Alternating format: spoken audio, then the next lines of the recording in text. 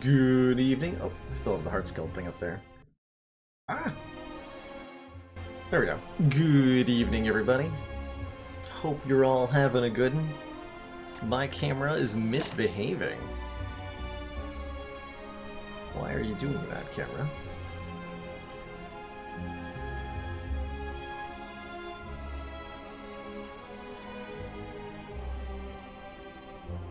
That looks about right. That looks about right. Hello, hello. How's it going, UKL, Captain Nerd Rage, Karina, Adonis Incarnate, Unrecovered, Jin Fizzes, Zonard Stark, Telok Finn, TP Nils, Chekhov the Chemist, Ristona, and everybody else who's lurking on out there. Hello. Hello. Yeah, the glitter is gone. No longer celebrating St. Patrick's Day behind me, unfortunately. We've had to clean up the green glitter. I find it gets everywhere, really. Like, once it gets stuck to the bottom of your socks, it'll just get all over the apartment. And before you know it, it's in your friend's house because you tracked it over. It's a disaster. Total disaster. So I did want to open today's stream with a bit of an apology for missing yesterday. I did originally push the stream later via the Discord announcements, although I didn't actually really advertise it beyond that. It's kind of hard to get in touch with people by not being live on Twitch as it figures. So it can be a little bit difficult to effectively communicate when the stream time is going to be different from the usual, which I do, full disclosure, expect to happen a couple of more times in the next week or so. I'm going to be moving out of my current apartment on Monday into a house with my partner Chelsea and her other partner Megan, as part of a big, fun, polyamorous dynamic, and I'm really looking forward to it. Really looking forward to it. In no small part because it does mean that we are leaving Comcast behind and going with an internet provider that will hopefully be a little bit more on the reliable side. We had a couple of interruptions on Tuesday's stream that were none too fun. Yeah, I'm going to be ending up in a slightly smaller space than my current one. Rather than having an entire studio apartment, I'm going to be trying to squeeze the streaming setup and a bed into a very tiny room, which we might be a little cramped. We'll see how that goes, but I think it's going to be well worth it. We found a beautiful place out in this really peaceful neighborhood. It's got a 30-mile... There's a bike trail that that is basically attached to the place, and you can actually drive all the way up, or not drive, ride on the bike trail all the way up into Massachusetts. I'm currently in Connecticut, so it's one state up. Pretty long bike trail, and the town is biked. People travel to this town to bike there, so it's a really nice place to walk around, which I'm very excited for. I, for one, am looking forward to some peace and quiet. We've been about, what is it now, 18 months in this apartment. I've been streaming for 14 of those. And I'm sure as anyone who's a true regular of the stream knows, it's a relatively frequent occurrence that police sirens or fire trucks drive by at high volume, which they are wont to do all the time. And I'm really looking forward to not having to listen to that anymore. It's interesting. I never got used to it in the way that I thought I would. When I first moved with my mother from Canada, we ended up in a house that was near some train tracks that would often often go by at night, and they woke us up like crazy the first month or two while we were there. But after living in that house for many years, we could just completely become immune to the sound of a train, and it doesn't disturb our sleep at all or anything like that. I kind of figured the same thing would happen with the sirens, but it has not. Turns out that fire and ambulance sirens and all that are, you know, toned in such a way, like they're intentionally made using sounds that are like if really effective at getting your attention and disturbing you. And so you can't really tone them out so very well. At least that's been my experience with them. What kind of painful death are we on to today? My money would be on... Ooh, how do I think an Ascension 15 run's likely to die? My money is dying from taking too many block cards and running into like triple cultists or something. I'm getting overwhelmed.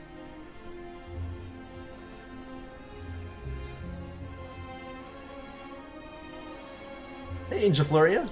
Welcome, welcome. Glad you've been enjoying the stream.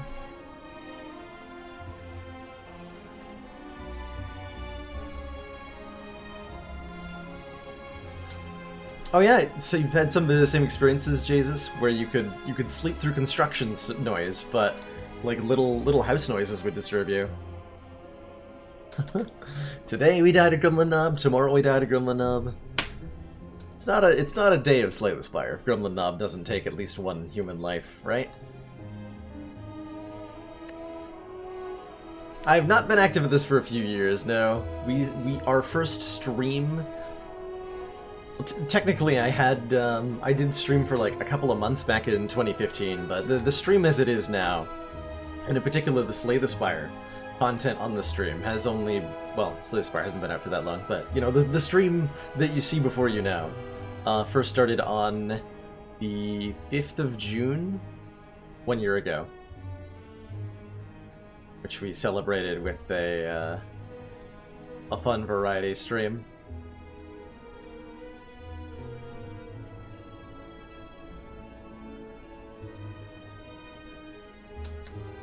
How's it going, Chronometrics?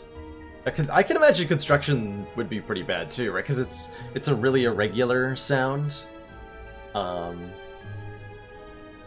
So it doesn't. It keeps changing as whatever the task is being done. So it's not something that like makes for good background noise. Like I've fallen asleep to the sound of running engines before, and that wasn't too bad because it's just this continuous noise, kind of like static. But tinks and clangs and bangs, ooh, that's tough. Tough. Our last Ascension 15 runs, we haven't done this since over a week now. But we had some real good times last time we tuned into the A15 channel, including a tech with 3 copies of Sever Soul that kind of made it work. It's the most positive experience I've had with Sever Soul since playing this game for the first time, so I'll give it the credit that it surely must have gotten at some point. How's it going, Devok? So that means our next character up on the Ascension 15 rotation is Silent. Quick recap for those of you tuning in who may normally see Ascension 20 featured on the channel. My goal today is just to have as much fun playing Slay the Spire as possible. So that means that my decision-making shifts a little bit, and I don't ask, what is the card pick most likely to result in a win here? I ask, which of these is going to make the most interesting and fun deck? And try to create runs out of that, which has, in the past, resulted in some pretty amazing things. How do you make Sever Soul work? In the case of the deck that we had on our last A15 run, it involved a lot of card draw and a bunch of like curses and statuses in the deck, so that the Sever Soul had trash to get rid of. by exhausting non-attack cards, and then also we found the Charon's Ashes relic, so I was dealing AoE damage for each of those.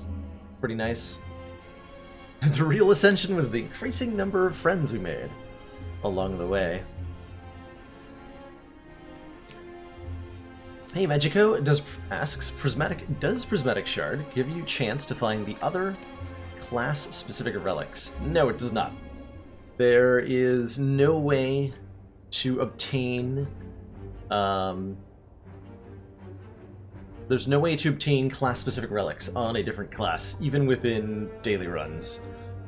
None of the modifiers can give you relics from Silent on the Defect, for example. The only way to get those is to do some sort of modding or console command stuff. But class-specific relics are very much that, class-specific. And your character's... whatever, like, art your character has here, that determines what relics you can get. Is the pretty simple way to put it. 250 gold starts are one of my favorites. Doesn't matter what Ascension we're on. So I'm probably gonna take it. It means we can do fun stuff like buy a Prismatic Shard in the first store, and that's a pretty special thing to do. Rite of Boss Relic is also fun. It's true. This could be a Pandora's Box start, could be a Runic Pyramid start. I'll take the money. And I think I'm going to... what's a good path through the Act? Take Fire, Leap Fire, and then like hit this store. Probably want to go to an early store. Yeah, okay. This store. Buy the bomb! Heck, I would definitely buy the bomb if there was one in that stuff. Rare colorless cards are another cool thing we could end up with by taking a gold star. Like, we could end up with a copy of Sadistic Nature at that store. How often do you get to see that? Right?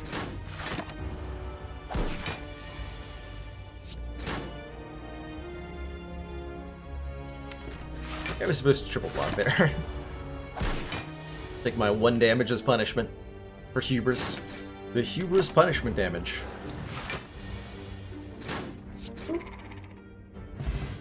Hey, Landers. Hey! Poison cards.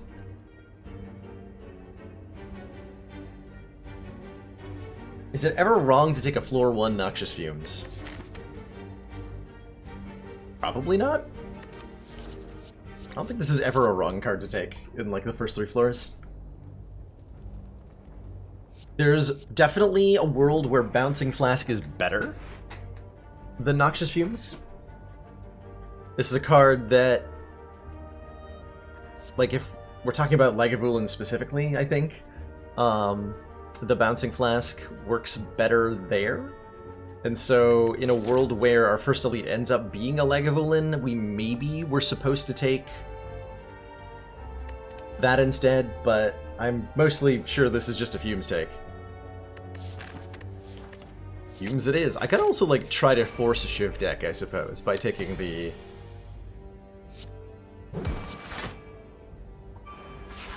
Cloak and Dagger there.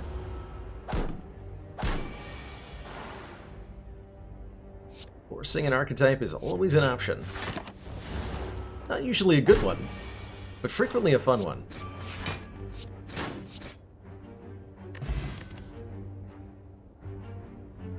Prepared versus Distraction versus Flechettes.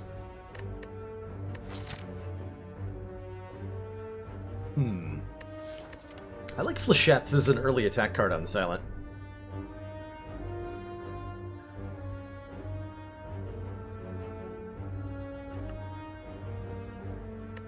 Quite a bit. I'm struggling. I want to take the Distraction just for the fun value. But it's like the world's worst card against Gremlinob, 2 skills in 1. And we are, you know, planning on maybe fighting an elite or 2 here at Act 1. So, or 4, actually. If the store is good enough, I could fight 4 elites.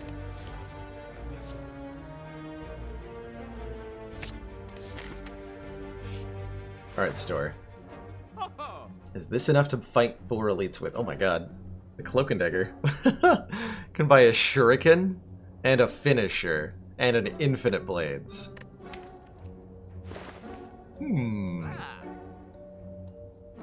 Actually, can I afford all of those? No, I can't.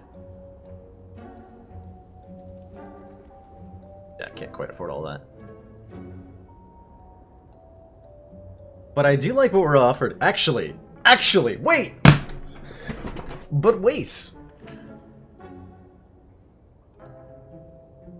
There's a 4 elite path, right? 1, 2, 3, 4. What if we buy the Sling of Courage? Start each elite combat with 2 points of strength. And then try to kill them all.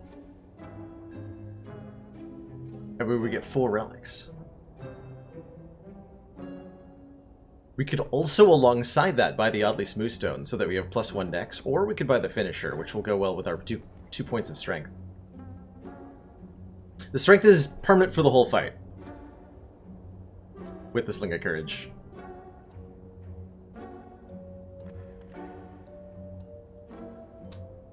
Yeah, what could possibly go wrong? Let's do it. Do Sling of Courage silent. Which is gonna make Flechettes amazing, by the way. This is gonna be a devastatingly powerful card for the elite fights. So now we want to get a Black Star as our boss relic. I like where this is headed. Hey, World's Sexiest Man, we just bought a Sling of Courage, so you tell me what we're up to today. Do we take a dramatic entrance? To be 8 damage to all enemies in elite combats? I don't think that's good enough, right? I think the Finisher's a really good candidate. Finisher's an extremely good candidate. I would rather have a Dagger Spray than a Finisher at the moment. But it's the life we lead, unfortunately.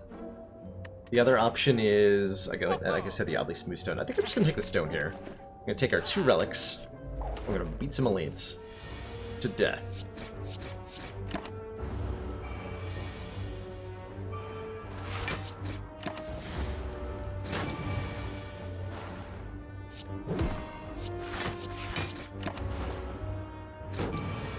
Well, we definitely immediately display a strong lack of damage in the deck.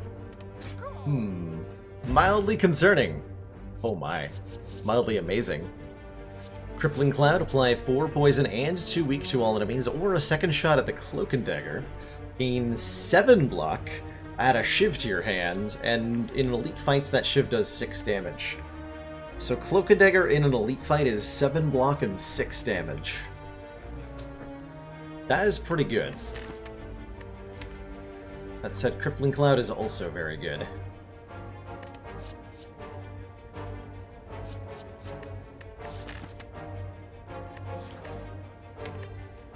The Beacon's gonna be really nice for Legoland. We need a way to build up more poison. And they're both, yeah, it's also, both of them are also skills, so they're both good here. I think I'm gonna take the Cloud, because we want a little bit more poison potential. Oh, I'm definitely healing here. Thank you, Cleric. Let's go. +2 Strength Gremlin Knob. Alrighty. That's definitely not terrifying. Strikes 2 damage. So this is 4 poison and 2 weak, or 16 damage. Is the current dilemma here. And I'll redraw the Crippling Cloud.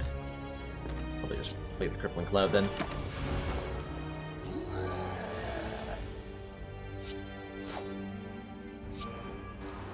So against the Ascension 15 Gremlin Knob, it's actually kind of reasonable to use your block cards. He's only gaining 2 points of strength, and if we're including Weaken in the deal here, the amount of damage the Gremlin Knob does is not actually that high. Until that happens. There we go, yeah, that makes it a more reasonable number.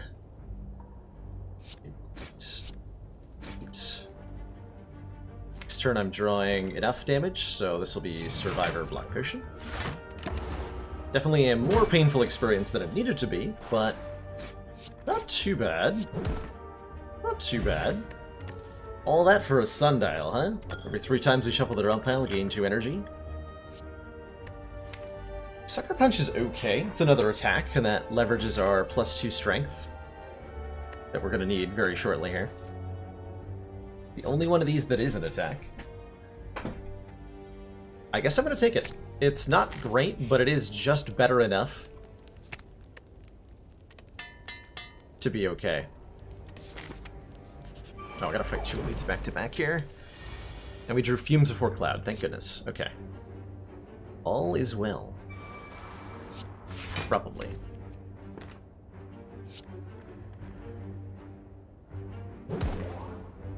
Excellent work, Commander. This council is pleased to see our continued support of this project has been worthwhile. Rotordef, thank you so much for those 2 months. Council support. Greatly appreciate the continued funding, and in return, enjoy your renewed smug sense of superiority. Thanks for help keeping this broadcast possible. This is 18 damage, but then I have to take some. This turn I get to Crippling Cloud, defend. So I can do math, actually. I can do math. Cloud defense. So next turn, we're going to increase the poison to 10. So it's going to take 2 this turn from poison, plus 10 plus 11. 2 plus 10 plus 11 is 23. So I need to do 9 more damage. My brain. I think we just take the 5 and guarantee that we get a kill.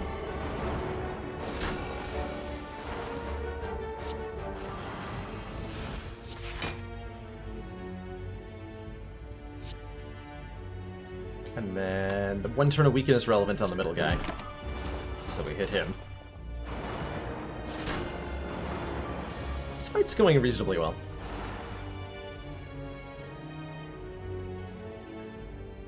Let's see. 9 plus 8. You're at 25. This is not 25. But I'm only taking 1, so that's fine. So you're already dead for next turn, so we pump the rest of the damage into this one. Okay, really good fight, coming out of this with 28 health. We do have 1 more elite to go. Then we get a rest before the last one. But so far, this looks really promising. Tingsha. When we discard a card during our turn, deal 3 damage to a random enemy. Very cool. Very, very cool. I'm down to take a Flying Knee, I think. I like Flying Knee in general more than I like Slice. This run just got audible. I was hoping there'd be a calculated gamble or something here, as if by divine providence. For now, it's only 3 damage on Survivor. But the Sundial and the Tingsha together really make a card like Acrobatics way better. Way, way better. And there were tough bandages in the chest. Ooh, no, there's a turnip in the chest, which says we can no longer become frail. Combined with the oddly smooth stone, that's going to make blocking in Act 2 a lot less terrifying.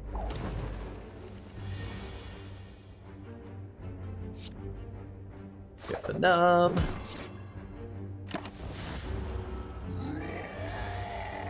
Roar.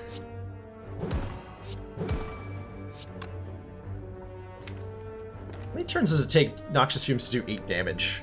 I was talking about this with Sneaky Teak the other day. Sneaky Teak was in this situation. Whereas, like, well, we have 1 energy. Actually, we can play both of them if we want, but I'm probably playing this Defend. So my remaining card is going to either play the Strike or the Noxious Fumes. Which one do we play? Conventional wisdom says, like, frickin' Noxious Fumes is way better. Right? That's just a much better card for doing damage, but since we're potentially ending the fight very quickly here, let's see, this would put Nob at 28 health. And Strike is 24 next turn, so we're not getting a next turn kill. Unless I play the Fumes, in which case I am getting a next turn kill. As long as I draw 3 strikes, which I might not be.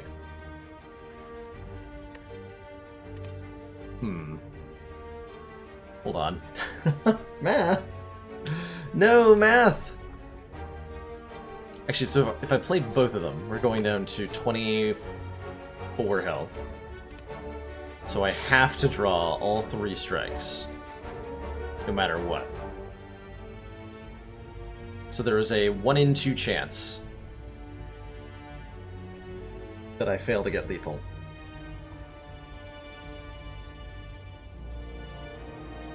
Yeah, so this becomes Fumes versus Defend here, ultimately.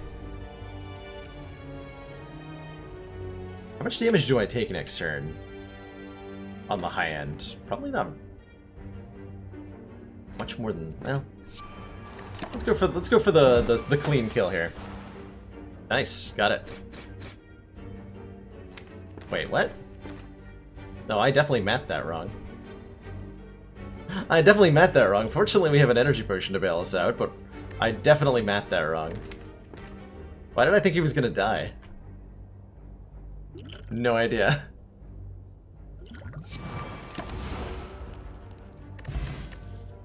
Bag of Preparation. Start of each combat, draw 2 extra. Ooh. Draw 2 extra. Ooh. I am definitely down to add a footwork here. Some dexterity gives us room to do fun things. Math done wrong for the very first time. Never happened before.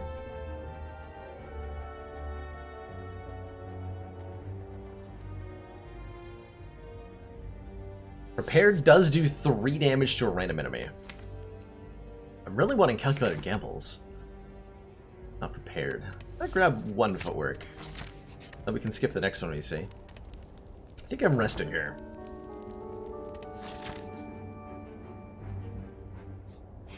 I often say that changing the starting relic for a boss relic on Silent is bad. How come? Has a lot to do with the Bag of Prep, honestly. The Bag of Prep is a common relic that does something basically identical to the Silence starter relic, which is they both say, at the start of combat, draw 2 extra cards. And this is a really easy bonus to undervalue, I have found, because it is very, very strong to be drawing extra cards on turn 1. Card draw in general is really strong, and getting that on the most important turn of the game, turn 1, helps in every single fight. Gives me more options here. It does things like get Sundial closer to proccing in fun ways. It's shockingly and consistently strong, and so I have the hardest time giving it up compared to the other relics, the defects and ironclads. Also, very notably, the further you get into the game, the better this is. At the start of Act 1, drawing 2 extra cards is nice, but not huge. But going into Act 3, and especially Act 4, where your turn 1s become more and more important, and it becomes more and more imperative that you cycle through the deck. Those are all the bigger reasons.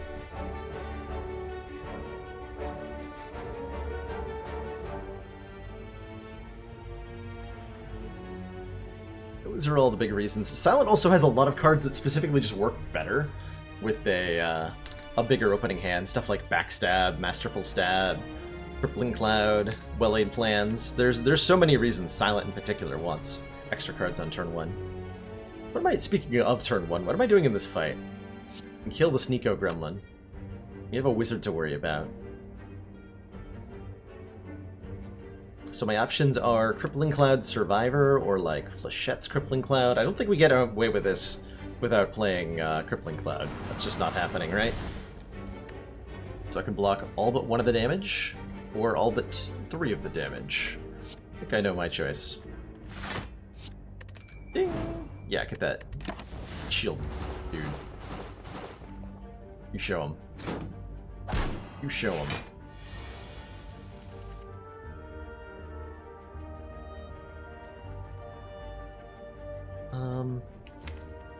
Okay, so I know exactly what I'm drawing next turn. And I can do math. I won't be weak. Gonna be... So this is enough damage to kill the Gremlin Wizard. Okay. So we can work on killing Fat Gremlin here. And then we use the Neutralize on the Shield Gremlin, so it won't shield the Wizard. It's 3 die. We have our next turn kill here, even though we're staring at 30 heckin' damage. Get out of here. Catalyst? Double the enemy's poison.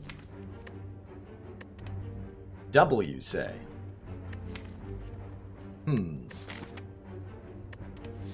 Alright, Catalyst.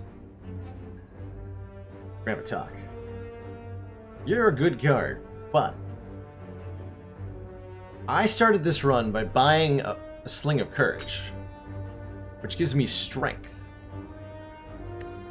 And you don't scale with strength. Meanwhile, friend Riddle with Holes here totally says I scale really well with strength. In fact, Riddle with Holes against an elite will do 25 damage. Which is not even that bad, right? Like, this is fully the meme pick here, to be clear. But I want to do it. So I'm doing it. I'm doing it. Okay. An unfortunate timing on the Crippling Cloud draw. Don't think that's getting played this time around. But first...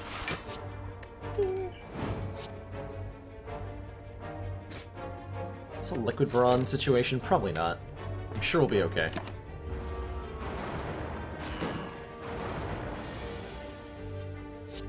Boom!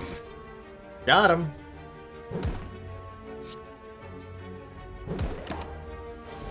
Easy game.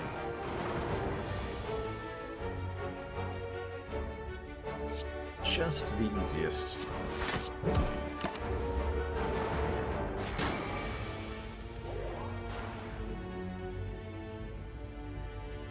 Just like, what's this? 25 plus 16... It's 41, so I cannot kill this one. Unfortunately.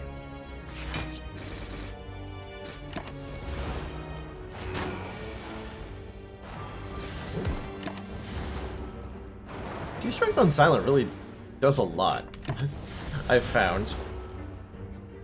Silent really appreciates stuff like Strength Potion. Lure or Dodge and Roll? I'd take one of those.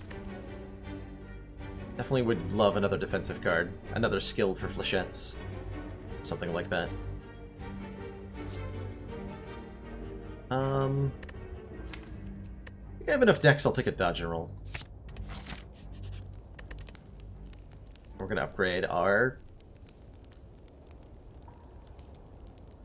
Where's our footwork? Do the footwork. We're on Ascension 15. Blocking is still really, really good at this difficulty level. That's my logic anyway. I often thought in the past that this relic should give you strength in boss fights and not in elite fights, by the way. I think it would be more often purchased if it did, but I'm liking the results of the Sling of Courage so far. So I don't have that much room to complain.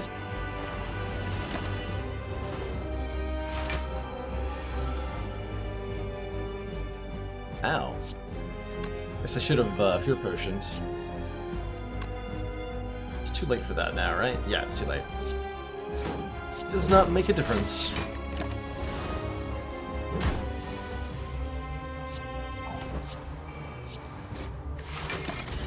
Oh, now that we have the powers in play, we should be alright.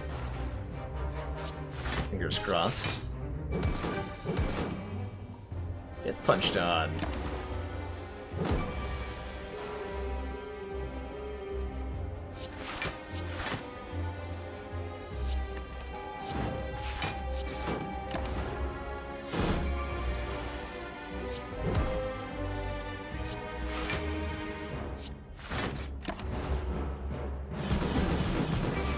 Good question, Scott-Free. I don't know how long it'll take to create a new character.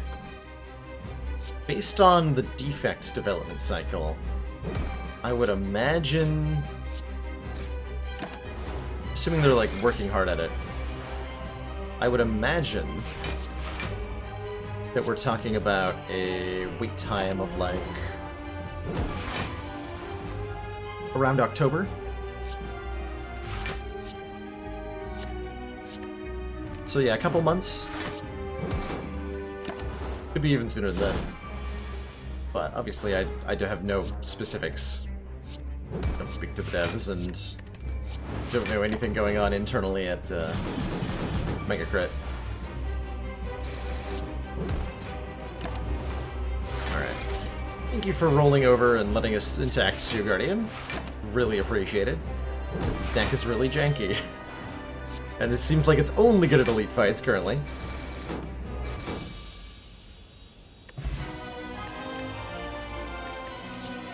Ooh. Keep getting offered really good poison cards.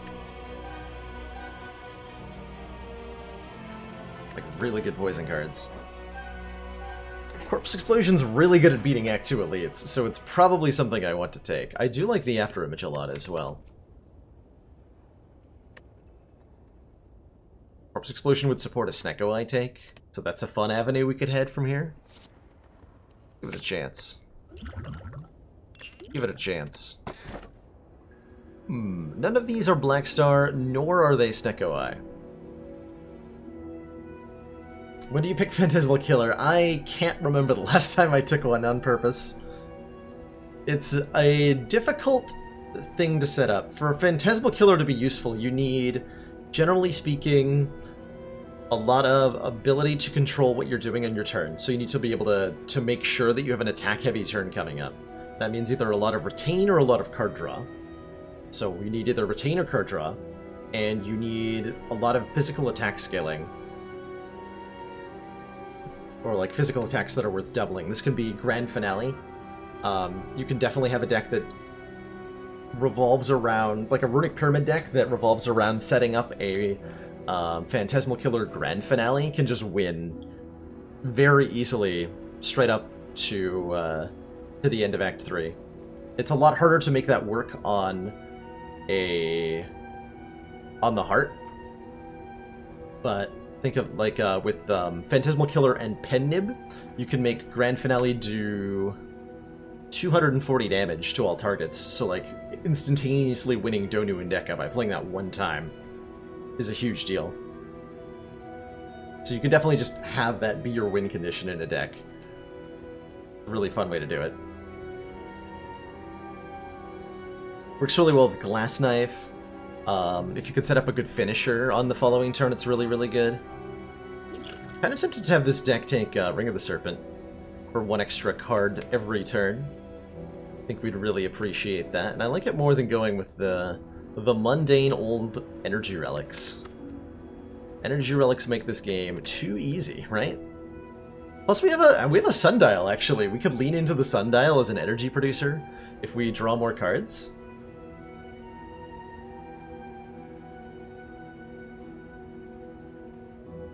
I like it. Let's do it. Let's do it. Alright, maximum number of elites. What is it? 3. It is 3. And I have to go, like, 2 elites with no fire? Oh no. We do get a Regal Pillar Rest after the first 2 elites, but as long as I survive this, which I might not, to be clear, then we'll be good. It's probably fine. Probably fine. This guy. Status conditions are not really happening. I drew all the good poison on turn 1. Can always chicken out after the first one. That's true. It's true. We can just skip out if we really feel like we need to.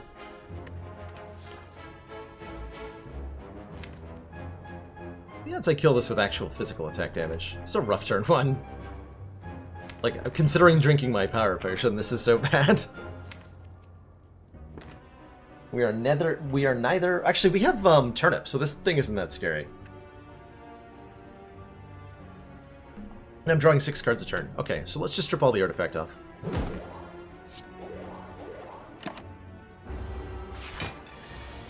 You're not that scary.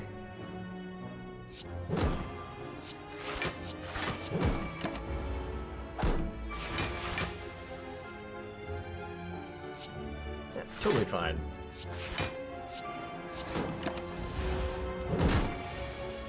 Yeah, Turnip and Oddly Smoothstone means defends go so much further than they normally would, right? It's actually shocking how effective at blocking you become just by having these two relics and the regular deck. Survive anything, including the wrong card order being played by the streamer.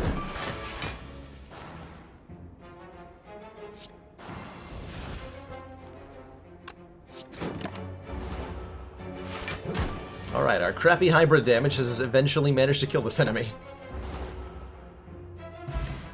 Got a smoke bomb for when our deck starts falling apart. Our maneuver's kind of okay here, actually. As a means for energy generation, we can set up decent turns. Normally the problem with that maneuver is it's taking up hand space, but we have more card draw. I'm gonna try this. This is very speculative, I think. But potentially good? Potentially good. Gambler's Brew. Bronze is nice for book stabbing. But I think Gambler's Brew is going to be more important for triple slavers to get us the corpse explosion when we need it. Which is our main concern in the elite fights we're going to be going into here.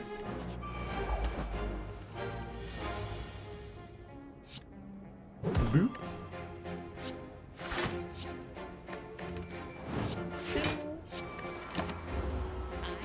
Fights would be great. I would be all about that. Oh no. My face.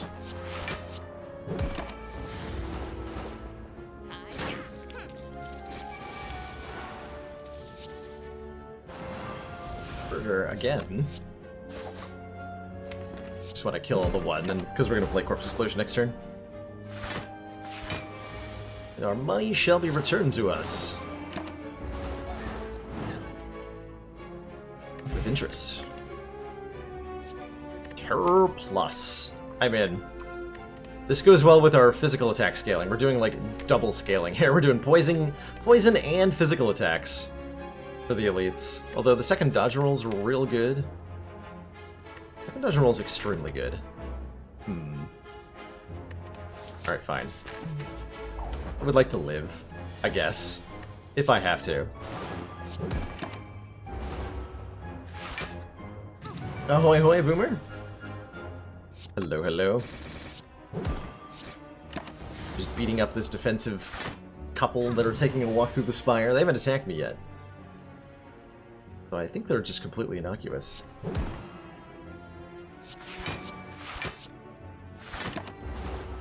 Or so they seem.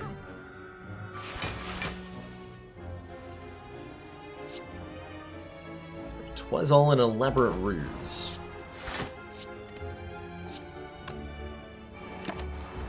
Ow.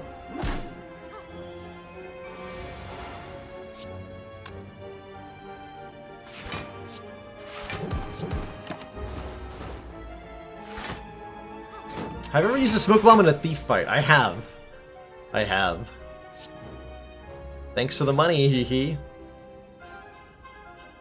Can't kill you.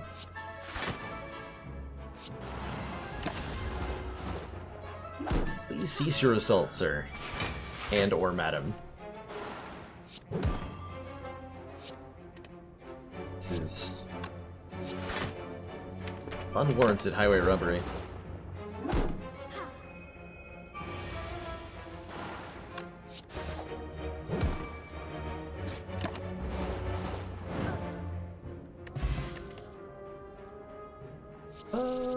Basic attack stuff. Cheers, thanks for the money, hee hee. Appreciate those bits, Jin. You always thought it was better to focus the healer in this fight. Conventional video game wisdom will tell you that you should focus the healer, right? Basically, any game where you're fighting a hero and like physical tank dynamic, you're supposed to kill the healer first. But the way the mechanics work out in Spire, it seems like it's... Yeah, this is the ultimate hybrid card, right? Let's take it. It seems like it is mostly beneficial to target the knight first, because if the healer is killed, the Centurion will start doing a triple attack, which, if they've gotten a strength buff or two, will get to be way too much damage. Way too much damage. Tell me this is a kill. Please tell me this is a kill.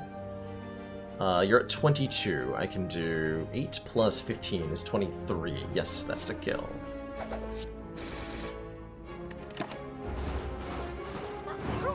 Cool.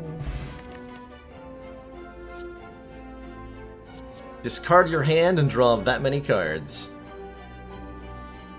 Ding!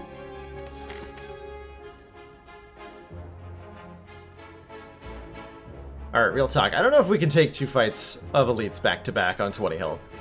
So I'm thinking we maybe rest here and then fight 1. And then we can, like, maybe upgrade the calculated gamble. We still get 2 elites to sack, and we have a way less chance of dying.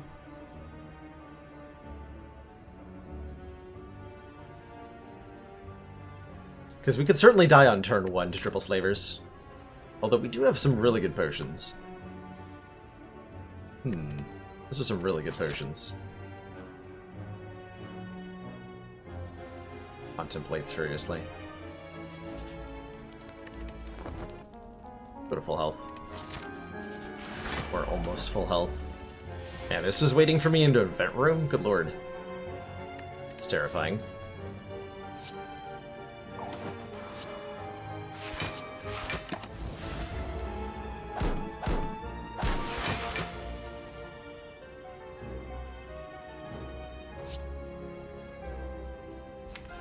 Alright everyone, cover your ears. I'm about to gamble. Ding!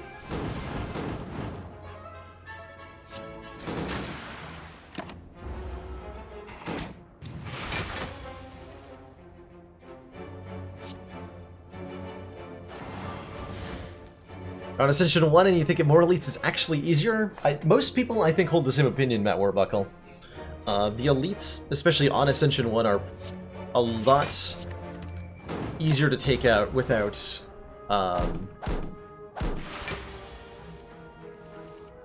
without the extra rough modifiers. So it becomes really easy to, like, have your character's deck spiral out of control on Ascension 1 by just fighting as many elites as you want.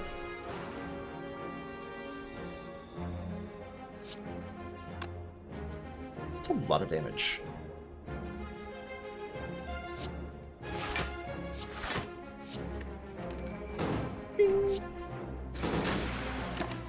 Stripping plated armor, mostly because I think it's funny.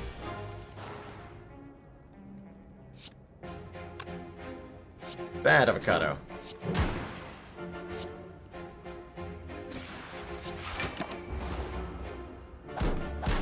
Alright, this certainly makes me grateful that I rested.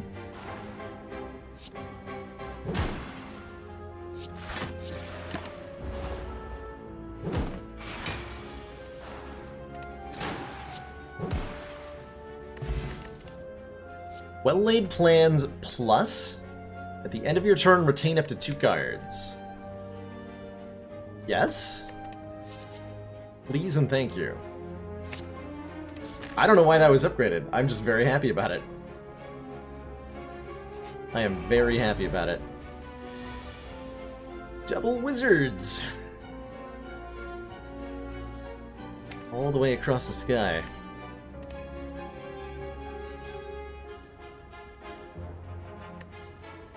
What does it mean?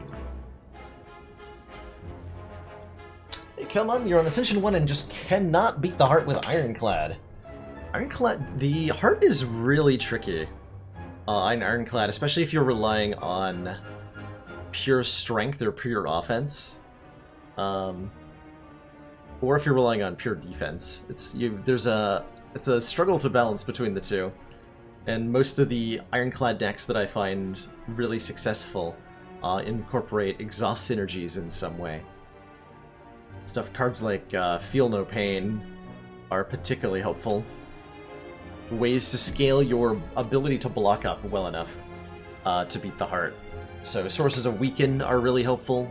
Cards like Impervious are very good. Those are kind of my go-to recommendations. I think we play Crippling Cloud here, and then I spin. Ding.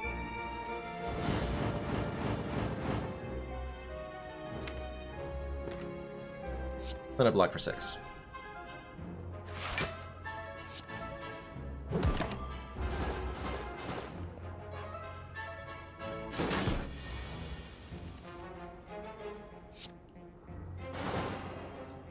Right, corpse exploding one of the wizards. When they die, we're going to deal 26 damage to the leader. Wonderful. The leader's attacking me next turn. I'm going to cry. So we're just going to hope he's not going to do that. Good. Perfect. Excellent. Thank you for not murdering me.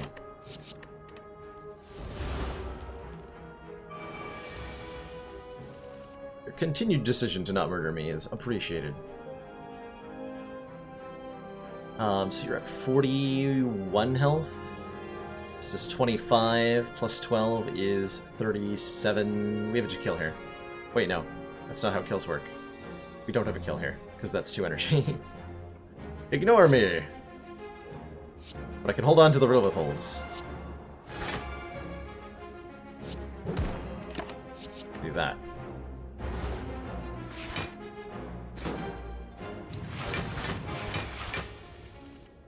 Which I kind of just assumed was a kill. Fortunately it is. But I definitely didn't factor in the shield gremlin blocking for the leader there. Whoops. Bottled Flame. I wouldn't mind a Bottled Flechettes. We have an 8-card opening hand, so Flechettes will frequently do a lot of damage on turn 1. Or do we bottle... We take and bottle a Predator is also another option. I really like Bottled Predator. You draw a lot of cards on your second turn. And frequently fights will give you a free turn 1, case in point this one, to set up. So you can put that Predator in play pretty easily. Let's do that. Or do we take a second riddle with holes? I don't think so. We haven't found any more strength. We'll bottle a Predator. Ignore the fairy on the ground. Take a Ginger, so we're now doubly immune to Weaken and Frail. I like it. I like it a lot. Alright, Fumes, you need to be upgraded. Who's the hardest Act 2 elite? For me, Senior Gardo, I would say that I struggle with Tri-Slavers the most across almost all Ascensions. They just ask you to do so much damage on turn 1 or 2. It can be really hard to keep up. So difficult.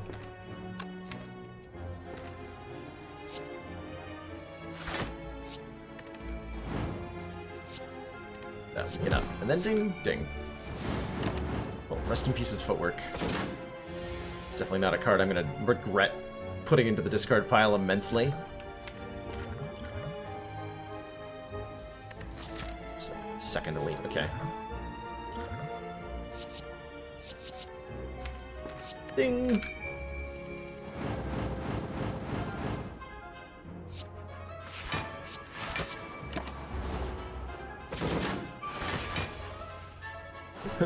Wait, we have Tingsha. We do indeed. To everybody's misfortune, have the Tingsha.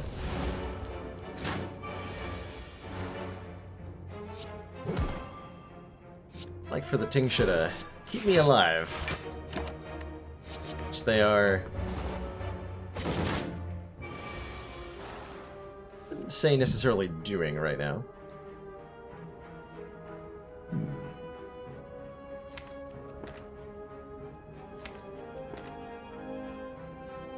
lot of health, Mr. Book is stabbing.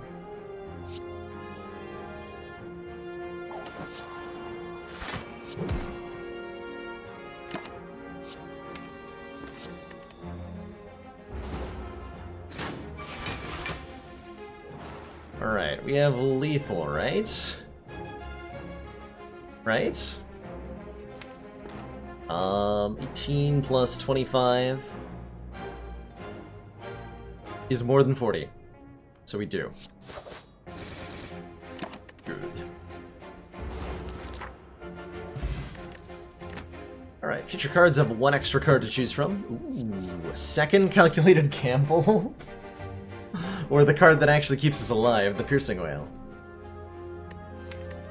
How much ding do we need in our life? Probably all of it, right? All of the dinging? All of the dinging.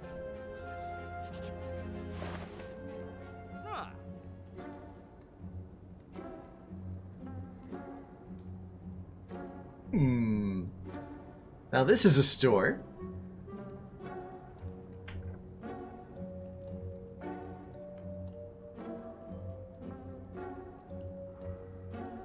Now this is a store.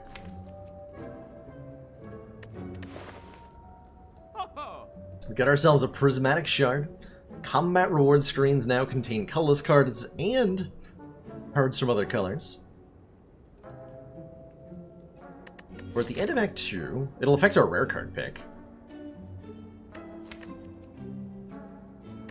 Just trying to think of the higher meme value. There's I think the alternative potential play here, other than the prism, in terms of fun value, is trying to make panache work with the calculated gambles. So that's the potential alternative. But there's definitely nothing wrong with prismatic shard. Probably card remove backflip would be the immediate stuff. We got to get some of these strikes out of here. There is another store coming up. I could even just buy the prismatic shard and go to the next store with 200 some gold. Oh, we picked from 4. You're right. All right, that was enough to convince me. Question card, prismatic shard. I'm in. I'm in.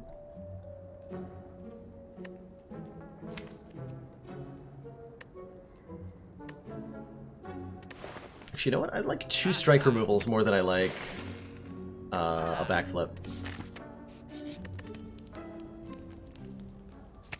Upgrade these gambles. Upgrade the gambles. Per our definitely not under the table agreement. Thank you so much, Gin Fizzes, for that tier 1 gift sub, which I'm sure will maybe play our notification at some point. Tigris, welcome to the council. Enjoy your new emotes to the community and your newfound sense of tinnitus. Welcome aboard. Oh, I'm 3 gold short of deflect and a card remove. Commander, there we go. We've just received the support of another council member. Another council member! Welcome aboard. Tigris. Hey there, oncoming storm. Yeah, another fume. So many fumes is that. We could have had the ultimate poison synergy. We could have gone Stecco Skull Twisted Funnel if we'd skipped over the prismatic shard. Gonna have to prove itself worthy. What a dagger throw. Contemplates furiously. Get a trip for the memes. Don't have a way to apply vulnerable yet. It's actually not bad.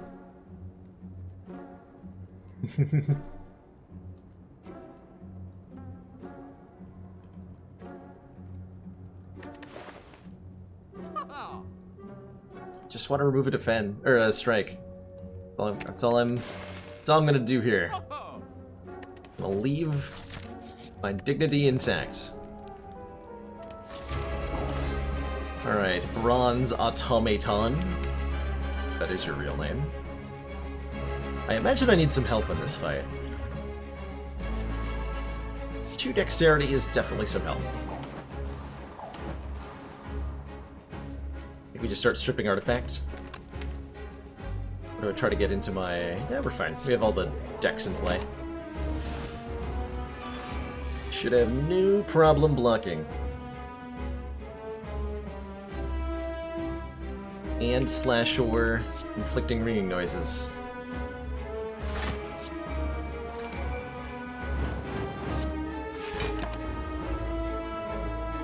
My gamble. You can actually hold on to that. I'm fine with you keeping it. TBH. Enjoy. Enjoy.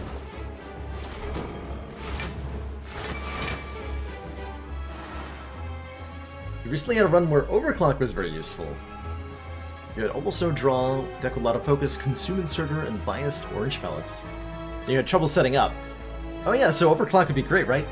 If you're the kind of deck that only cares about getting through the first cycle, then overclock's very good at doing exactly that.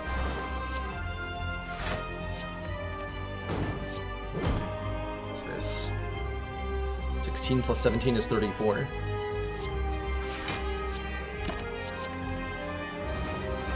This outmaneuver doing work, by the way. Look at this outmaneuver doing work.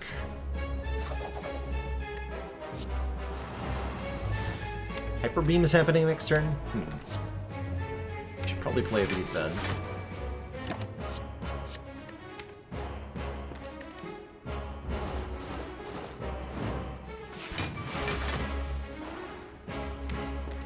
Hey, Automaton, guess what?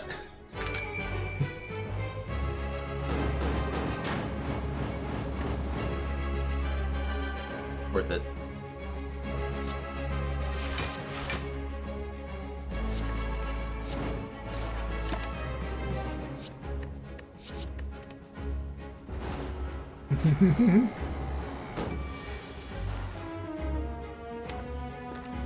Okay, we're starting to enter the phase of the fight where we suck. Comparatively.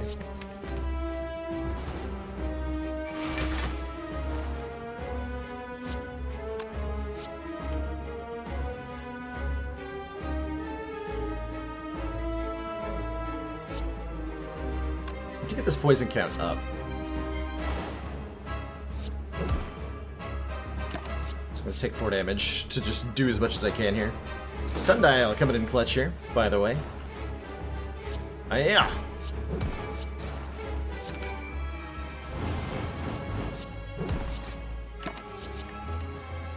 That was enough. 4 times 8. This feels like a kill. Yeah. Ding.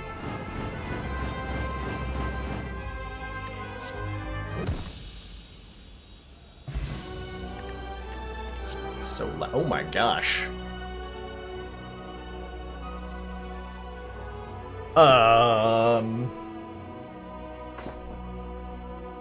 Silent Barricade?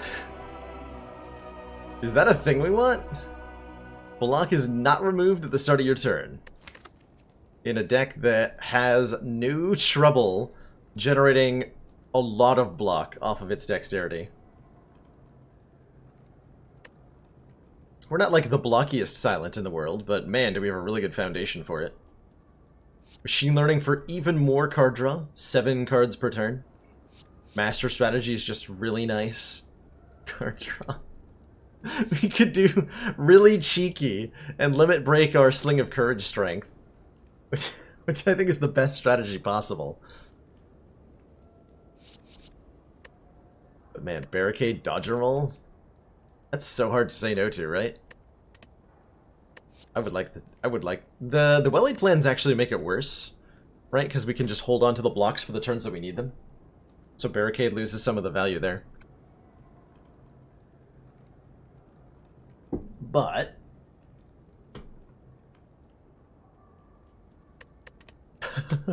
yeah, we had a lot of Act 1 relics.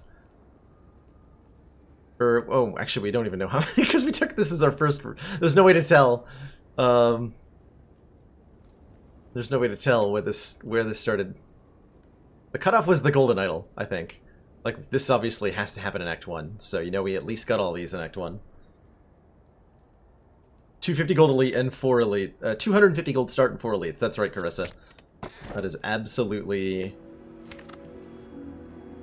correct. Wasn't I asking for a Snecko Eye earlier?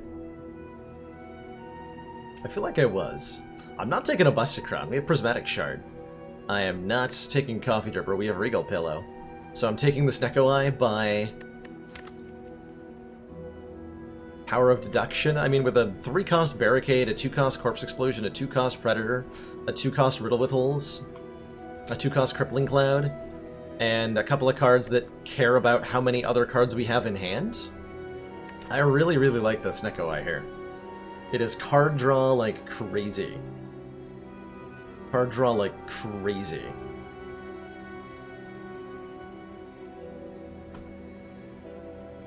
Like crazy.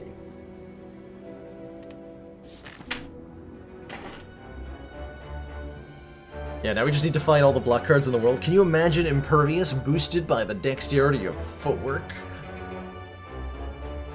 Because that's the world we might be about to live in.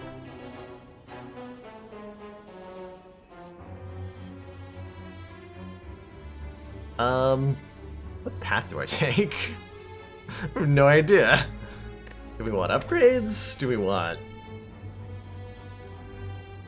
Probably want to upgrade, like, the Corpse Explosion and the Predator? I don't know.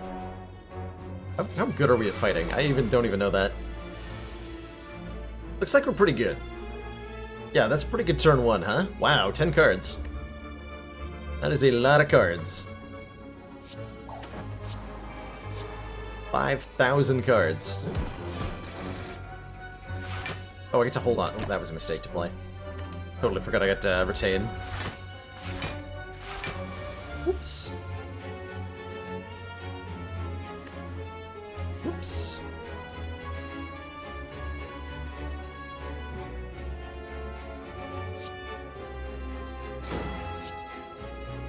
Look, I'm taking a little bit of damage here. By which I mean, ow, my face.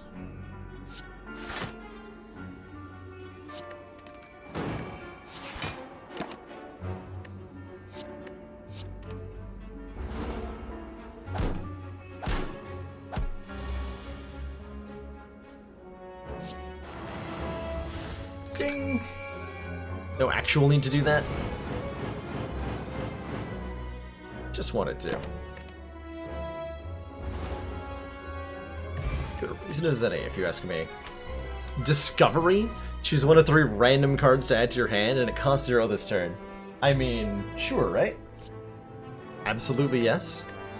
Versus our other mediocre block options. Totally mediocre. Bottled Lightning.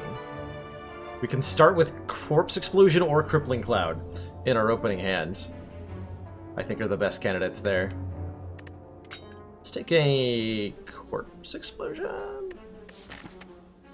Does Discovery interact with the Prismatic Shard? It does not, unfortunately. We will only see green cards off the Discovery here. And never anything else. Was there a consideration for a key there? A little bit. I think it would be probably better to take the key than whatever relic we're gonna get here. I don't know. I like having 2 bottles. I think is the entire logic line that I went through there. Bottle the Corpse Explosion. Take an event. Just missed my chance to go to a shop. So we can get 999 gold to be cursed with 2 normality. We can upgrade all of our cards to be able to no longer heal, which is not even that good. Or we can fight a boss from Act 1, obtain a rare relic, which will hopefully be a tough bandages. Shard would have affected the Dreamcatcher, yes. It's not only combat rewards, but any card reward screen, I guess is the most accurate way to describe it.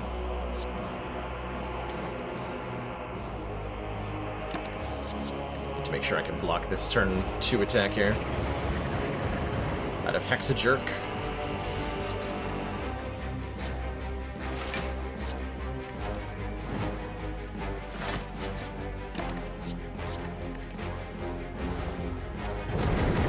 So with the Retain 2 and the 8-card drop return, we're always looking at a 10-card hand, which is a disgusting array of options every single turn.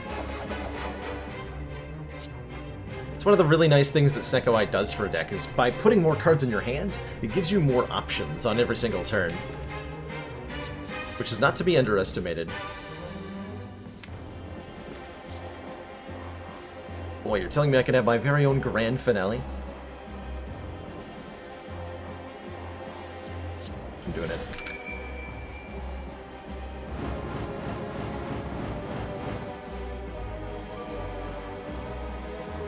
Doing it.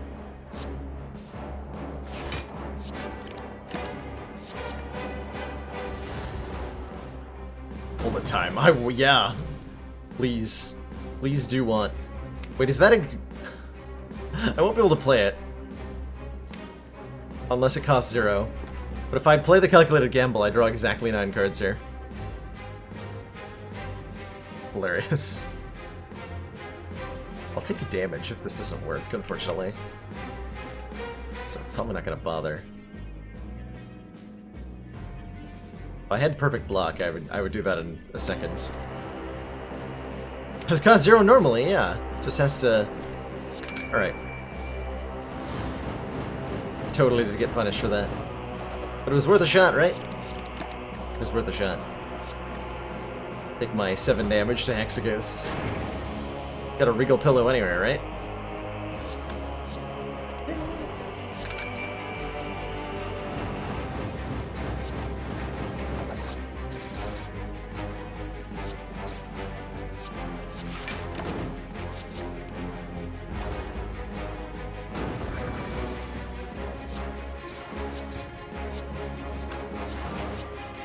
Yeah.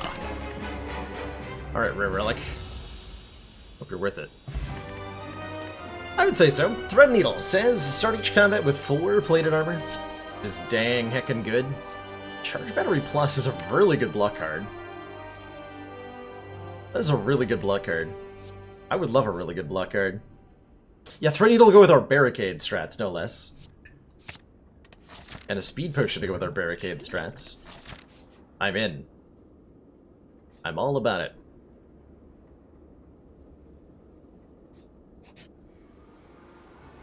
Constant Whispering. I don't mind a curse. 57 max health is not very much max health.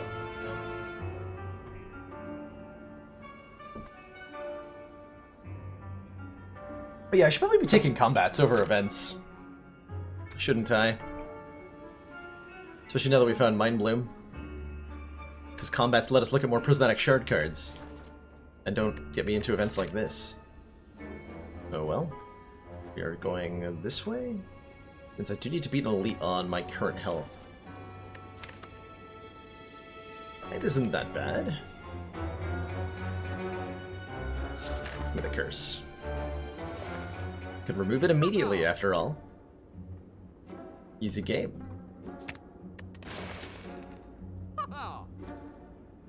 Easy game. And now if we want a second footwork to go with our Barricade, which I'm pretty sure we do, we can buy that. Dash would have been definitely nice, but we're a little bit short. Boot would have saved the run, but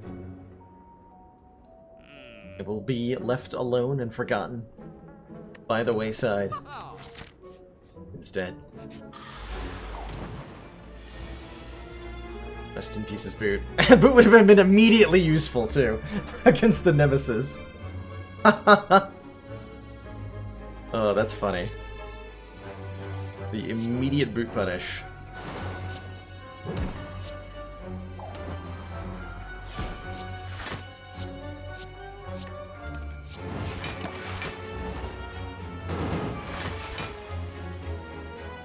God, these 10-card hands are so good. Holy moly. Should really not be legal.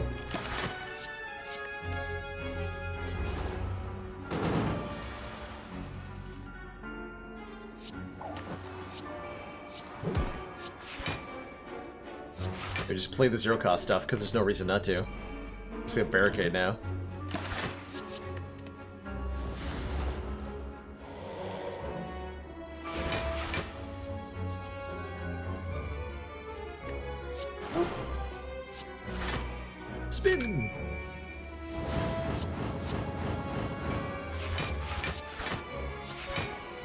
god.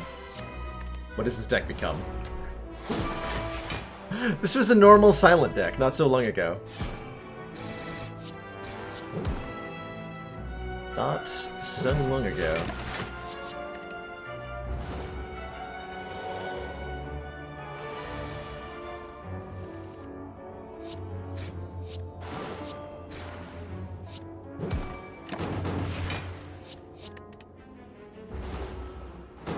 Carissa sometimes wonders how good a boss relic would be that it says draw 10 cards every turn, but you can only play 3 cards per turn.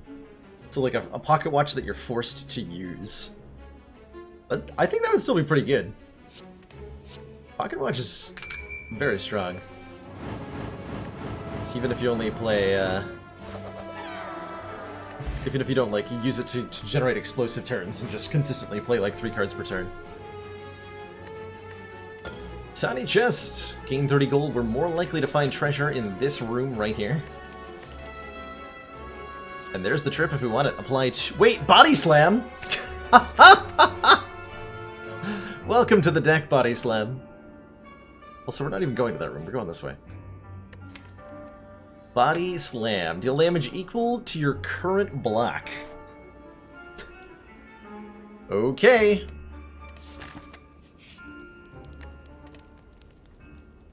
Okay, sure.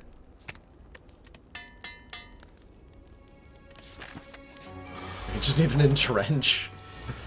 10 cards per turn entrench deck. Oh no.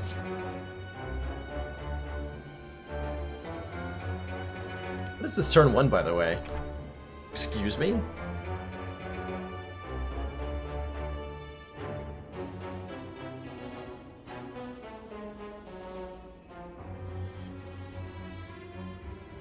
Let's simplify this. We got 0 cost powers. Okay, I can Predator Riddle with Holes to kill you. You.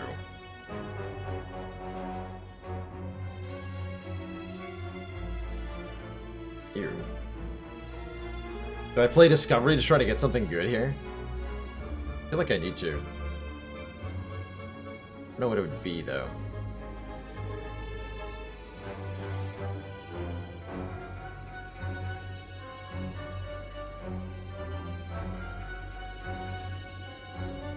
Alarming amount of damage I'm about to take. I mean, we could just rest here if we need to, but...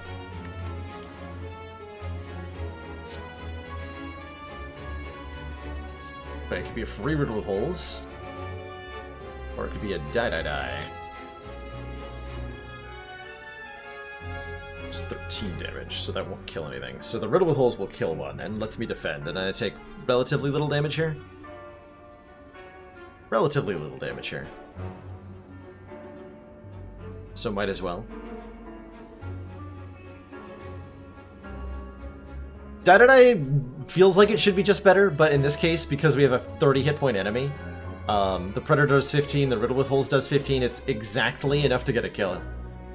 So the die-die-die is taking 11 damage that the Riddle with Holes is not. You have to take the Riddle with Holes for the exact lethal here.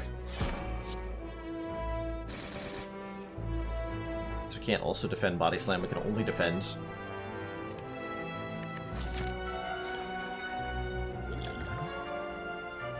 Could use a speed potion for 5. I think I'm just gonna rest and keep both these potions. We'll be okay. Aha. Now I am become block.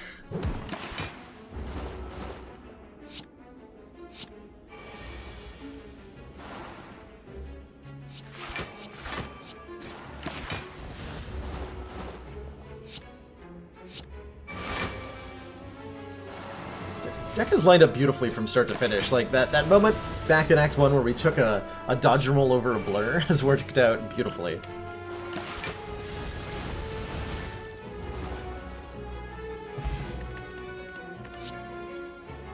Dual wield with Snecko Eye. Choose an attack or power card. Add a copy of that card into your hand. If you have a Snecko Eye, Dual Wield is one of the strongest cards in the game. So I don't even hesitate before I take it. Alright, what did we take a bottled lightning over? A bag of marbles? Could have been worse. Could have been worse. You know what? I'm gonna upgrade dual wheels. Oh, we have to recall, though? You know what? We're fine. 35 health is plenty. Nothing bad will ever happen to me. Ever. Guaranteed. I think Relic should have a combo wombo, like having all the bottles would trigger a tri-bottle, or it would randomly make one of the bottle cards free or something like that. Reminds me of, if you're familiar with Binding of Isaac, Magico, there are bonuses like that, where if you get certain sets of items, you get an extra bonus. Like, another common one, suggestion for Slay the Spire would be, like, if you collect all 3 fruit relics, you get some sort of special bonus. I don't know how I think that would be really cool as a mod. Ow, my ears. I think that would make a really cool mod for Spire. I don't know how I would feel about it being part of the... like, in terms of trying to analyze how that affects the balance of the game. It's difficult to determine. I think it would be more fun and more interesting, though. I would definitely say that. More fun, more interesting. Oh, at 4 energy, cool. So crippling, bullied, do all that. These two. These two. The dual-wield upgrade is an extra card. Extra copy. For example, right now, I'm not gonna have room in hand.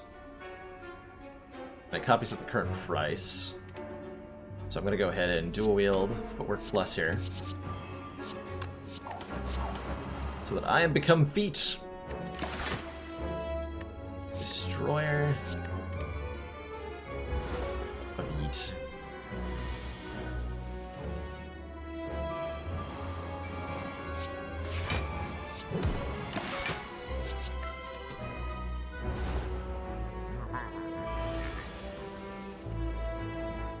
Oh, I can keep making copies? Alright, if you insist. Okay, sure. I will do that. You have fun, dual wheels.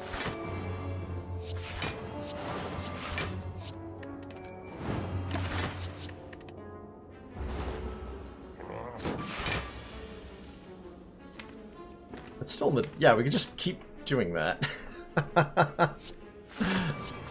Oh, Giant Head, I got bad news for you. Today's the day I BM you.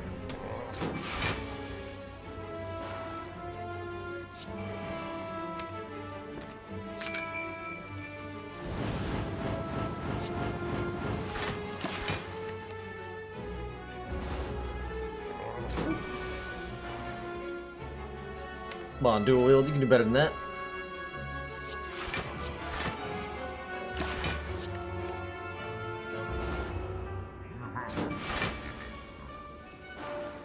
Can you?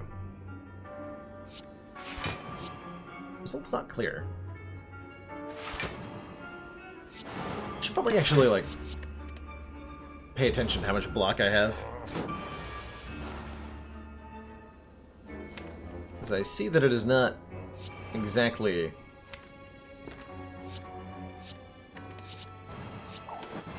free.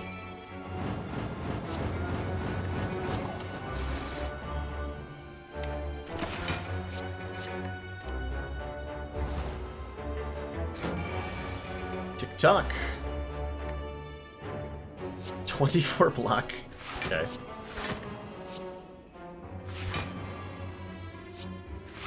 That, my friends, is a lot of block.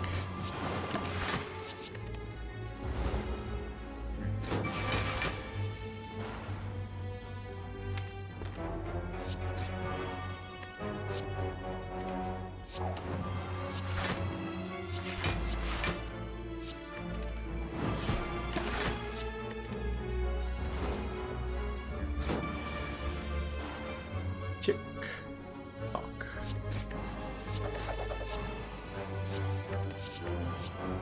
Splat. Darksicag, when we add any skill to the deck, it is upgraded, and that includes this rainbow? If we want it, we can add a rainbow. How are we doing on weakened, by the way? Do I want a clothesline? Clothesline plus, 14 damage applied through weak. We could try to get the cross-class Perfected Strike synergies by adding a Meteor Strike.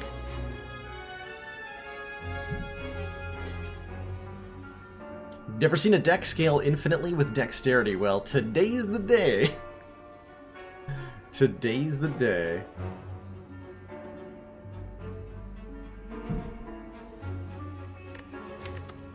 With only one orb slot, Rainbow doesn't feel very good, even though it's a 2-cost card.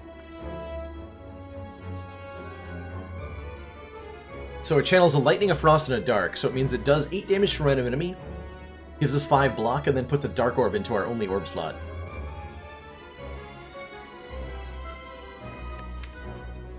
So then we do Dark Orb scaling from Binder Barricade. Alright, that's good enough reason.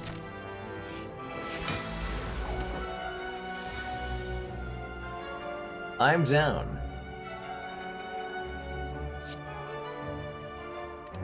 Kind of a mediocre turn one. Guess we Corpse Explosion. Poison Stab this nerd. Got him.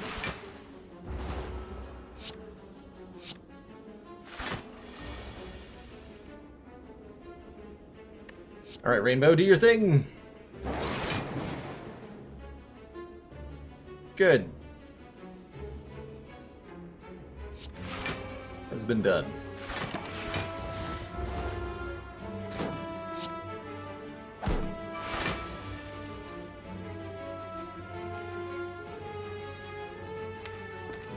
It's a bit of a gross turn.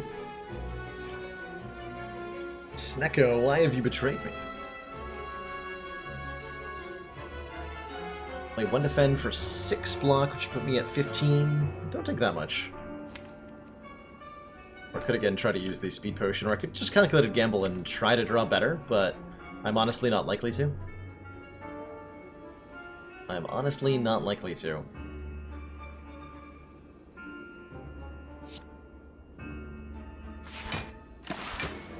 Good 1-card turn.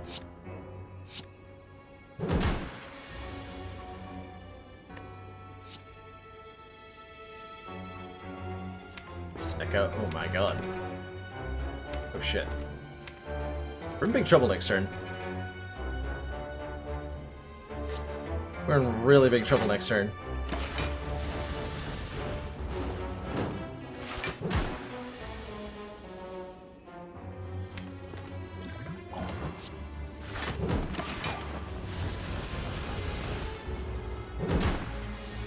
Still have to recall to go to the heart.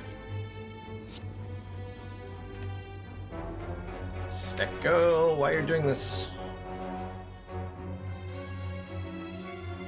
I've been unable to play any of my cards this whole fight. Just gamble. Just gamble and hope. There we go.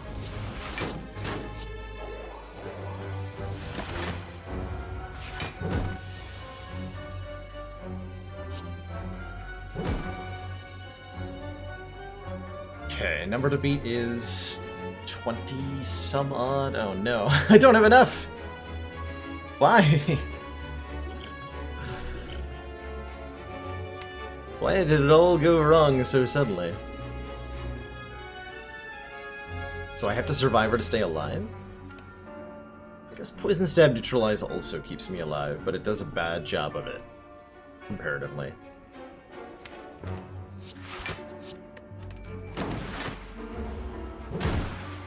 Snecko giveth and Snecko taketh.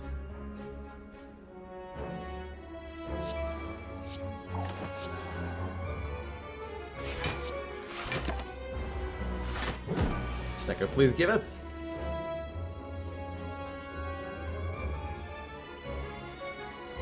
Okay.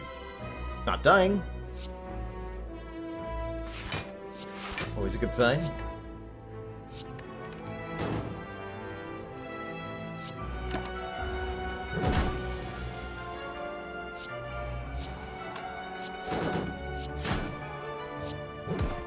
Oof. Spicy. What? Genetic algorithm? I wish it wasn't too late to take this card. Gain a block, permanently increase this card's block by 3. Or Shrug It Off says gain 11 block, draw a card. Say no more. Say no more. Welcome to the deck, Shrug It Off. All of my footworks. Do I dare hit this thing? I don't think I do dare, right? Every time we play a physical attack against Writhing Mass, we change its intent for the turn. So we want to be careful about doing that. Very much so. 13 plus 12 plus 4. I have a full block with just charged battery survivor. Don't get the footwork into play, unfortunately, but that's alright.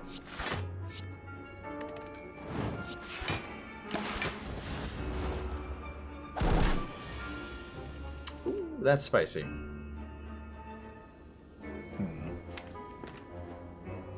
This could go very badly, very quickly. This looks like defend, body slam, gamble.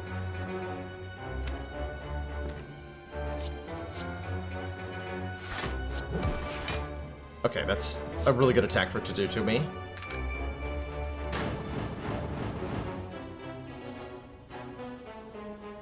And I'm dead. No! Alright, so the only remaining out is we're at 8 block. Sorry, we're at 13 block and 4 health. And the only out is to hit it with a riddle with holes, and for it to curse us. But that will keep us alive. Wait. 18. I have 8 plus 9 is 17. Ah, we're 1. Ah! Blah! If I'd used the Dex potion, we would have lived. GG, Writhing Mass. GG. Taken before our time. Deck was so promising. But it failed so hard right at the very end. And that sphere fight.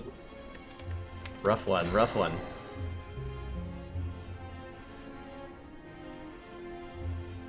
Rest in pieces, meme deck. But that's alright. Long live the meme deck. We always start a new one. Hyper Beam? I want to try to Hyper Beam my way through the Spire today. Or do I want to take a boss relic? What do we think? Choose a rare card and preferentially take Hyper Beam, but maybe also take something else. Or I would also take a Meteor Strike. Preferentially over the other options to start right now. Or the alternative is a boss relic swap. What do we think? What do we think?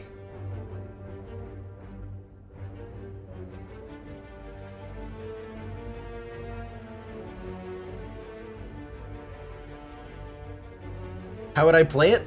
We would have to figure that out as we went. Choose a random rare boss relic.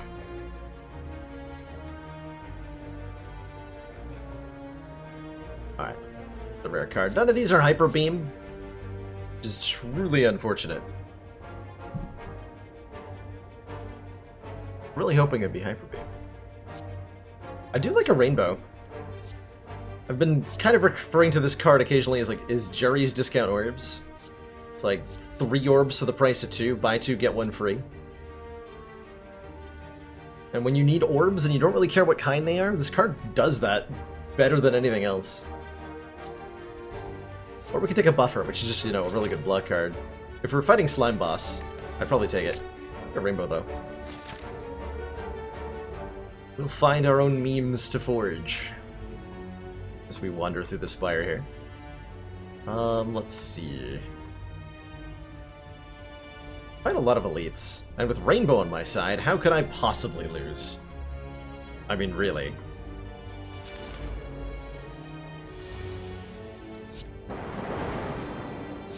Quit.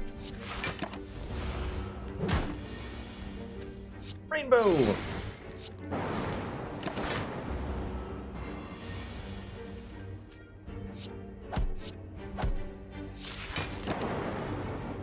Got him. Turbo Auto Shields Double Energy? What a strange choice. I think in Act 1, Auto Shields is probably one of the best Act 1 block cards that exists. Genuinely, is Auto Shields. 11 block for 1 energy is huge. It's a great way to block against Gremlin Knob. It's a great way to block against Lagavulin. It's perfectly numbered so that it blocks triple sentry attack, so it's really good against all 3 Act 1 elites. And you're least likely to have effects that turn this off. Like, we don't have a hologram or an echo form or a loop or any of that. I grab it.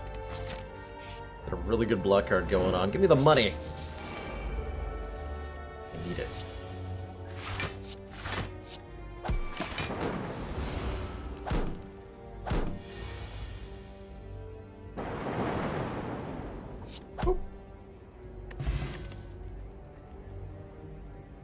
If I hadn't taken the auto shields, I might be down for a charge battery take here. I think we're starting to look at maybe having too much block if we do. But the AoE from a sweeping beam is solid, and if we upgrade it, it'll be... Sweeping beam is a really good early upgrade. God, I'm struggling so hard with my words today. Really good early upgrade. 9 is a lot more than 6, as it turns out, and 9 damage to all enemies is pretty significant. So I do like an early sweeping beam, as long as I can dedicate the space to an upgrade. I definitely feel comfortable taking strikes out of the deck. We're on Ascension 15, so we don't need to... And we have a poison potion for Gremlin Knob, so we're not that worried about not having enough of these. Barrage! Ooh, Barrage stick with our rainbow. Deal 4 damage for each channeled orb.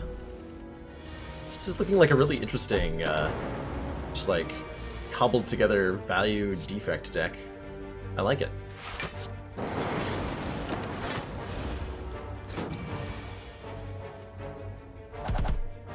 at all the ways I can do damage. Sense of steel. Ooh. We're offered our first form of focus scaling, but we have a rainbow and a barrage, so that's a little anti-synergistic with consume.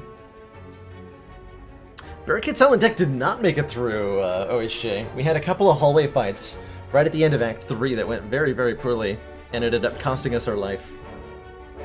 Tragically. After we made fun of Nemesis and Giant Head. It was the Writhing Mass that did us in, of all things.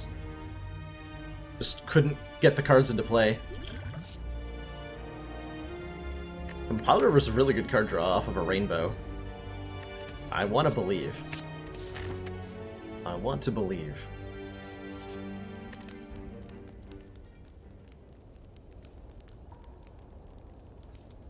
Let's upgrade our barrage. This is a lot of our damage. Sweeping Beam's another good consideration, like I mentioned.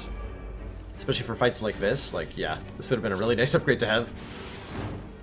Oh well.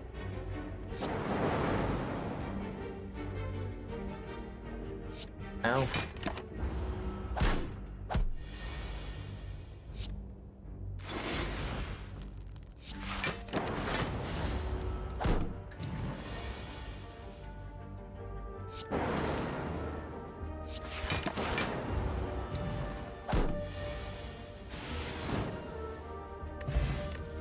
Gold, and ooh, early genetic algorithm or early go for the eyes. It's a really early algorithm. One of the best block cards in the game if you get started on it early. Gain 1 block, permanently increase this card's block by 2, and exhaust. Start early, start often. Show love to your genetic algorithm, and it will show love to you.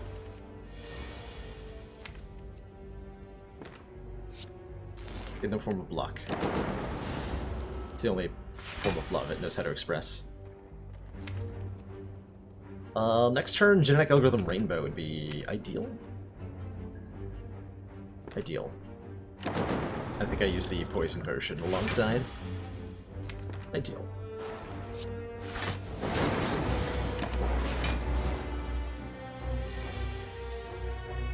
Auto Shields coming in clutch.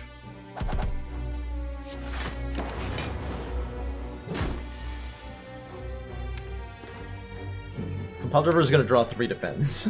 I guess I play 2 of them. It's fine.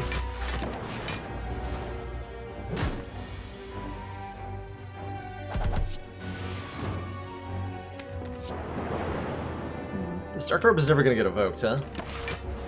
It's unfortunate. I think we just have the physical attack damage to get there. Yeah, we do. Alright, not too bad. Kind of a waste that that orb never got used. Meat on the bone. Our hit points are at or below half. Heal 12 health. And a capacitor, if we want one. Have I ever had a defect deck centered around attacks? Yeah, it's possible, Brozarug. There's a couple ways to do it. Something like this, where you have some flexible one-cost attacks involving card draw, can do wonders. Generally speaking, such a deck needs like an Ornamental Fan or a Kunai or some really good Frost generation to be able to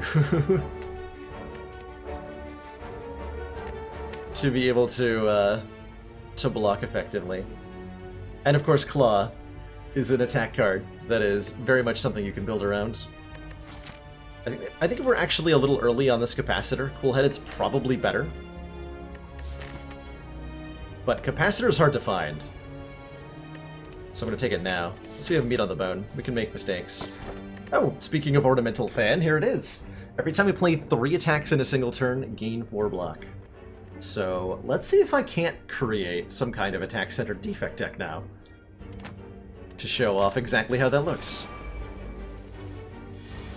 A demonstration is in order here.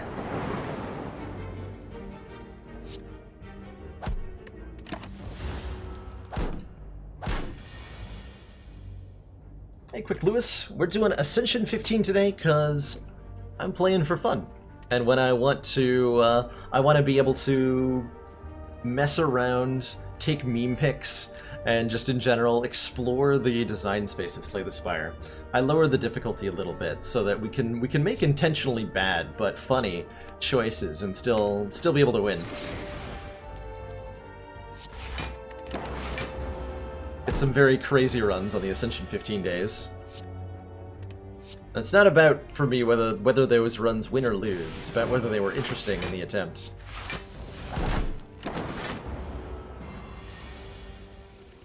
Hey people, guys, here for the fun? We're all here for the fun. One way or the other. FTL goes really great with our Ornamental Fan. Recycle, though? On. Do I do something weird with Recycle?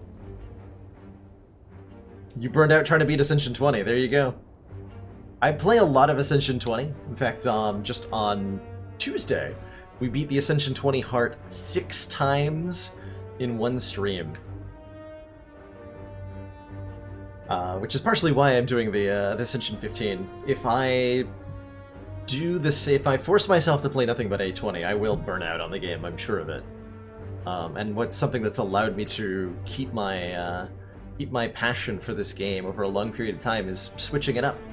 Playing only in the ways that I want to play at any given moment, and just making sure that I enjoy the game as much as possible.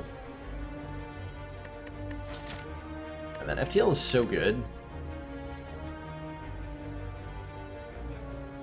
But that Recycle is so swanky with the compiled armor.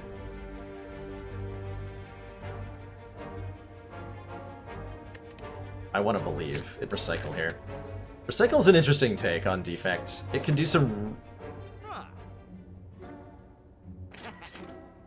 really powerful things.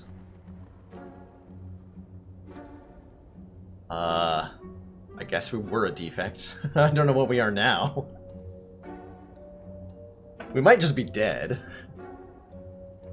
But we got an Ornamental Fan. Let's take a go for the eyes. Take that scrape. That scrape seems questionable. That seems like a questionable scrape. I don't know if I could take that. Speedrun. 5 heart kills, Ascension 20, Thornton only. World record gets set at 17 days.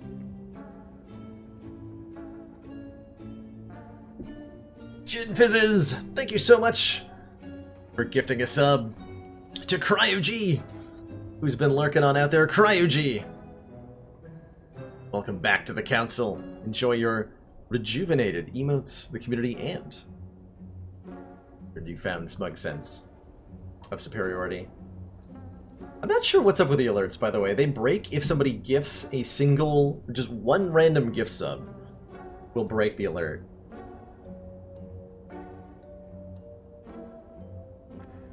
Baffling. Nothing else will break the alert like that. Alright, elites. Bring it on. Bring it on. Alert, hello? It really doesn't want to cooperate. Hello, alerts. Oh well. So... just play all the attacks, right? There's Commander, nothing else to do. Regrettably, our briefs have recently been contaminated with alien Obviously, we are extremely impressed. Sharka! Thank you so much for those 5 Tier 1 gift subs. Testing out the notifications. They do, in fact, work. Ogor! Idrios, Dreamweaver 2032, Sky Geiler, and Seebly TV. Welcome to, or welcome back to, as may be appropriate, the Council. Enjoy your newly contaminated briefs, the community, and your newfound Commander, sense. We've just received the support of another council member. Superiority. And Thompson Zhao, thank you so much for that Twitch Prime support. Welcome to the Council. Enjoy your new emotes, the community, and your newfound sense.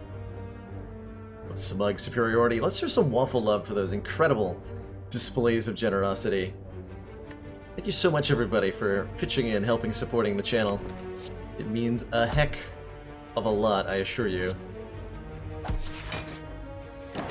Heck of a lot.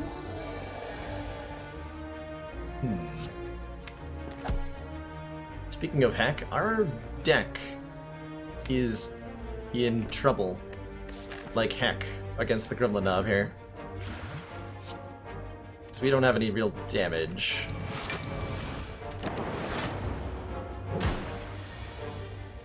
But I have to play cards. So next turn, dual cast Rainbow does how much damage? We're gonna do 6 this turn, so we'll be at 36. Dual cast does 16, so we'll be at 20. Dual cast Rainbow does not kill. But Rainbow dual cast almost kills. Almost 4 kills? months of support. We are extremely impressed. Josh Prox, thank you so much for those 4 months Tier 1 support. Greatly appreciate the continued council funding, and in return, enjoy your renewed sense. Smug superiority. Not actually dead. We do have outs next turn. Like if we draw in Barrage instead of dual cast, I think that's an out. Just wondering if I bothered blocking. Our next... every one of these defends makes us take... how much extra damage? Maybe I need to recycle to reduce my risk of a bad draw. We block twice. Up to 16. Take 3. Next turn we're vulnerable. Probably just fine.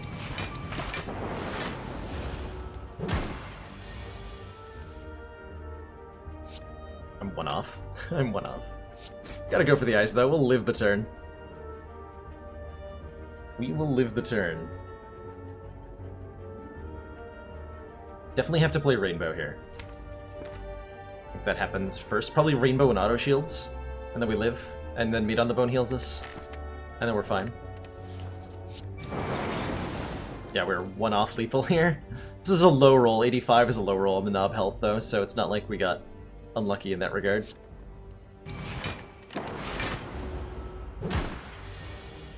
Ouch, my face. There we go. Mercury Hourglass does 3 damage to all enemies of the start of turn. We're offered a rare colorless card. Thinking ahead. Draw 2 cards, put a card from your hand on top of your draw pile. An exhaust, or a cool-headed for, you know, a frost orb. Then we have a capacitor. It's probably a good idea to add more orb generation. Although I do like the thinking ahead quite a lot.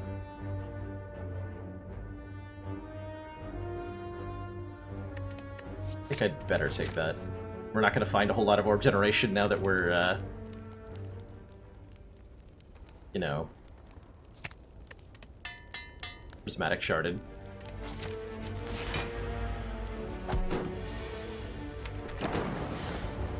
Don't wake the Lagavulin until we're ready.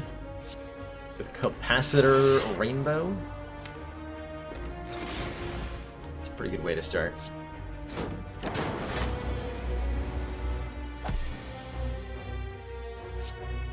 Excellent auto shields. Wondering if I use the weak potion here. I don't think so. I think we're pretty handily beating this fight.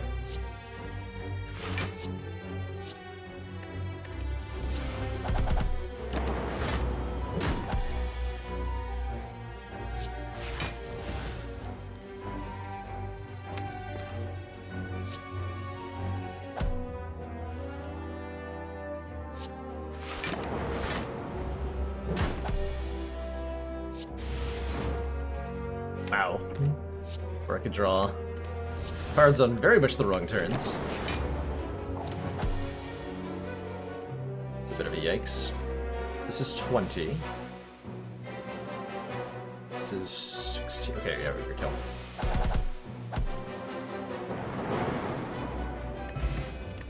We can no longer become weakened. And we're offered a Hello World Sever Soul and Outmaneuver. Interesting. Interesting. Sever Soul would be hilarious here. Though we already have a recycle. We want to upgrade that recycle before the Guardian fight? We do. Do I dare add a Hello World? Hello World Recycle seems really counterintuitive. So I'm going to go ahead and skip. I'm going to upgrade our recycle. We're going to hope really hard that this fight goes well. I am not certain that it will.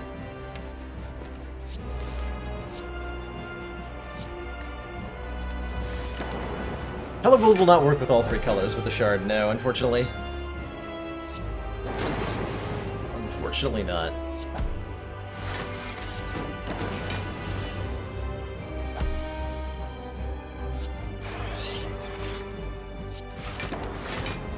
Well, so our plan here is to get set up with our orbs. And just give the Guardian a hard time in general.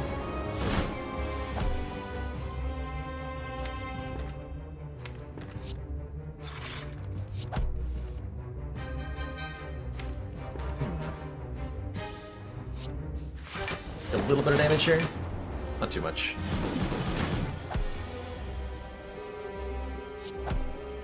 Let's recycle some of the crap in the deck.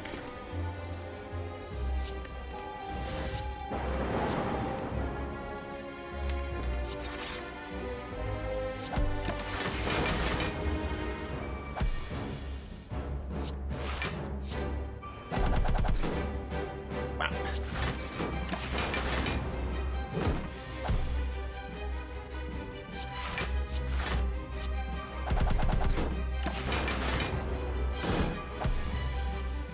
We're already winning, from the looks of it. Go cool-headed, dual cast. Got him. There, easy fight.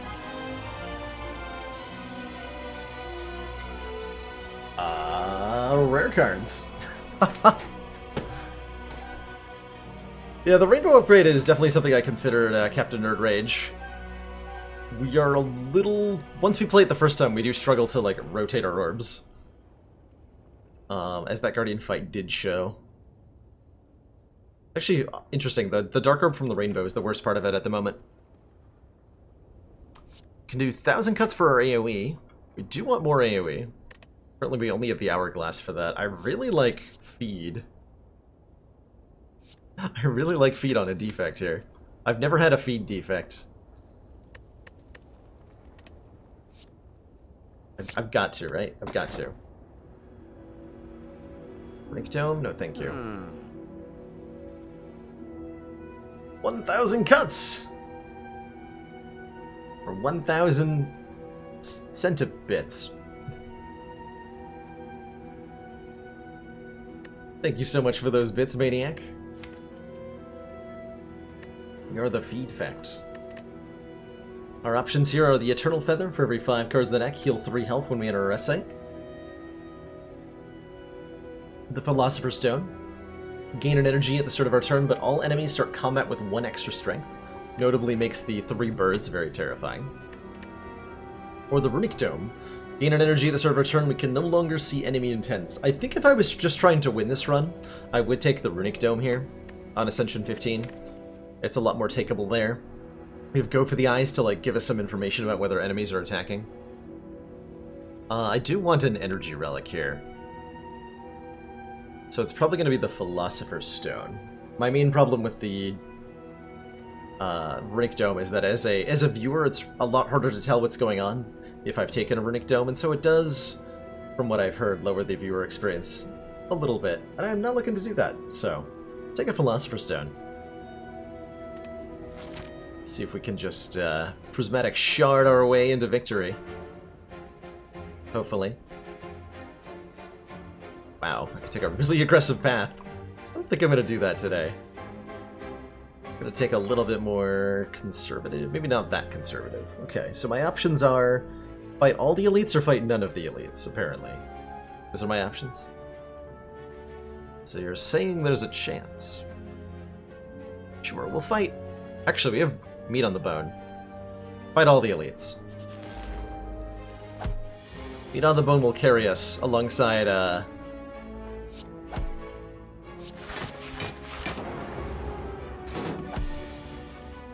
alongside feed. I'm sure it'll work perfectly. Nothing bad will happen. Right?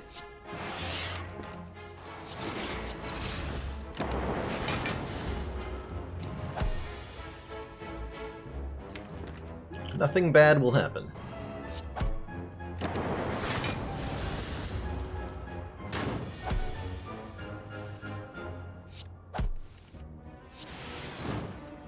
I gotta be careful.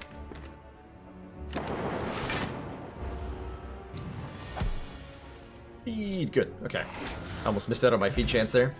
Focus Potion is super useful. How about an uppercut? Apply 1 weak and 1 vulnerable. I'm down? Alternately, Blade Dance with an Ornamental Fan is kind of okay. Could I get a Disarm? Potentially. Potentially I could. Upcoming upgrades are... like Feed, Cool-Headed. Let's take an Uppercut. Very excited by a hologram to let me return something from the discard pile. Center's okay. If I could afford an upgrade to it, it'd be a little bit better. Hologram means we can pull Feed back into our hand on key moments. And we can remove another strike. Yeah. Yeah. And then, do we need a potion? Or what's about to come? Maybe a potion's a good idea. Just maybe. Claw? No claw is flaw, as they say. I don't think we're doing claw scaling here. My phone freaking out. Panache could have been fun, too. I don't think we're quite reliably playing enough cards yet, but the recycle is going to help us do that.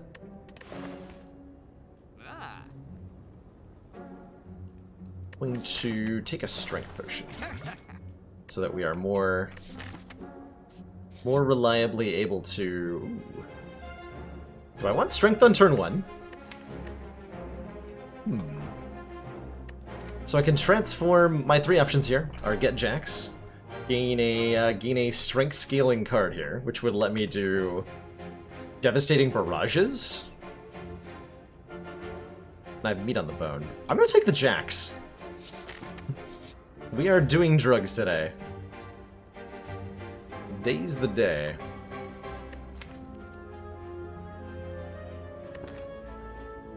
Today's the day.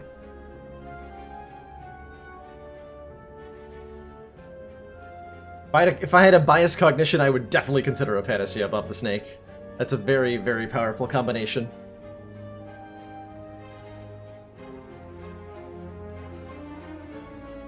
I'm thinking about a Cold Snap here. I'm thinking about... Actually, yeah, I'm thinking hard about that Cold Snap. It's an attack that generates a Frost Orb. So there's a... We could also take a second barrage, actually. I want that. Oh no. Philosopher's Stone birds! Have mercy. Sincerely though, please. Please have mercy.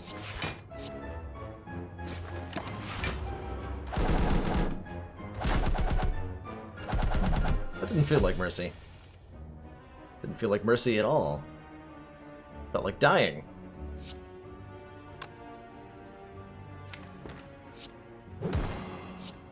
Very much like dying.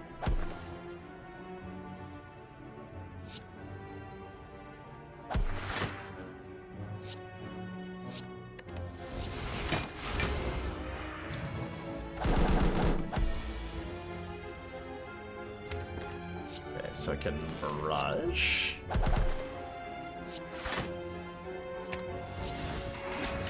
Delicious.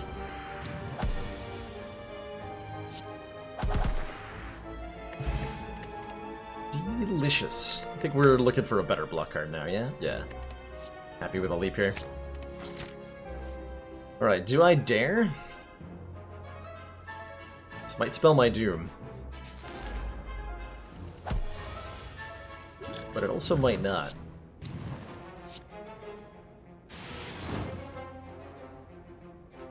Also might.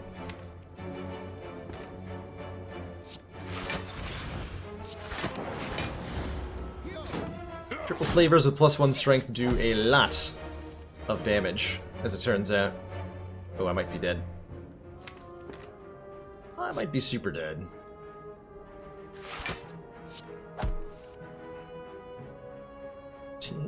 Not yet.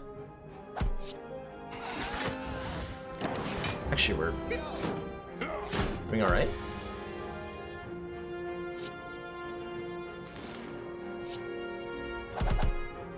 Oh. Hooray!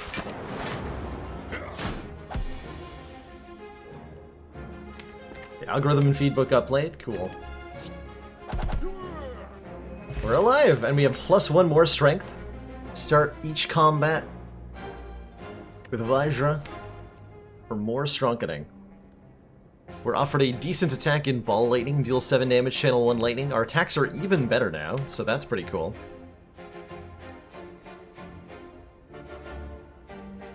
We just need, like, slightly better blocks. I have to rest at this fire. There's no way.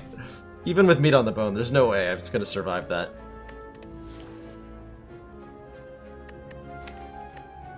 Fighting Grim Leader, Book Stabbing. I'm gonna take this. That might be too many attacks. But we shall see. We shall see. Oh no. Oh crap.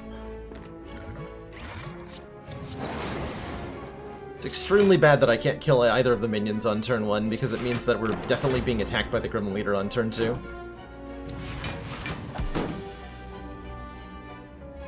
Non-minion enemy?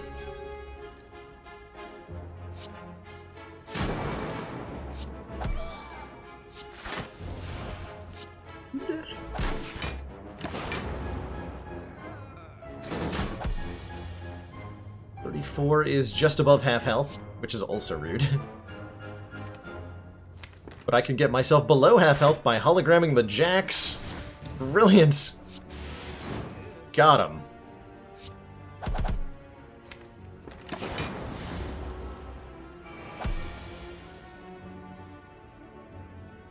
Got them. That dark up in front. Yes. Yes. Cool-headed.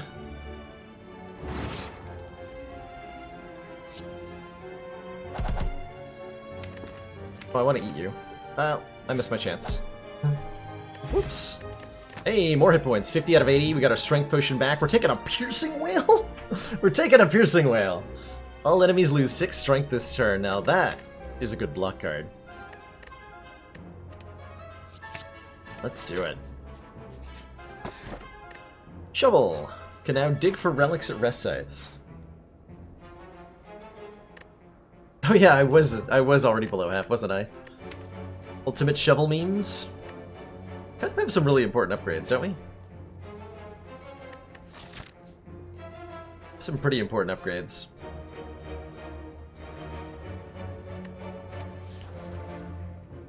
Yeah, it's gotta be a Sapphire Key. Oh no, not again. They're regenerating now?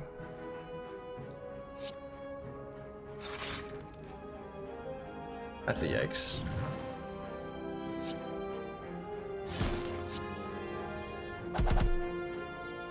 In theory, a dual cast could kill this slaver, but I don't think it's very likely to.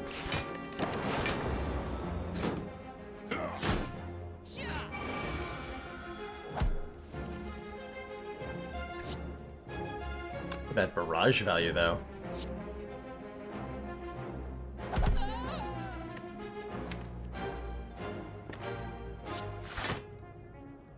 Hologram... Probably barrage is best here.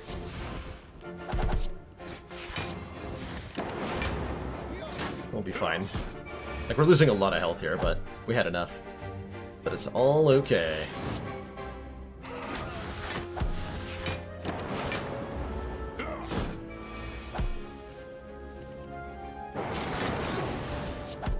Strength potion really helped. Both times. Well, first time was Jax really helped. Corpse explosion? Apply 6 poison. When the enemy dies, deal damage equal to its max health to all enemies. This is one of the most, like, diverse, crazy decks I've ever seen. Or we could take a cleave to go with our strength scaling. That's a good AoE attack. Can't believe cleave is good in this defect deck, but it totally is. I mean, come on. Corpse explosion. How could I say no? It's a Necronomicon, how could I say no? Chuck all my health into the ground. Nilry's Codex. At the end of our turn, we can shuffle 1 of 3 random cards into the draw pile, assuming we've survived. Gremlin Horn says, when an enemy dies, gain an energy and draw a card. And all I have to do is not die to this. Easier said than done. Fortunately.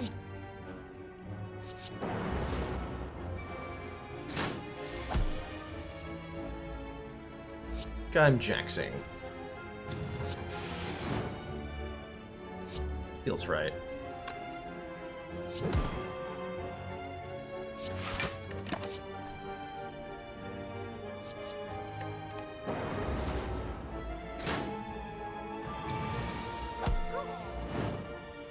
Oh.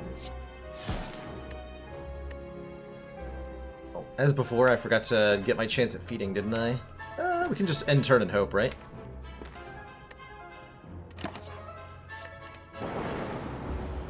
There's no risk here. Commander, Aha! We've just received the support of another council member. Myrrel, thank you so much for that Twitch Prime support. Welcome to the council. Enjoy your new emotes, the community, and your newfound smug sense of superiority. Thanks for supporting the channel. Show some waffle love in chat, hey?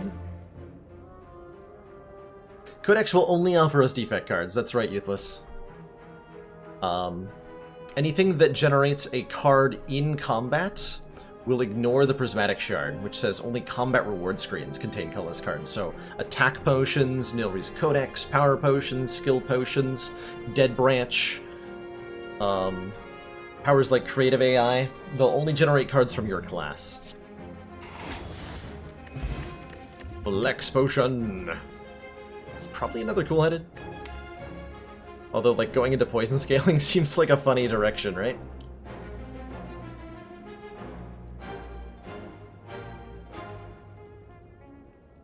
Store does not have other class cards with a Prismatic Shard scot-free.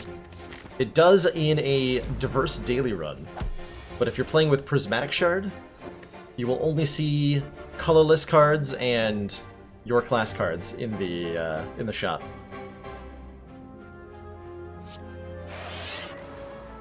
I mean, I guess this is better. I don't know, this deck is strange. Hopefully not very vulnerable to Snecko, though it might be.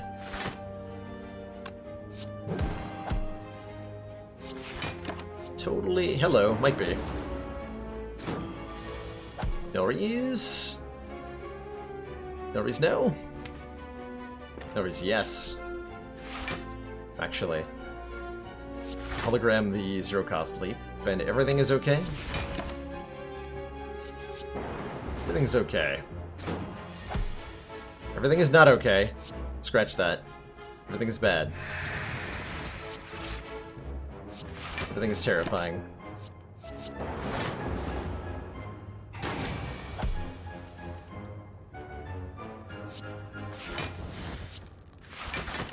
Yikes. Okay. We added enough block cards, they just didn't show up in hand until it was a little late. Thanks, Snecko. Sure do a good job. Wait. Okay, you're fine. Thought for a second I wasn't gonna get to feed there. How's it going, Probs IRL? Combust Plus? Combust Plus?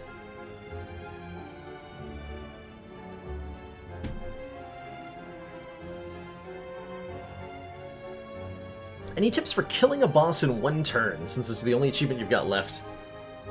The best advice I could give for getting it reliably, Squeak, would be to try to use a really small, like, try to do a run on Ascension 1 or Ascension 0.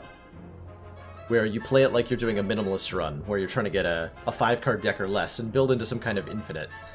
With it like Heel Hook or Drop Kick and Flash of Steel.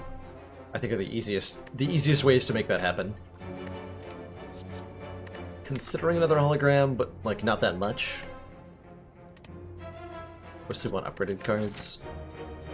Don't feel like I need a combust against Collector here. But I do feel like I need to rest against Collector here.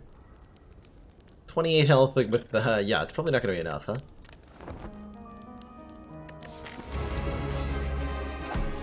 Probably not going to be enough. Oh, that was wrong. And then I immediately add an actual hologram to the drop pile in this fight. Because of course I do. I mean, why wouldn't I?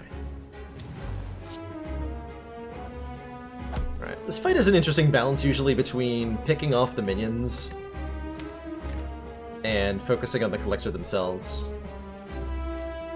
I want to get our strength up, just like a lot, with Jax here. So that we can wipe the minions off the floor very quickly.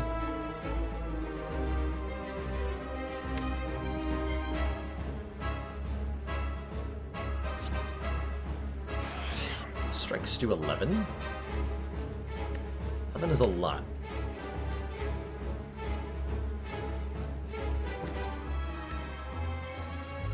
Hologram Sweeping Beam.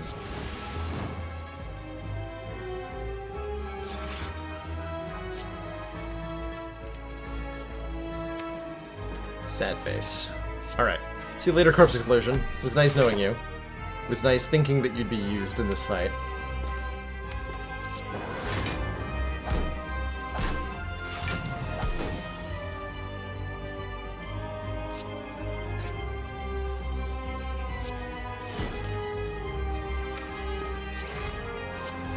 Bias Cog gives me a lot of focus in the short term, at the expense of the long term.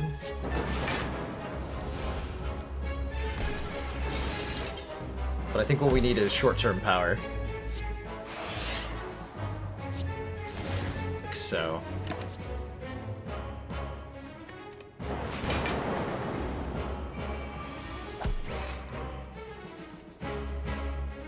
Uh-oh. Well, that's not a great turn. That's not a great turn at all. I could kill one of the minions, but then I'm still taking 50 damage. Or I could uppercut the collector and block for 10. Which is basically the same as killing a minion. But then the minion stays dead, which is pretty important, I think. Also, Gremlin Horn is a thing.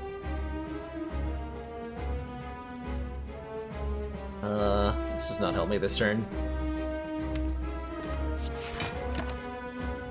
Here's hoping that is somehow enough. Oh no. Uh-oh, that's problematic.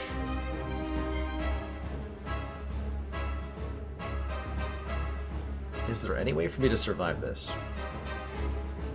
Target number's 39. I can gain 12 block, 15, 21, to 33. It's possible. Yeah, it's possible to survive. Okay. So we look for our outs. Probably means I want to use these... No, not Flex Pushing yet. Yes, okay, that was one of the outs. We're fine. Everything is A-okay. Yeah, we're fine. Okay.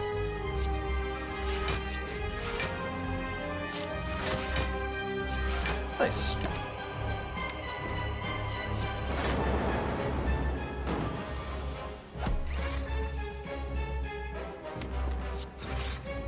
On. Will do. Jax. Sell Barrage. That's a lot of damage. G. Wait.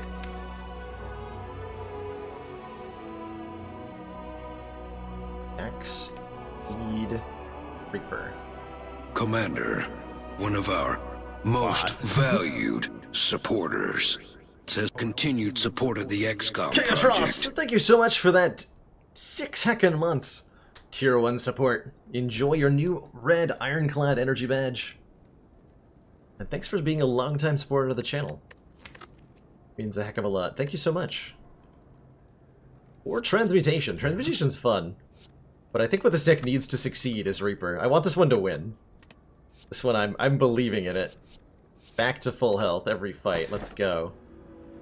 Because we have a Reaper, we can take a Coffee Dripper. Or we can take Inserter to scale like crazy with even more orb slot generation. And then our barrages will blot out the sun. How often do we actually need 5 energy anyway?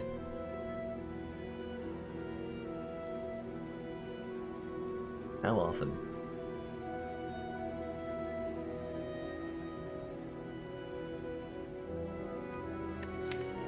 Like, we actually have our damage, like, totally sorted for the heart now. If I take Inserter. We don't have any Focus, but we have a Nilri's Codex, which is kind of like Focus. Sometimes. Let's do it. Inserter. Every 2 turns, gain 1 orb slot. Let us do it. Already took out the Burning Elite. Have a Reaper. And we have Feed, so we actually want to be taking fights, right? And we have Prismatic Shard. Yeah, we want to be taking as many fights as possible instead of events. Alright. Like, this is a fight I should, in theory, be able to go to full health in. But only in theory. I think in practice we're going to completely fail at that.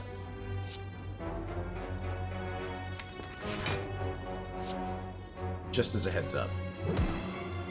This is probably going to suck.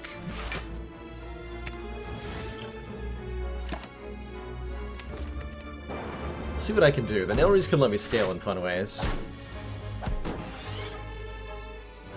Or I could just get murdered.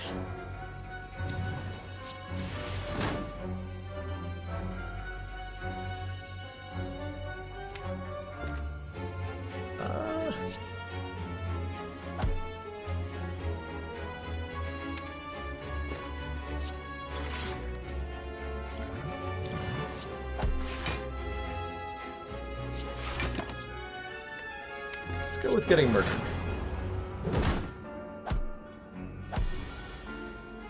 Apparently.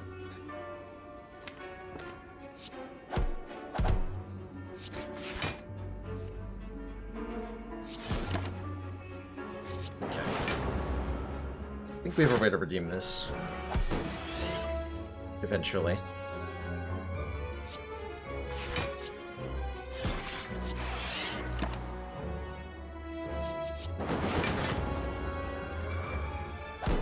Why not playing the Zap there? I'm looking to avoid ending the fight prematurely, which might be really ambitious, unfortunately.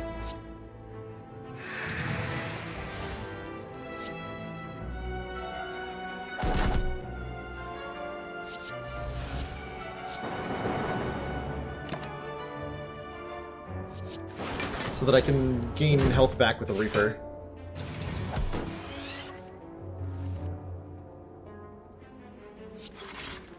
Which we can eventually do.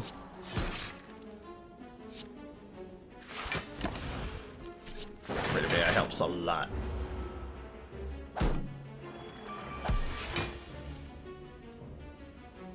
So I want to play Jax every time I draw it.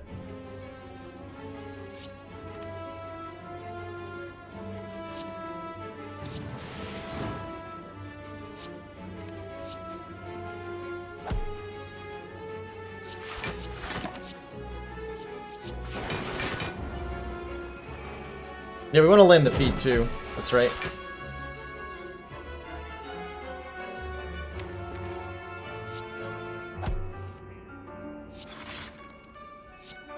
Start purging certain cards. These enemies will keep coming back for as long as we want them to.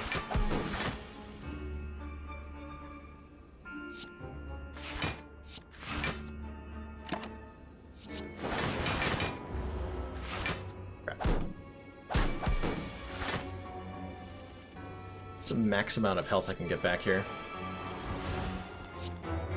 It's dependent on playing Jax multiple times.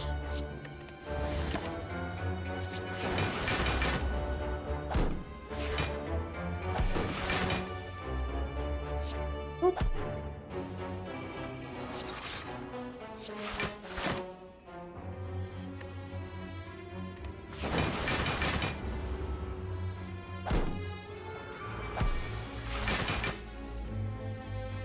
So Reaper's currently a lot, but I can get more than this.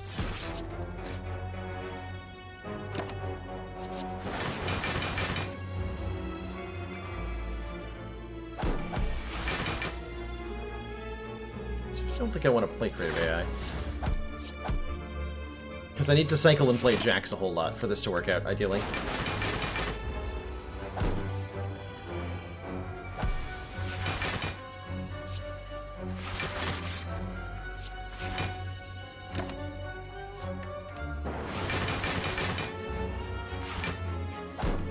Feed works weirdly here. Feed will only trigger if we kill the last one that's on the field with the feed. Whereas Gremlin Horn procs all the time. The inconsistency is admittedly kind of confusing. Definitely take a second recycle, that'll make this go a lot faster. I am determined.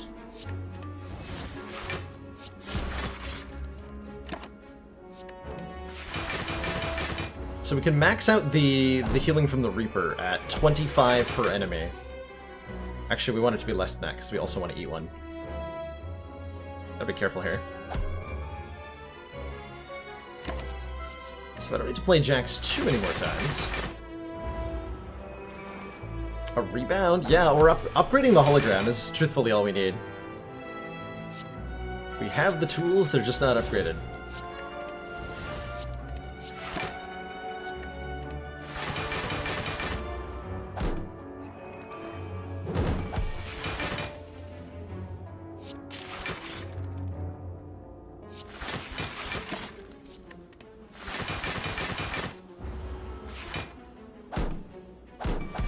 Ritual Dagger won't scale off of Darklings that don't die either, no. They are weird and cheaty like that. Where's Jax gone? It's still in the deck somewhere, right? It's still in there somewhere.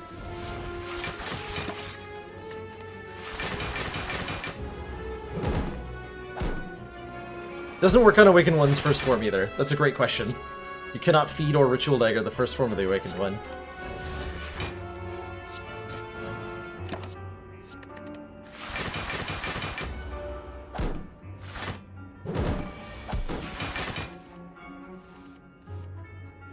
Oh hey, this fight's still going on. It will be for a little bit yet.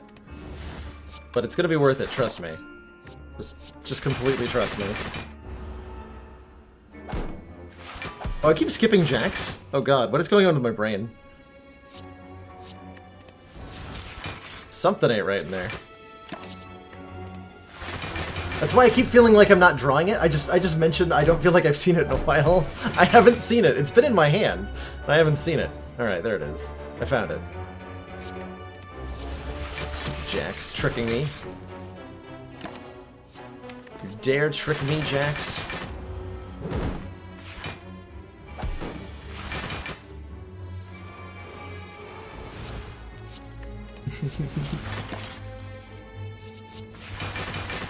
Okay, that'll make this a little simpler.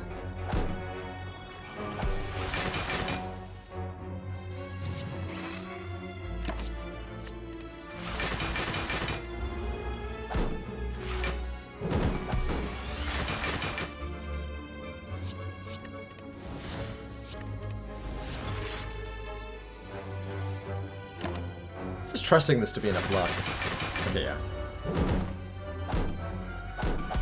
So now I gotta reset them. We're almost there. I think 15 strength is probably enough. It's 19 per enemy.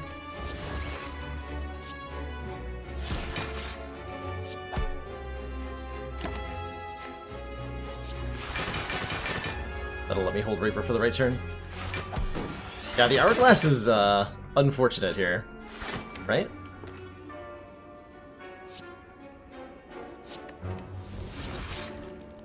Extremely counterproductive.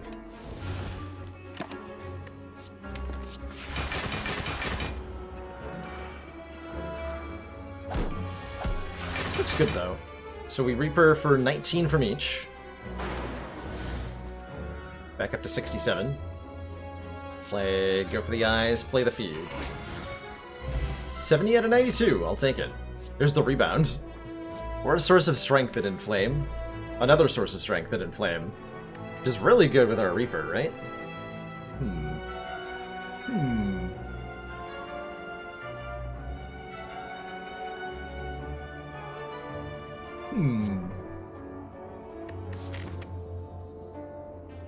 Rebound. Things like a rebound, go for the eyes. Rebound Jax. Rebound Barrage.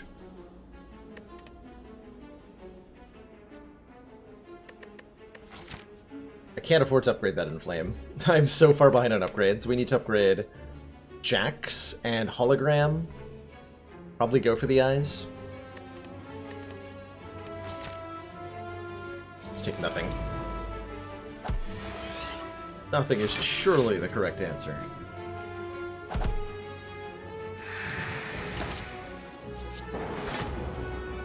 Alright, this enemy we don't have the power to stall against. We just kill it as quickly as we can, which is probably not very quickly, unfortunately.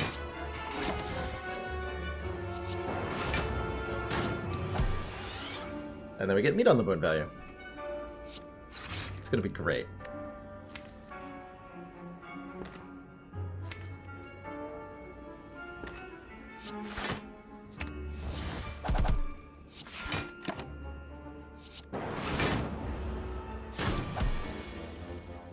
Hey, we're at exactly half health. Convenient.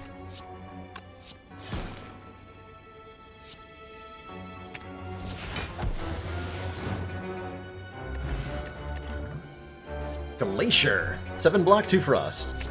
Yup. Want that. Yeah, we certainly don't want to upgrade all, I don't think, right? With our self-damage Reaper strategy. Are we gonna be okay in fights? Probably not in this one. Spikers. Spikers. It's a spiker gang.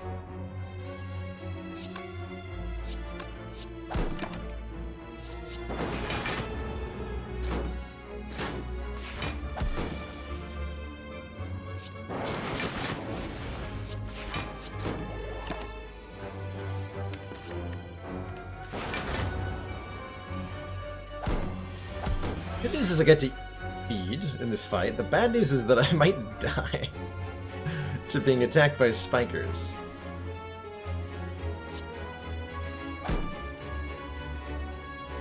Please do not do this to me. You have any mercy at all. Yikes. This is so much more damage than I was prepared to handle.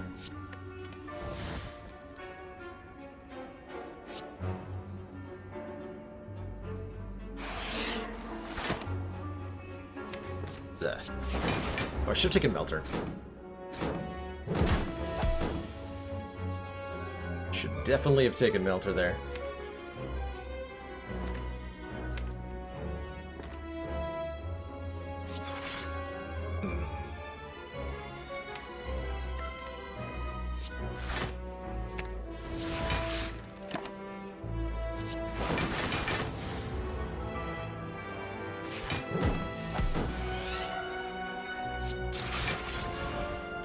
Locking. It's still short. It feels like it is. Yep.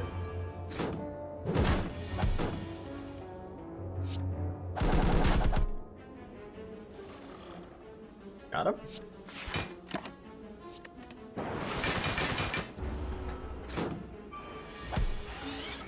So I think we're letting Hourglass do most of the work here for us.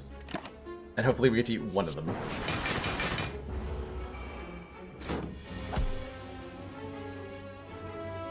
Corpse explosion. I'll consider it.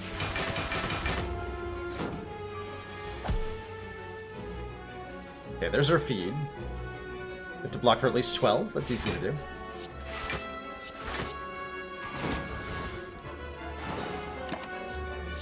There we go.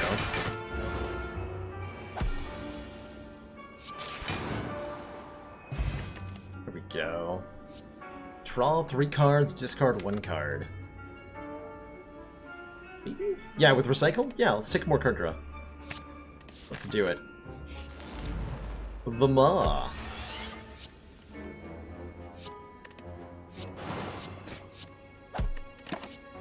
Is a opponent that could be very scary for us. Decided not to be. At least not this turn. On turn 2, the Maw attacks for either 5 damage or 30 damage. Because it is very rude.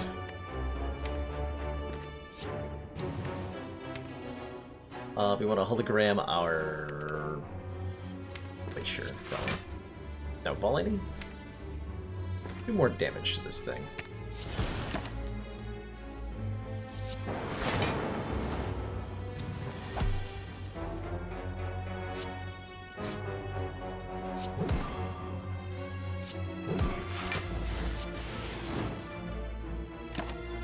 Okay.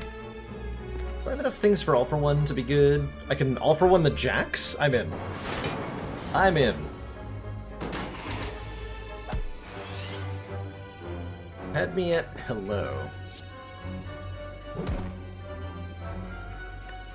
We do have a net loss with Reaper on single target enemies with Jax. That's right, Captain Nerd Rage. If I'm playing it like I am in this fight, I'm doing so because I'm afraid we need the damage for the fight.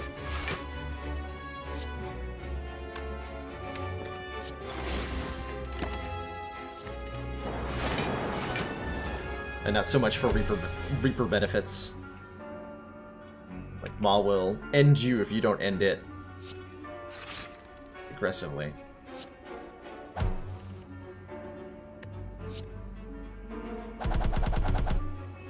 Well, that was a mighty convenience.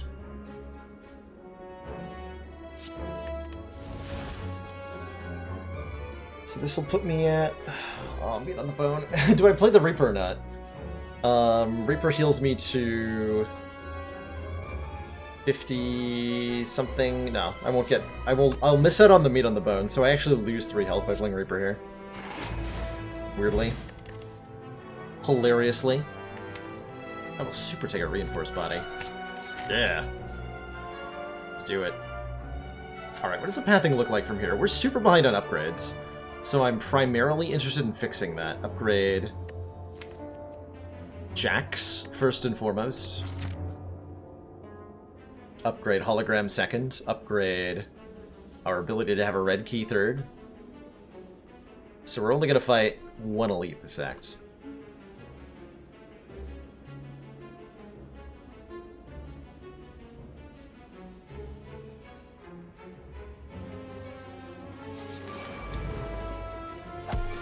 Also a transient.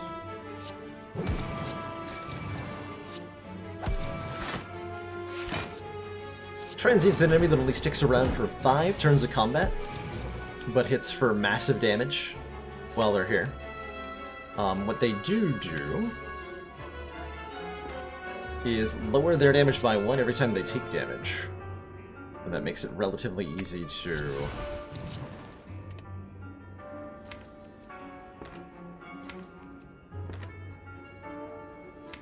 keep their damage down, as long as you can stay ahead of the mitigation game. I'm gonna draw here. Fix. There we go. Hologram Barrage. And hopefully that's enough damage to... No, it's not. Well, ow.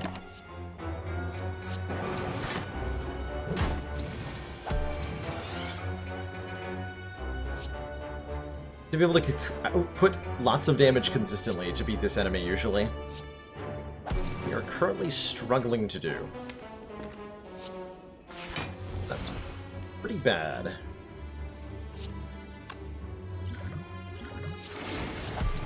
Need to get that rainbow in play, or we're gonna get completely crushed here.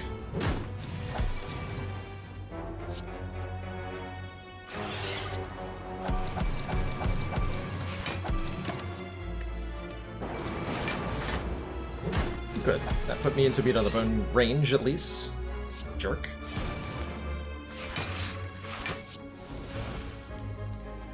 I'm gonna take a lot more than that in a moment, though. It's the last turn. Okay. Well. It was nice knowing you, hit points. Appreciated you while you were here. Ow. Not a good sign if Transient's battering you that hard. No siree. Did we take any of that? Alright, store. I need you to be good. Need you to be good. Oh, you are interesting. We can mirror a card, so we have 2 copies of any one card in the deck. Which could be this 31 block genetic algorithm, and probably should be, if we're to have any chance of continuing to survive from here. Although I think duplicating the jacks would be particularly cute. A second Compile Driver is a really good source of card draw. Once the rainbow's in play, but... we have 1 rainbow. We would love to remove a strike. 10 max health from the pair is also very good. Our deck can be kind of miserable, and we can still win just by virtue of having so much max health that it barely matters. Buy the loop, mirror the loop. Totally an option. I think I'm mirroring that algorithm. It's gotta be it. It's only 31 block, but that's still plenty. Plenty. 5 strikes and 5 defends. I almost always take the upgrade all.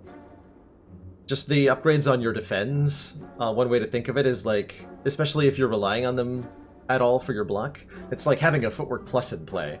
Every one of those defends is blocking for 3 more. It's a huge deal. A huge deal.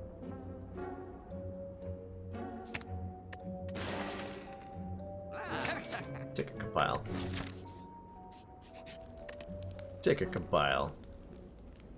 We upgrade hologram.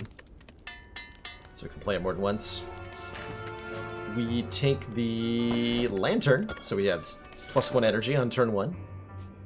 Probably have to rest here, unfortunately. Still below meat on the bone. And I would like to fight an elite, so let's do it. Nemesis, you're not a Reptomancer. That's a tremendous relief to me. Thank you for not being a Reptomancer.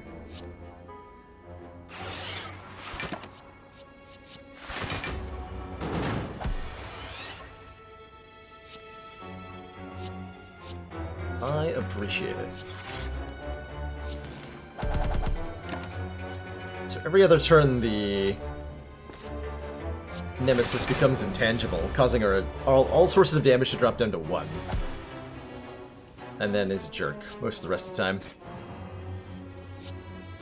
Just one big old jerk.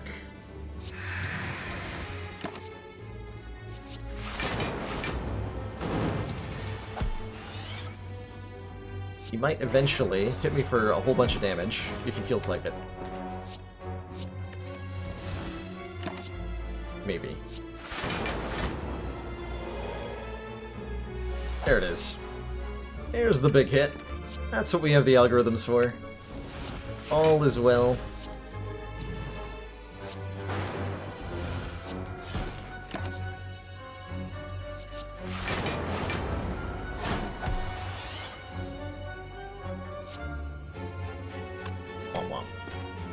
Hologram, a recycle? I can compile over twice. Better.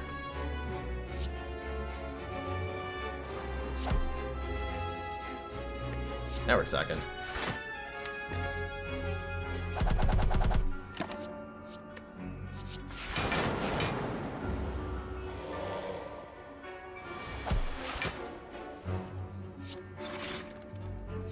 Times 3, the Ocho.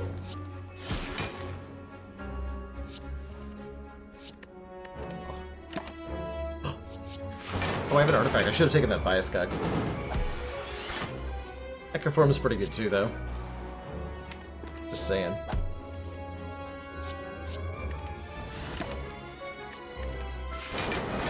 Raiding party! Raiding party! Pans! Raiding us on up with a party of 16. How's it going, Panstastic? And Raiders. Hope you're having a good one. Saw you were playing some Return of the Obra Dinn. How was that? You Pans? If I have enough block. You're watching, an Ascension 15 defect run. That, is doing Reaper things, I guess. What is this? Yeah, that's enough. Got it, no prob.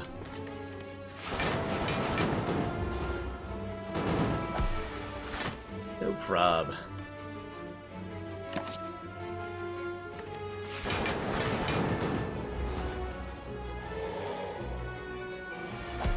Yeah, Jack Super Feed. It's just, you know, your usual defect deck. That's all. That's all there is to it. Just the norm. So you're dead at end of turn anyway. My goal is now to find feed if I can. Not find feed. Calipers! Starting your turn, lose 15 block rather than all your block. I mean, okay. Through an A20 heart fight tonight. Oof. My condolences, sir. That's rough. That's very much rough. Never feels good to lose to the heart. It feels better to lose to the heart, though, than it does to feel to lose to Gremlin Knob, right? I threw a Gremlin Knob fight today. Oh well. C'est la vie.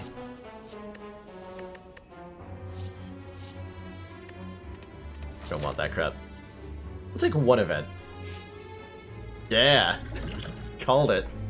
I didn't actually call it, but it's good. To be a prime candidate for an upgrade all if this wasn't a heal-heavy deck. But I'm cool to fight a boss for a rare relic. Or could we also heal the full for a curse? If I'd upgraded, I would take that. Give me the rare relic.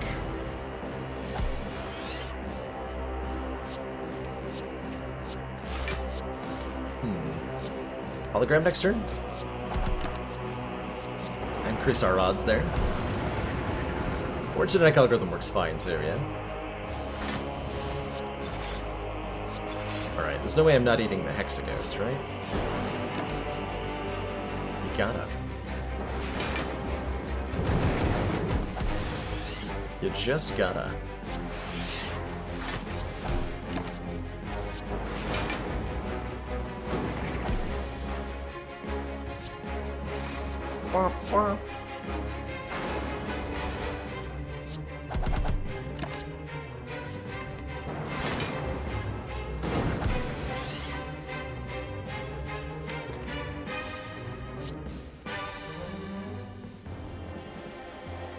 Okay, I can recycle this reinforced body to gain 3 energy, and I think I'm going to. Blocking is for suckers.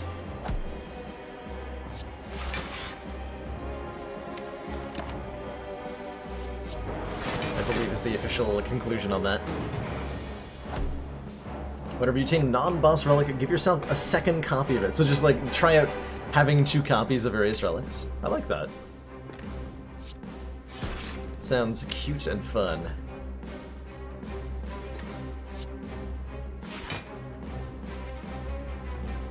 So we get Hexaghost kind of low. And then maybe we can eat it someday. Perhaps you can devour it. Or we can fail to do that. Actually, we have hologram, right?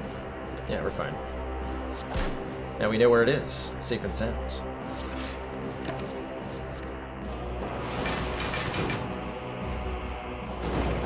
Six copies of Incense Burner. There you go. Now that's the kind of synergy the Spire was made for. Strike. Wait, is 11? Wait.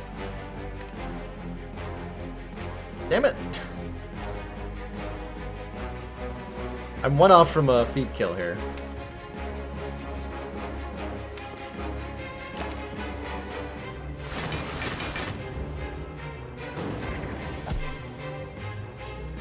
But second hologram is here to save the day. And so is Threadneedle. Start each combat with 4 points of plated armor. That helps our calipers quite nicely. We could take Dagger Spray for the AoE scaling. I think we're fine. I think we're fine. It's all gonna be okay. We have 101 frickin' hit points. Of course. Good lord.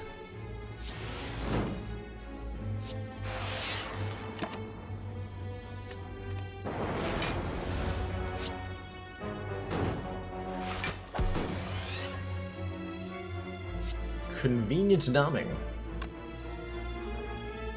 Also, ow?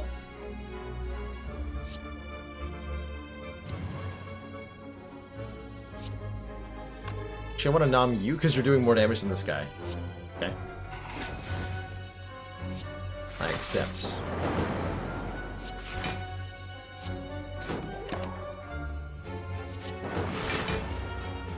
Then you're going to explode next turn because I chose to ignore you. Ah, you are going to explode this turn. Aha! Exploded at hit points.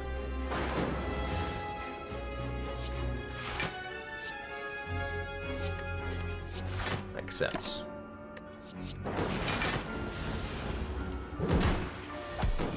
Hey, Megden. Hope you're having a good one. Having a chill and cozy Ascension 15 Spire day. And we're off to a very wacky defect deck with a dodge and roll plus? That's something we want? I mean, we have calipers, so any source of block is better than usual. But I don't have any dexterity on this one. How's it going, Naj? The Thornton cravings are real. We could do some Thornton tomorrow on Frivolous Friday. We could do some Thornton A20 attempts. Been bouncing a few ideas around in my head for tomorrow's stream. This is the limited edition Silent Defect. It is. It's a rare misprint, actually. Only 100 copies were ever made. And they say that these days they can be sold on eBay for upwards of $100. If they're in mint condition. Unfortunately, this one's in mint chocolate condition, so I don't think it's going to go for anything.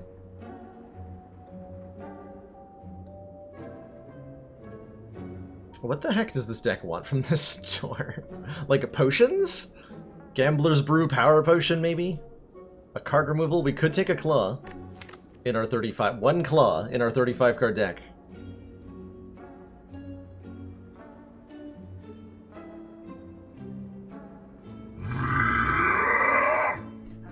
Ransom! My gosh.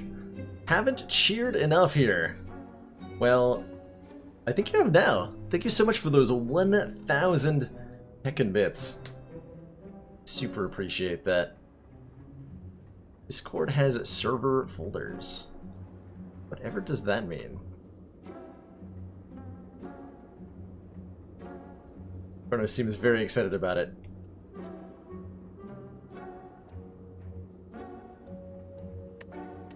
Aha, a place to sweep all your trash Discord servers.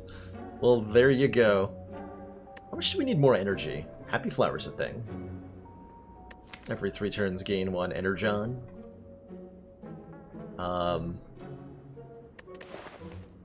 Really like Carter moving. A lot. Also kind of like going to the next door. I also really like a potion. Yeah, we're gonna take a power potion. And then I'm gonna go to the next store. Okay, good talk. That might be an awakened one. It's not something I'd considered yet. How do I beat awakened one? Certainly this corpse explosion's gonna help a lot for taking out the minions here. But how does blocking do?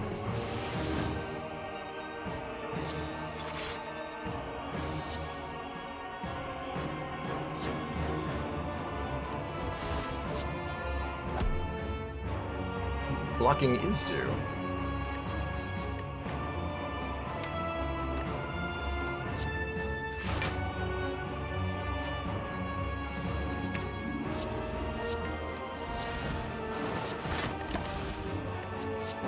Definitely want to keep weak sources, as they're one of the best ways to mitigate the Awakened One's redonkulous damage output. It's actually not that bad. But they help. But they help.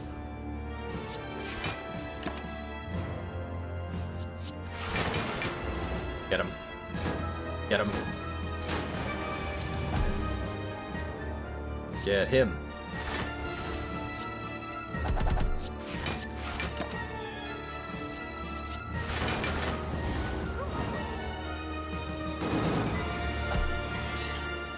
Okay, from here...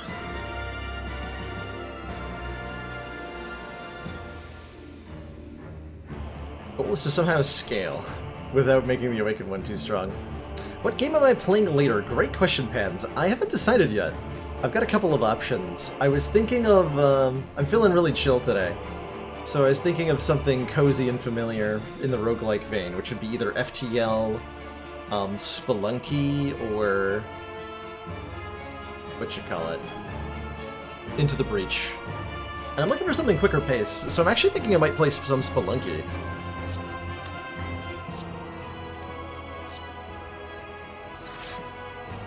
I have played Spelunky before, a long time ago. I will be very rusty at spelunking.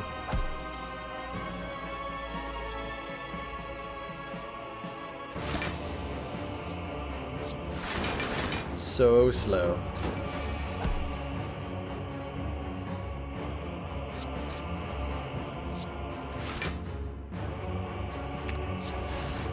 Jacks, right? Okay, I didn't forget to play the Jacks this time. That's good news for me, I think.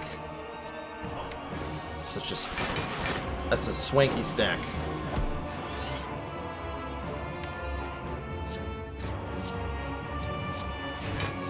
$30 block!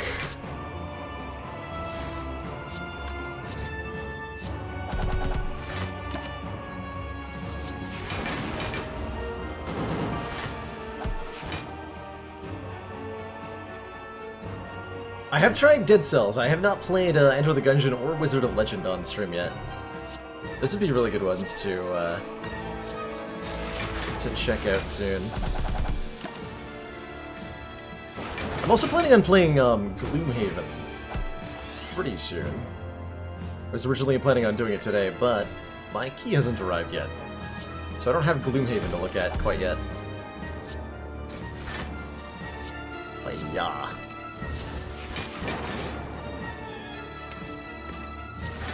Alright, I think we figured out how to scale here.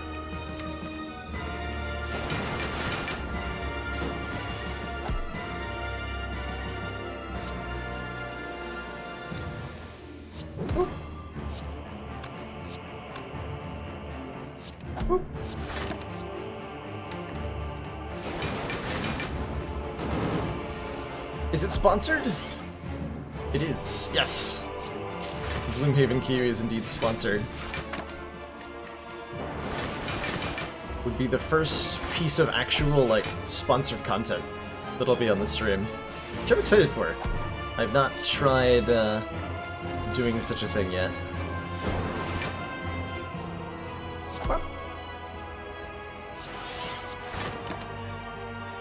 Okay, so now we can put powers in play if we want to. We don't have to.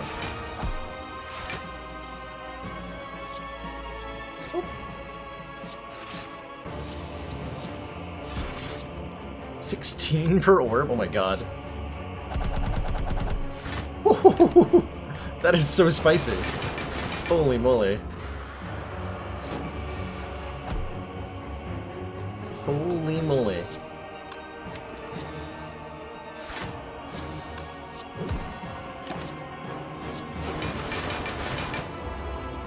Sponsor Haven probably is going to be on Saturday, because that's the next time I'll be able to fit it in. To give a more specific time on that.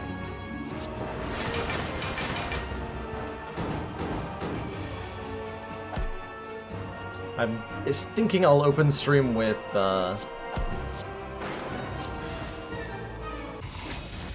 some Spire, and then check out Gloomhaven in the second half.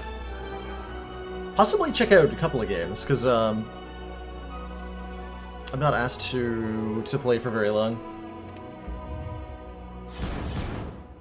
1309. The heart squirms and bleeds, but is ultimately still pounding.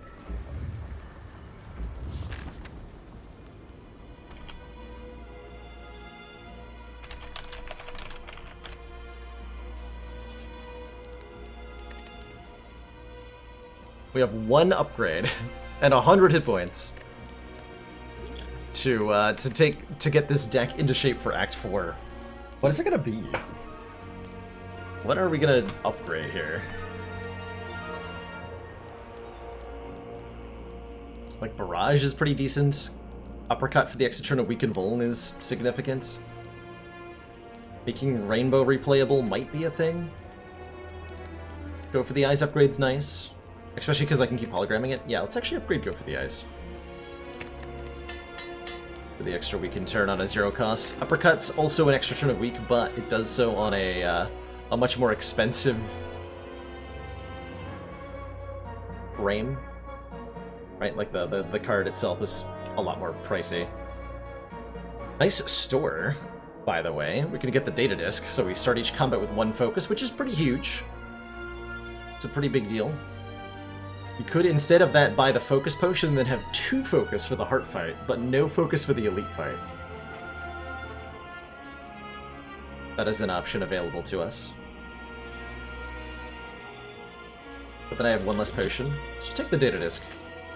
1 focus for all our needs. Hopefully it's enough. I think we're going to take a lot of damage in this fight. Just as a heads up. This fight's going to hurt. Although we're only on A15, so the 2 burns aren't getting put on top of the deck. Because that's fair and balanced and stuff.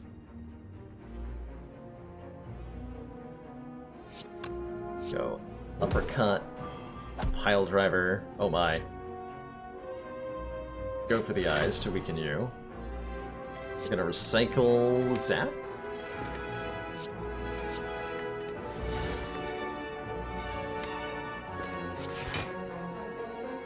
Hologram the eyes and barrage for a little bit.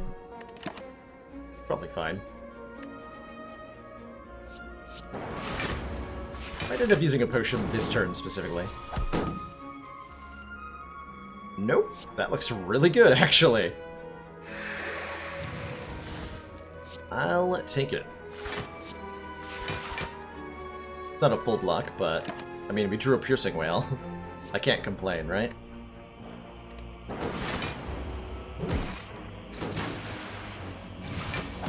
Rest in peace, plated armor. I can't turn around. That is terrifying.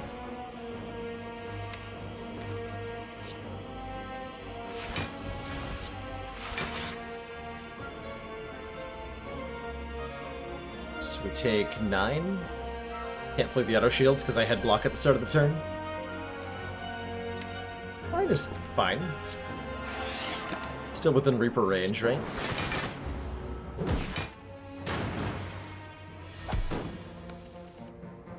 It's totally normal.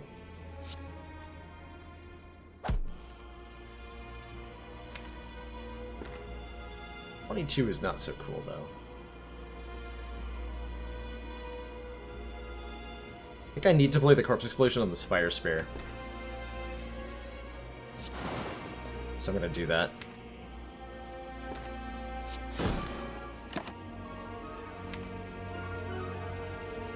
It's too late for Echo Form. Gambler's Brew, probably soon. Oh my god. Hello, that is a lot of damage. We need to get Jax into play like yesterday.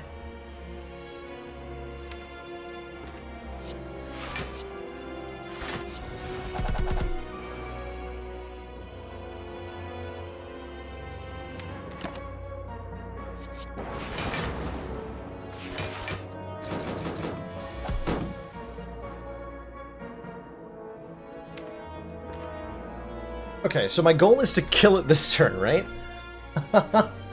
I think I have to. 'Cause I don't see a good way to block this turn. So we're going to use the Compile Driver and the Gambler's Brew to draw as much damage as we can. Try to deal the 74 required damage. Well, 70 actually, after you count the poison. 70 required damage to kill this thing. Compile Driver's 11. Speed is 13. We need a barrage. Well, like one barrage gets us there.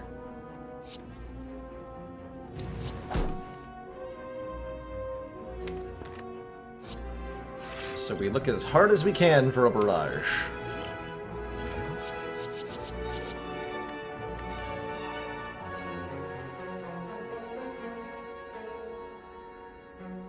Oh, that might work, actually. This is not a barrage, but this is a lot of block. I can turn around with Go for the Eyes to weaken the Spire Shield here.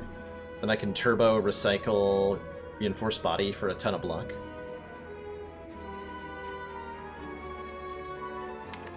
It's pretty reasonable.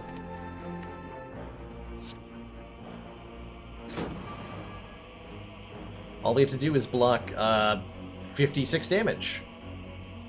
I'm not blocking that. I'm blocking 35 plus 4, 39.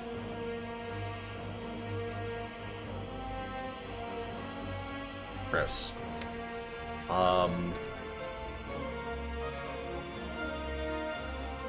Yeah, it's just pretty unfortunate.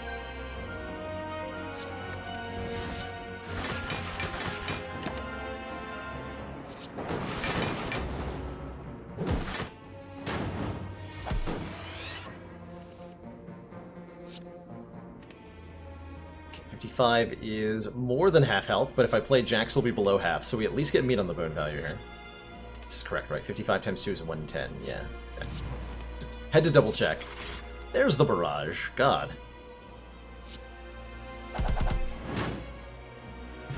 Was that so difficult? Alright, 4 potions. We got Orichalcum. We end the turn without block, gain 6. We're offered a leg sweep? Hell yeah. Lincoln's really good against the heart. Turn 1 Jax. Is this my birthday?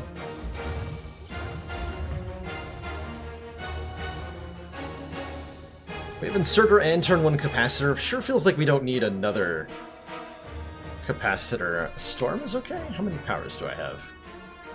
Literally just one. I only have a Capacitor. So this is just one free Lightning Orb this turn. This is a Zap. And this is also bad. And this is also bad. I guess I'm playing a Storm then. Sure. Sure.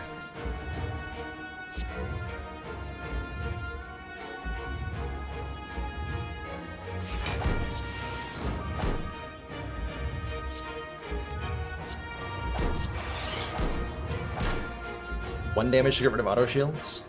Probably. Block the vulnerable from the heart. Hold on to attack potion for an ornamental fan? Or something?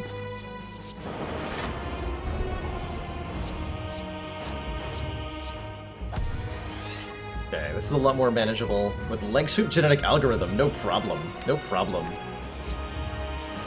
Check it out. And obviously hologram the jacks so that we can have more strength. Because that's obviously what the defect is trying to do, right?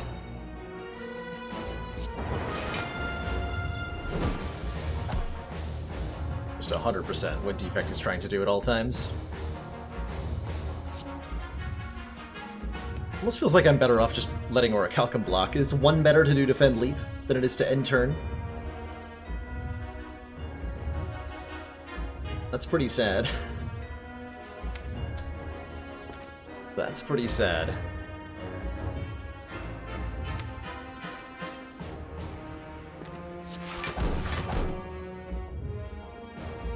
Take 1 to deal 13. Yes.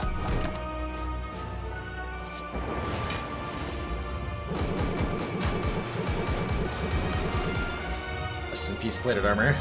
It was nice knowing you. Oh man, I have to choose between Rainbow and Buffer here.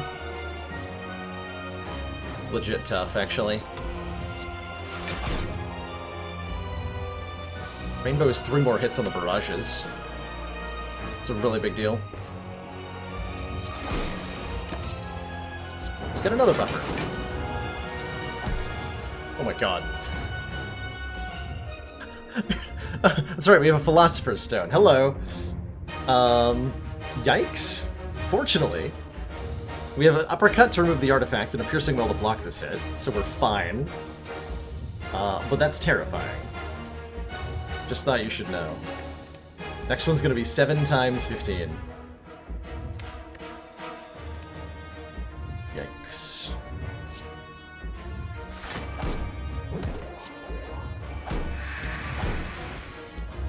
There, easy game.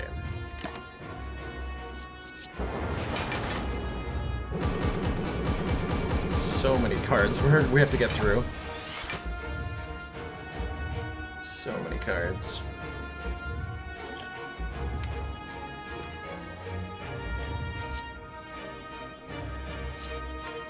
I would like to seek for the genetic algorithm here. Like that panned out.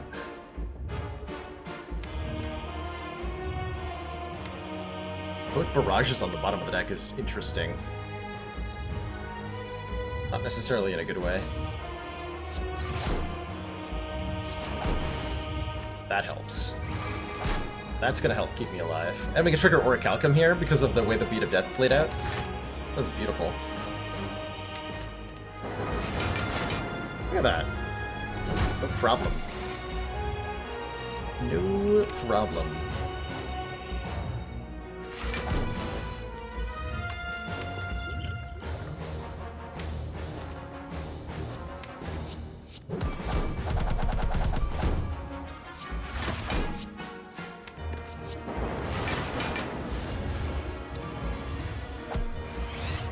Okay. Leg sweep, you're well-timed. You are very well-timed. Hello, leg sweep. What is that, 105? That's 105. So I'm currently dying. Actually, no, I'm currently alive. I'm currently alive. And we can make this a lot less. 7 goes to 5? When weakened, so the leg sweep blocks for 41. Is there any good block card I can seek for?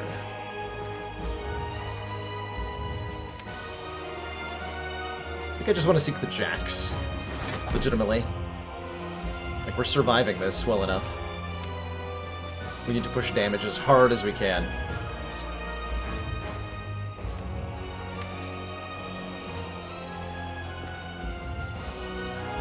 75. I am full blocking. I could set up buffer, but then I don't get the barrage down. Barrage has to go down. Barrage has to get put in play here. Crap.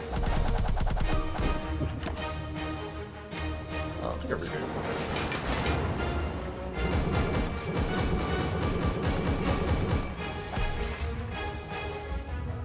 Deal 14 damage for each channel orb, you say? That's a lot of damage. 14 times 10. This is 140 damage in one card. GG. Easiest game I've ever played.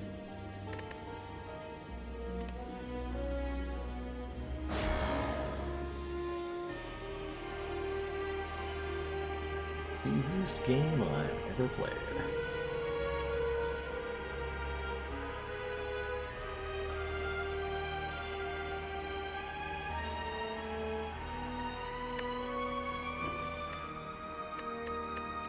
Glorious. 1996. Good year. Have I ever killed the heart before, Mr. Strimmer? I have not, Chrono. That was in fact the first time I've ever done it on any difficulty with prismatic shard defects. Spire sleeps end a show, shall I? I'm not going to bed yet, but I am going to take a quick break. While I do that, why don't we decide on a next game? Thinking we'll shift gears away from Spire here. Lord Stropple, there we go.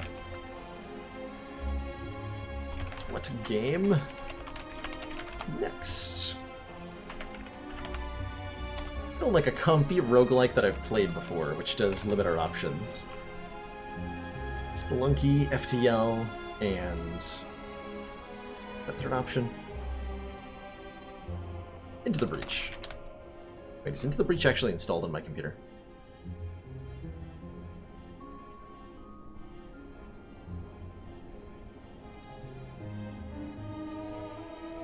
No, it's not. Okay, so that's not actually an option.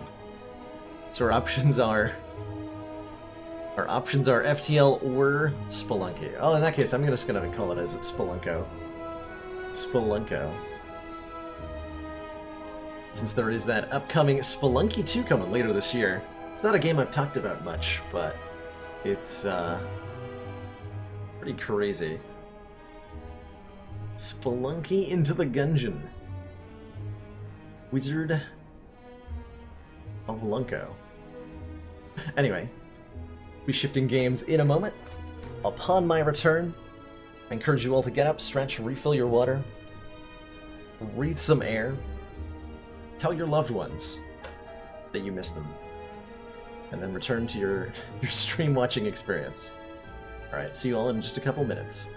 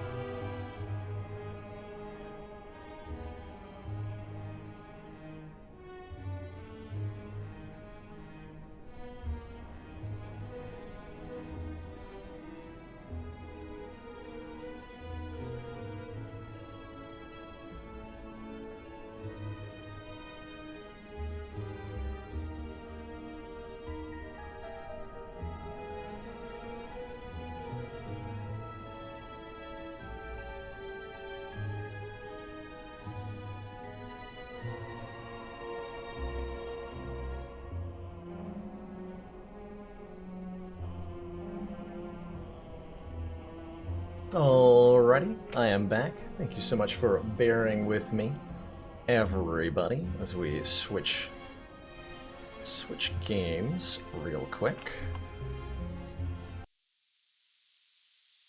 Let's see. Face cam over here.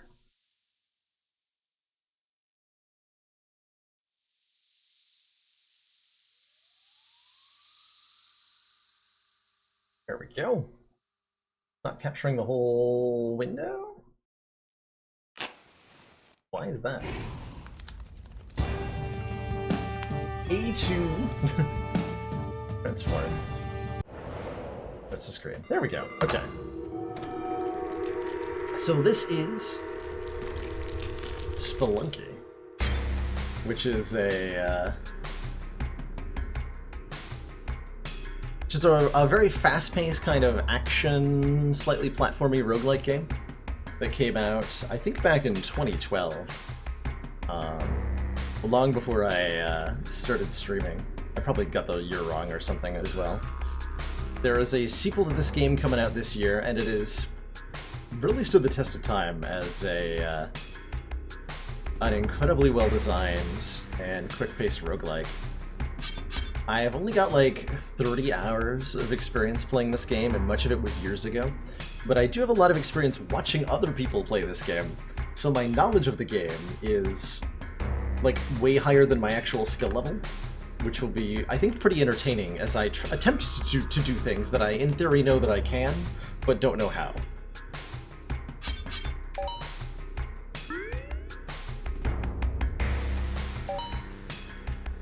Like, I'll use the default guy here. Why the heck not?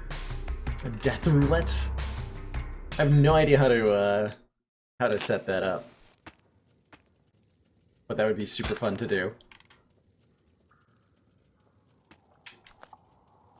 So this is the little quick tutorial. I find this game very difficult. It is hard. This is a hard game. And everybody who I've talked to who's played it is 100% in agreement with it. You picked up a journal! Greetings! My name is Yang, and this is my journal. Dusty maps and rumors of amazing treasures have led me here, deep under the desert. There's something very strange about this place. The layout seems to change all the time. I've never seen the same room twice. Could be the legendary Curse of Olmec, the one they say traps people inside the caves forever. I push the idea out of my mind and then focus on the treasure instead. If I master the basics of combat and movement, I know I'll leave richer man. How's the music level, by the way? Might be a little bit on the loud side from the looks of it. Let me lower that just a tad.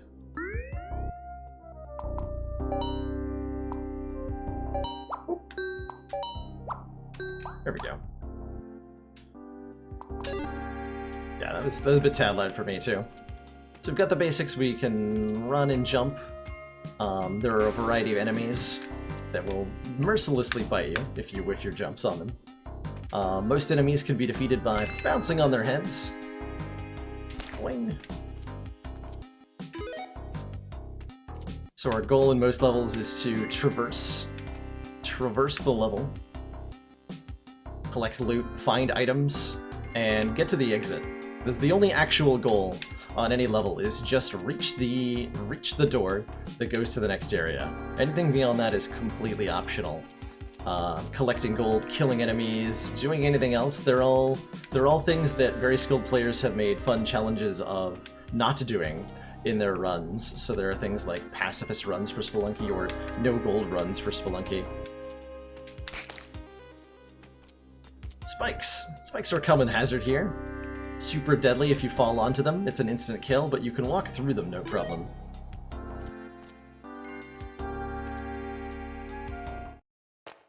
At the end of each level, here we go. This game is so noteworthy for putting the player in like ridiculously stressful situations that can go wrong in countless ways. The journey's been more difficult than I expected. I've fallen in spike pits, stepped into traps, and been attacked by monsters. Yet no matter what happens, I always wake up at the entrance to the mines. It's like death itself has lost its way down here. Despite the eeriness of these events, I remain focused on the task at hand. Eagerly, I press on, pursuing my fame and fortune. Tutorial 2. Tutorial for Spelunky is super short, so we won't be here too long. Crates have stuff in them. We can whip them open with our whip and get bombs and stuff. Bombs and ropes are the two main resources in Spelunky. Bombs can be used to blast through terrain of any kind. Just want to stay the heck away when they do that. And ropes allow us to climb vertical spaces that the terrain might not normally allow us to do. Oh god. I died in the tutorial! That's definitely not an indication of what is about to happen for pretty much the entirety of the rest of the stream.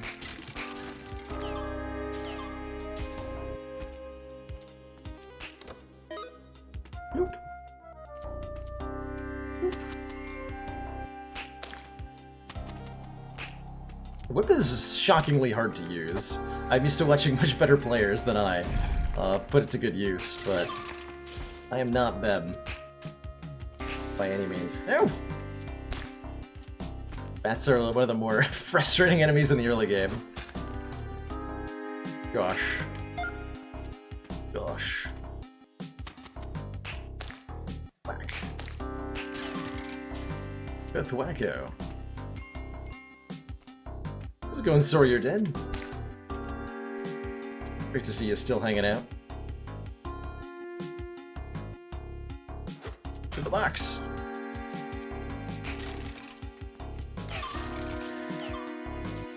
Vamos. Huzzah. I had to grab some food? Awesome. I would love some pizza right now. Why don't you buy me a pizza? Had a glimpse of a lush paradise the other day, the end of the mines. How could such a place exist so far underground? And what lies beyond? Cave merchants speak of even more fabulous sights further below, ancient ruins and cities made of gold. The very idea makes my restless heart bastard.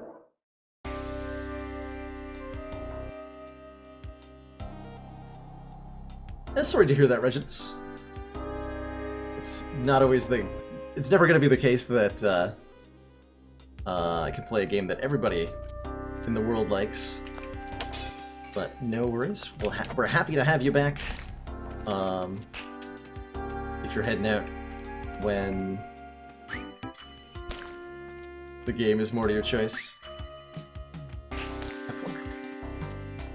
Right. I can just progress through the tutorial area. We can talk about stuff we see as we encounter it in the real game.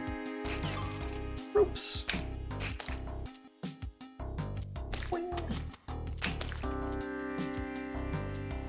Got a pupper. We gotta save the puppy. Puppy must be saved.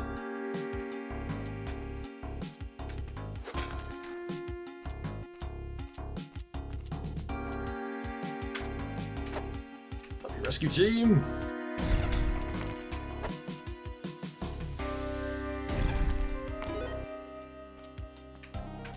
We always portray firemen as rescuing dogs, but it's really demolitions experts who are greatest at dog saving.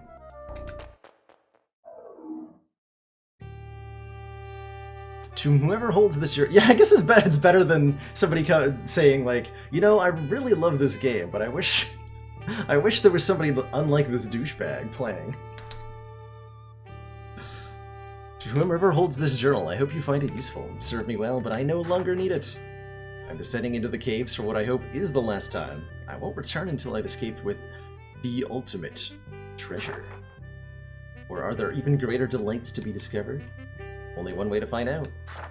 Take this key.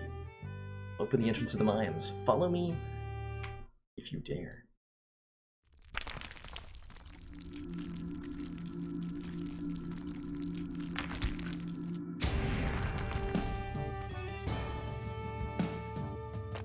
What's the most innocent game I've played with a serious theme? It's an interesting question, Yukale. Hard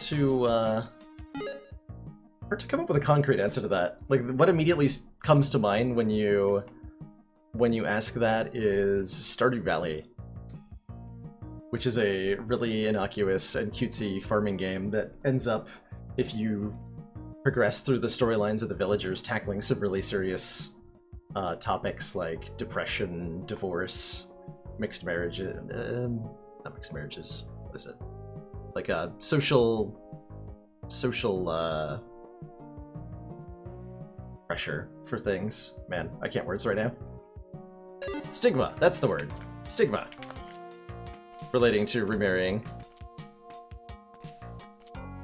And stepchildren and their relationships. A lot of really interesting topics that get...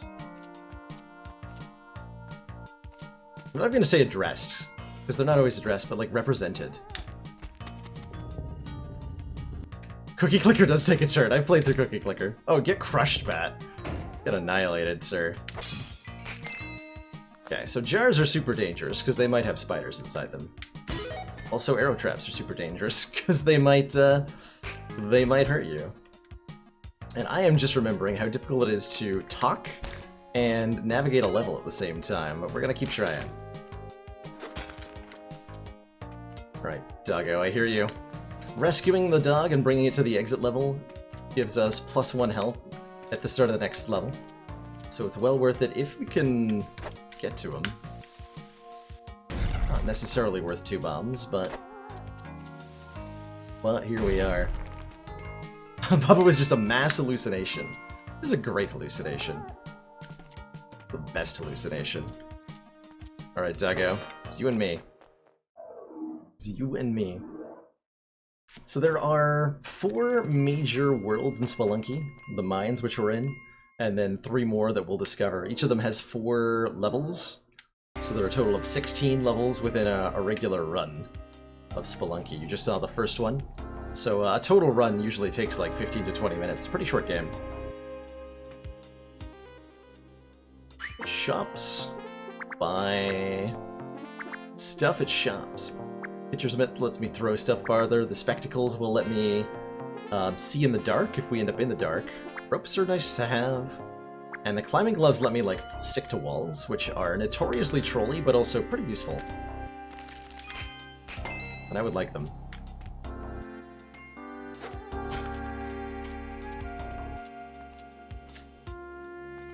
I would like them. So I can now just completely stick to walls, like this. Just hang on anything we want. These gray squares are arrow traps. We can trigger them by throwing an object, so that they don't stab us to death. Which is usually a good idea. Arrow traps are... oh god. Arrow traps are sharp, and so are spikes. So are spikes. There are 20 levels in a complete run of Spelunky. Yes! If hell is your definition for a complete run, I'll give you that. I always go for the heart in Slay the Spire. So I think it's a fair comparison. Fair comparison. Oh god. Clinging to walls is harder than you'd think. Alright, spikes. You're 2-0. I'm gonna get my revenge. It's gonna happen. Revenge will be had.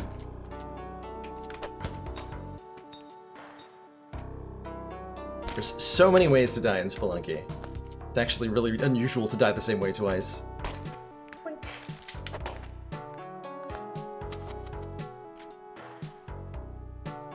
Yeah. Oh. Almost got him.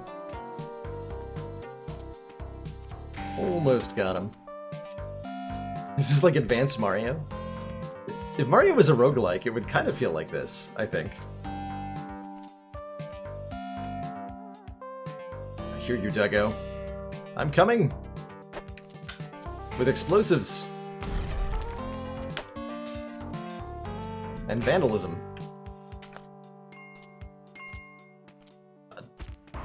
that's the jump you can make. Boop, there we go.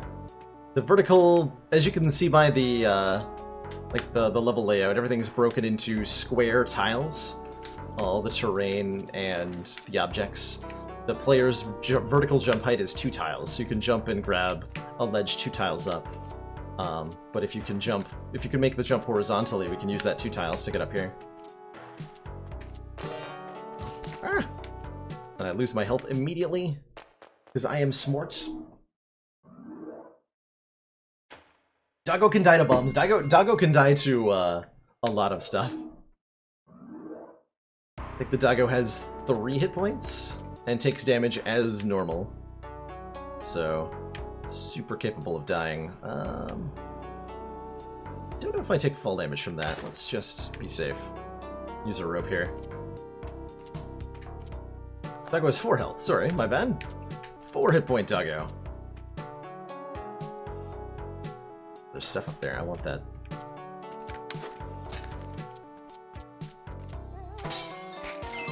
Compass points me in the direction of the exit.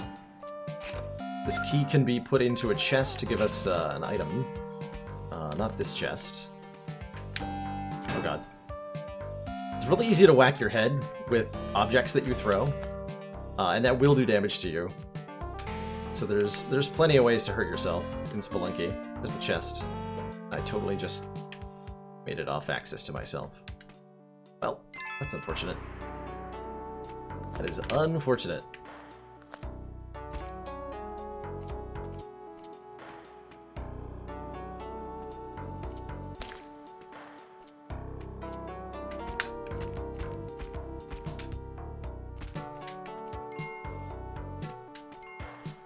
Spooter, no! Run! Alright, I successfully made it to the 3rd level. That's a PB for today. Excellent, excellent. Camera? You're offering a camera as your prize in your spin-a-wheel game, sir?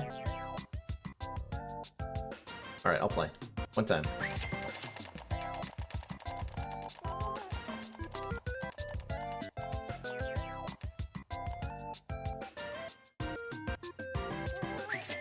Thank you.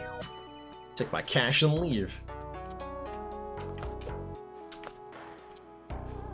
Gold medal.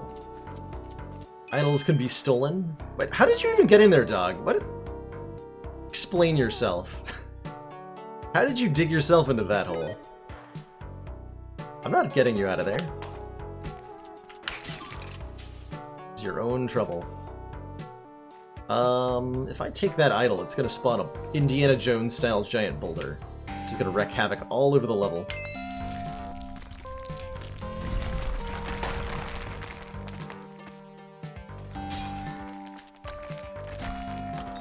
Like so.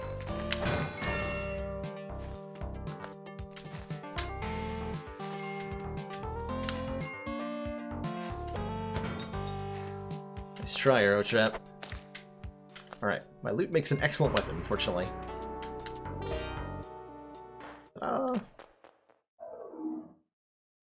Can I bomb to get the camera? I could, but the shopkeep will take great offense to anything bad happening to any of the store tiles. We'll be extremely upset about it. Shopkeeps in this game are legendary for their anger. Like one of the most terrifying shopkeeps in any roguelike. When disturbed.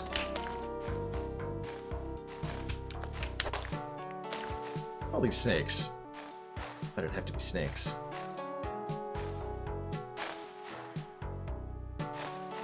Yeah, no dumb questions. Ask away, Abu. Especially if you're new to the game or wondering what's going on. This looks really dangerous.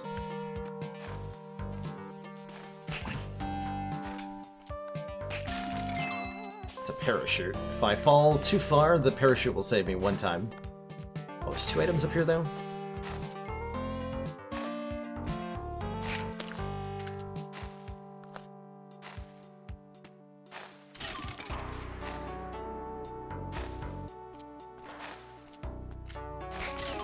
Ropes, alright.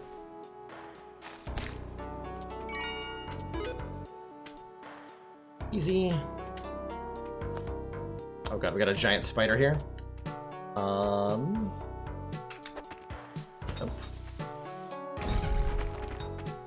Try that again.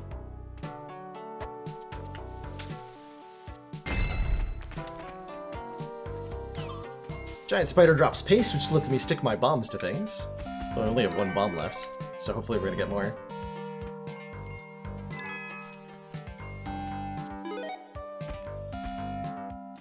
Do I spend one to get a doggo? Actually, I might be able to do something really ambitious here. Put this giant crate of TNT. Oh shit. I can use a rope. I'm sure it'll be fine. There we go. This is risky. Touching these are risky. There we go. Okay, now I gotta leave. It's about to get very spooky in here.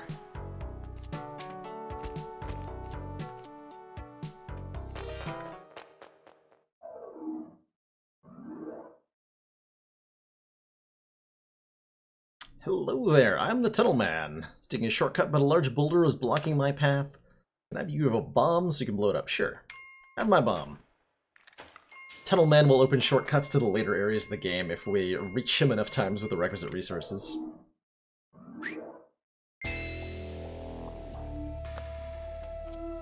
Yeah, to elaborate on Phaley's answer, roguelikes typically feature, oh god, a lot of randomization elements. Randomly generated levels, and the other major feature of a roguelike is permadeath. If you die during a roguelike, you are sent back to the very beginning of the game, unlike games that have checkpoints. Okay, this is a dark level, and dark levels are very spooky because it is very hard to see. Ow! Rude! Just chucked a torch at my head.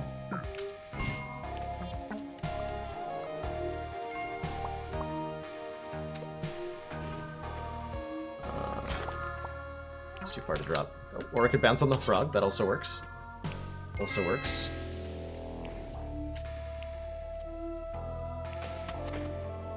Oh god. Okay, torches don't work in the water. As it turns out. These are dicky traps. They are dangerous.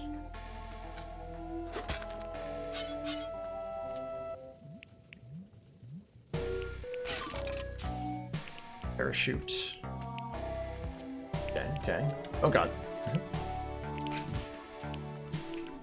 I'm out of here. I am out of here.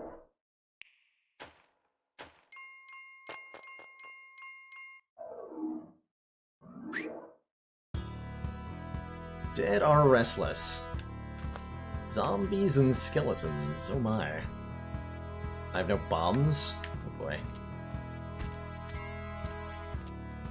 Oh, I have bombs. Thank you, sir, for the bombs. Appreciate it. It's the Ashbot grave. So there's a grave on these cemetery levels that says Ash, and underneath that grave is a shotgun every time. So I have a shotgun now. Ho ho ho.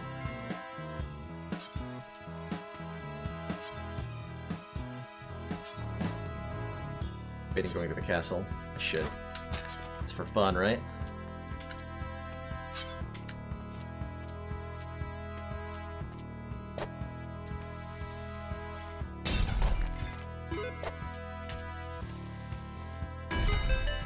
What's that?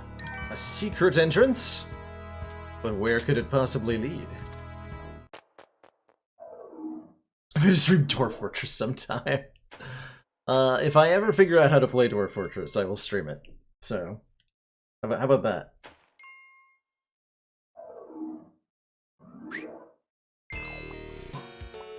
A wolf howls in the distance. gonna go the upward route here.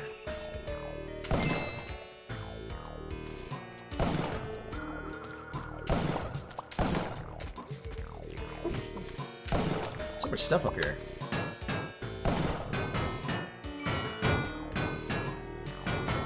Yeah, I see you.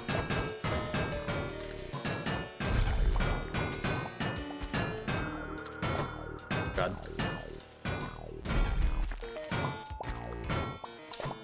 Go. Throw those. Oh no! Oh God, no! No, no, no, no! No!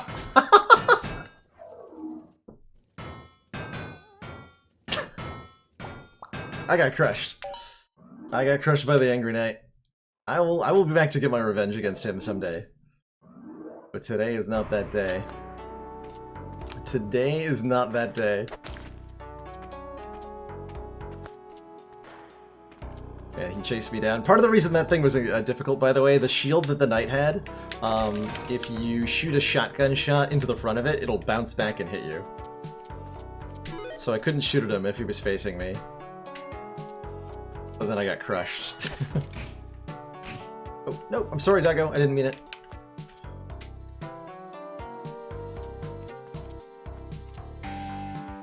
Just in pieces, puppers. Boing. Oh, crap. Ah, well, you're safe down there, probably. Got him.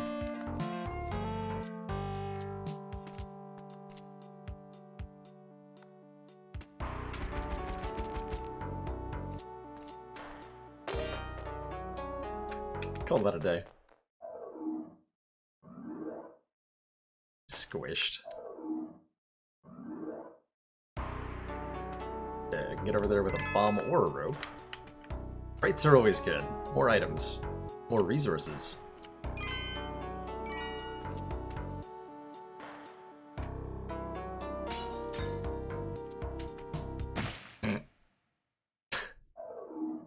Why didn't I grab onto the ledge? Hello? Hello?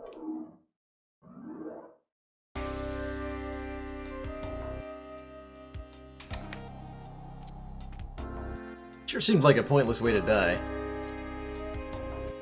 Yeah, that's how much your own runs go. It's really easy to just die immediately in Spelunky. Not really an analog in Slay the Spire, like... dying on the first floor. Can you imagine?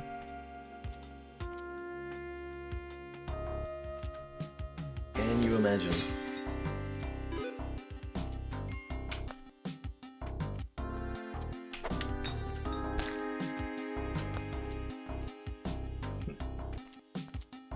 Where are those treasure chests, I wonder?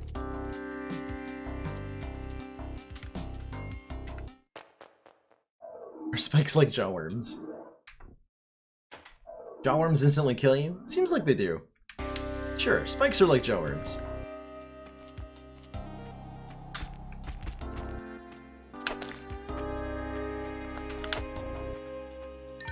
Never leave home without a rock.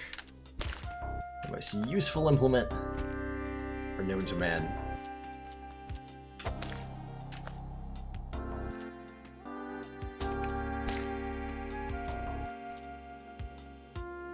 So tripping a boulder trap like that at the tall part of a level is really dangerous, actually. If there's a shop anywhere on the level, you risk angering the shopkeep by...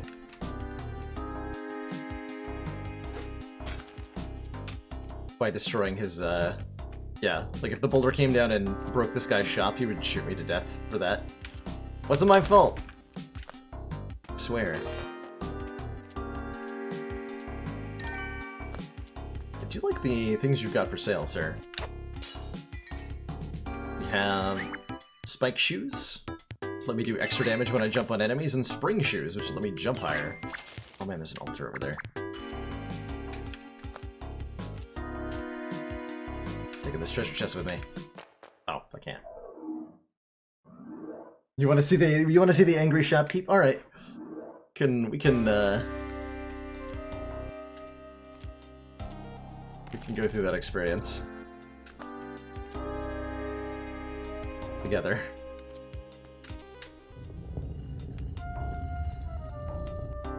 Time this just right, and got him. Boom, wrecked.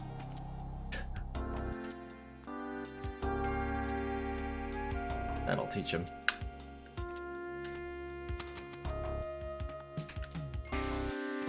Well, that'll teach him. God. No! Good job, dog. You saved me. Yeah, here's a shopkeep. I don't know how to, like...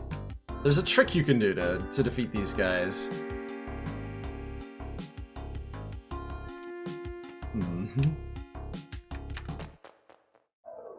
Maybe if I have a gun, I'll steal from one.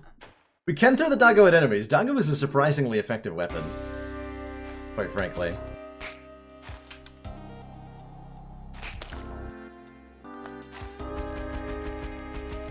Yeah, Foursquare is a way to, like, jump and whip at the wall or something. There's a technique you can use. An altar. Yeah. Alright, puppy.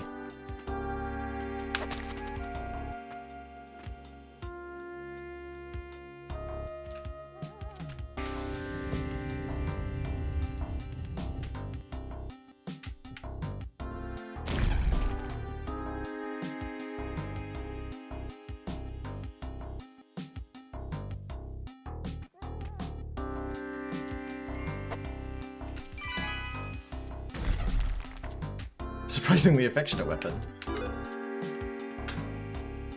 It's a good thing, a good one to give your enemies some licks.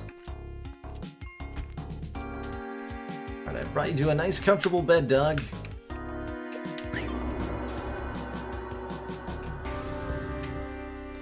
Psych. Oh, crap. So yeah, falling damage is a thing.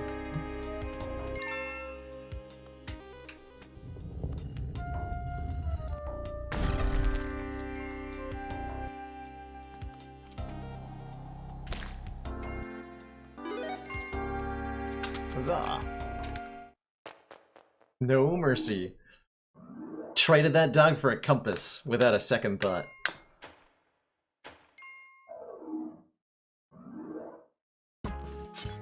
It's clearly I was lacking a moral compass. Take a regular one.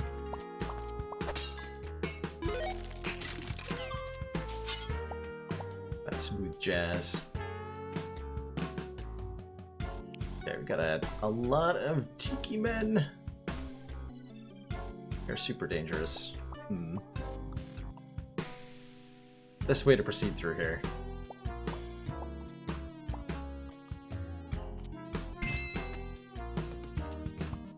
By using their bodies as weapons against each other. Probably. God. Want me to what?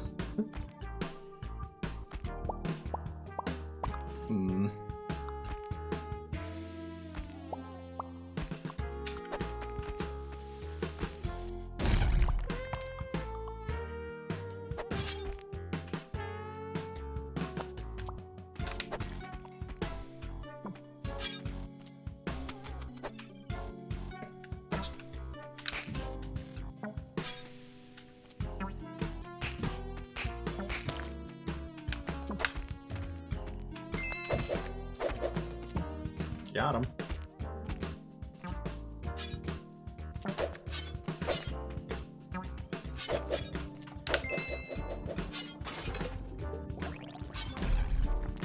Orange frogs explode when they die, because they're full of swamp gas or something. What is that? A fire spirit? Is an altar here? Alright, caveman, you're coming with me.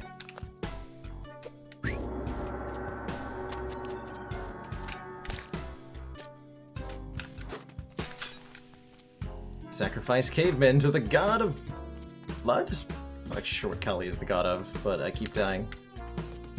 So I might not actually This is an awkward jump, that's why. Collect the corpses! Worth divine favor. Oh, I gotta leave, actually. Level timer is just about it. Oh. Or I could break all my bones falling over and over and over again on the same spot.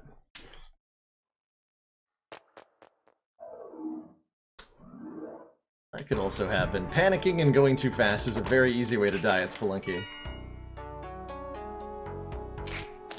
Very easy way to die at Spelunky in a very embarrassing way. Alright, well I can go to the shopkeep this run.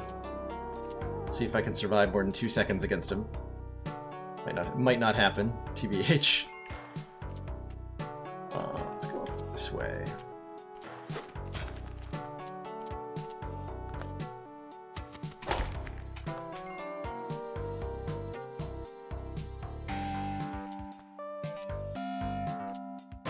Or I can misjudge my jump.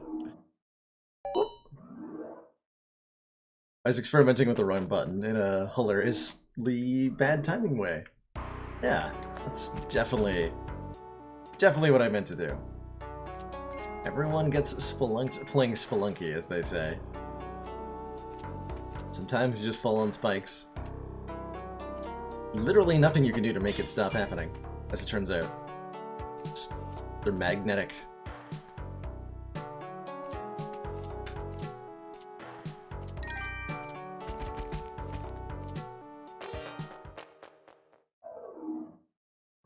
What's the best way gonna be to clobber a shopkeep? What if I threw a dog at him?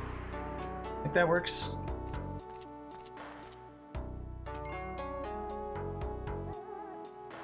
Oh, he's got a shotgun. Perfect.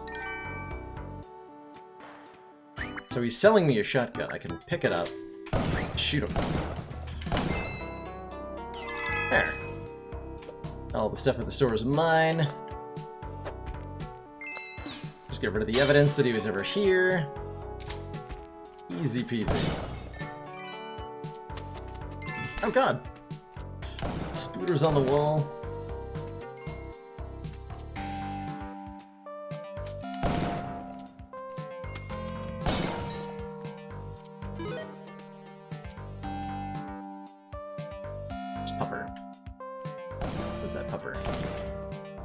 Shotgun does have infinite ammo, that's right. Also doesn't shoot exactly straight. Fun to deal with. Oh, Pupper's up there somewhere. Far away for me to care.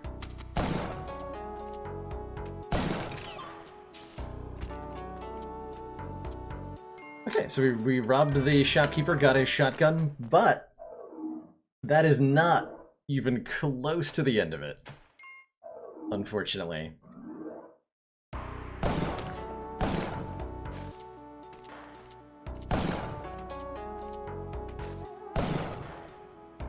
Because all future shopkeeps are angry at us.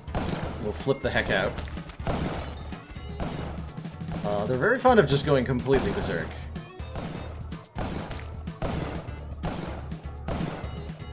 Hey there. I see that you have a jetpack in your store. I kind of want that. But I also see that you are very angry.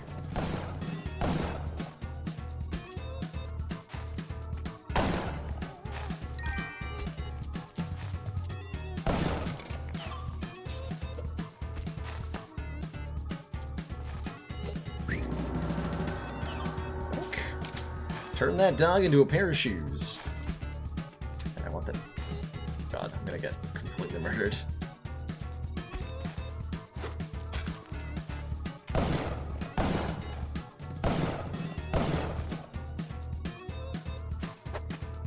It's not the angle I thought that bomb was gonna go at. Let's try. There we go.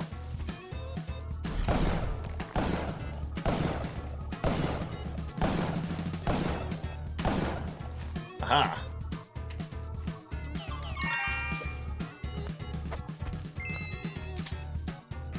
With a jetpack I can fly around.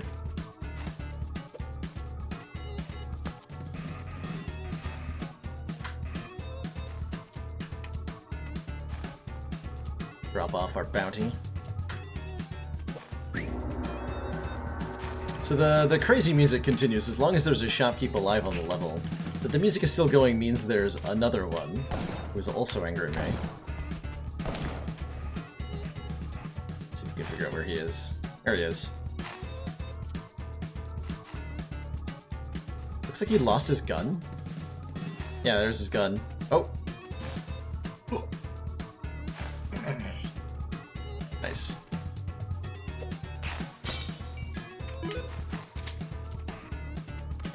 Ah!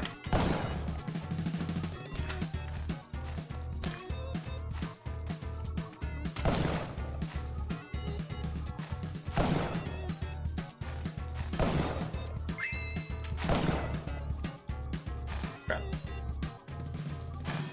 Oh god, no! He picked up my gun. I somehow dropped it. Oh, that was almost perfectly timed. Now there's also a giant spooky ghost, which is a problem.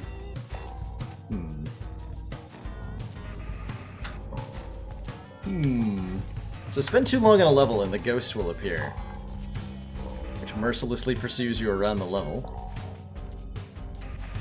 and kills you if you touch it. So we're gonna play some ghost dodging games. I think. God no. Ah! Okay, we got out of there. Where is that shopkeeper's shop? That shopkeeper was here for me specifically. Now that we've angered the shopkeepers, there will be an angry shopkeeper at the exit of every single level for the rest of the game. So we have to deal with one of those every level. Forever. Even if we go into the hell levels, they will pursue us all the way. There's one. We lost our shotgun somewhere. God, just get away from that guy. No! Cobra. I think the one down here died to some sort of natural hazard, though. Oh god. Can't see in the dark. Upper. Upper, I need you. Oh, I was hoping I'd come out on top of that bat. So close. So close. Alright, let's see if we can get a run through the jungle here. Now that I've gotten my practice dying all out of the way. We'll look for more opportunities to rob the shopkeeps too. They are fearsome opponents, but the only way to get better at beating them is to practice, right?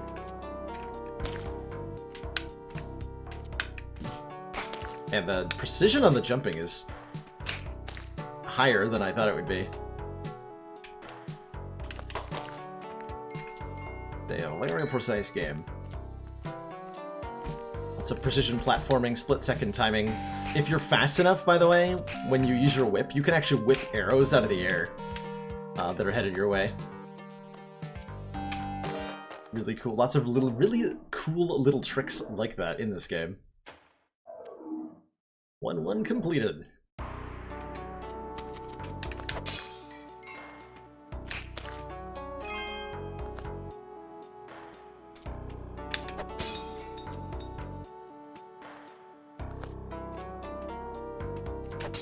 Almost. It's a giant splitter.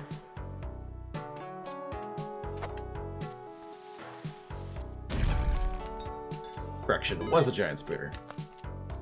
Now it's a giant splatter.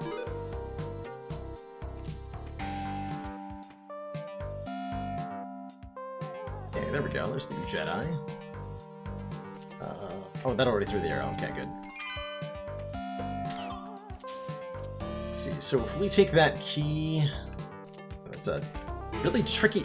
There's an arrow trap right in front of the shop. It's so rude.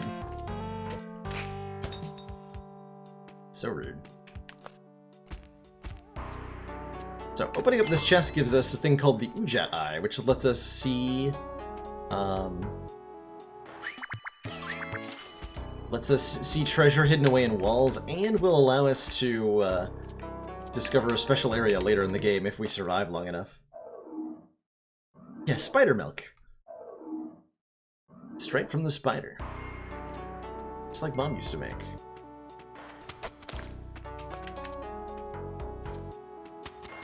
God, no.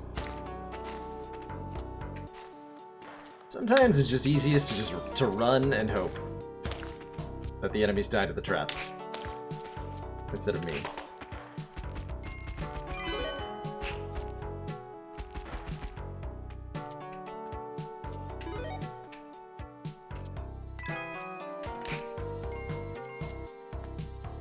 A kissing booth. You can buy kisses from the puppo, which give us 1 hit point each.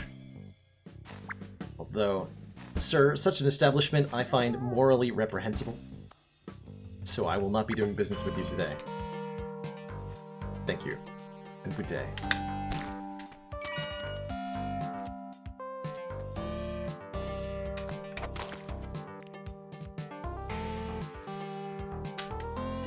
Oh yeah, climbing clubs. I bought those so I could climb on walls, and then I forgot I had them. Convenient.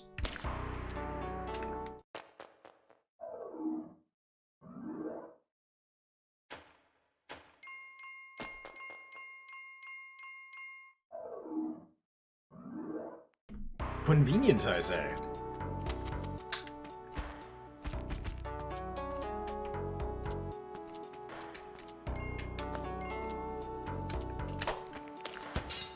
The rebound, though. Got him.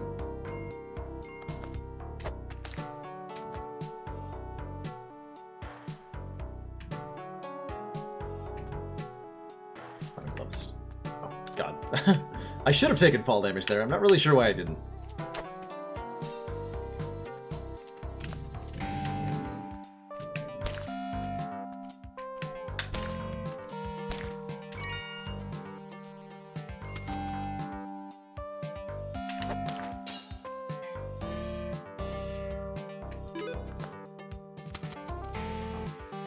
Shotgun for sale. Well, you know what happens when you try to sell a shotgun. Right? You know what happens. Can't take fall damage in summer. Yuck, yuck, yuck. I almost fell for that one.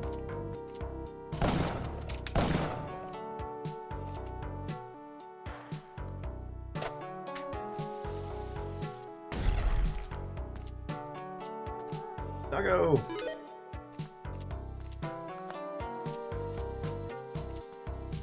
You only hold one object at a time, so the shotgun and the dog can't be carried simultaneously. Which means there's a lot of item juggling in Spelunky. So my equipment broke. Can you give me 10,000 bucks to replace it? Sure. Have my money. Crazy tunnel man.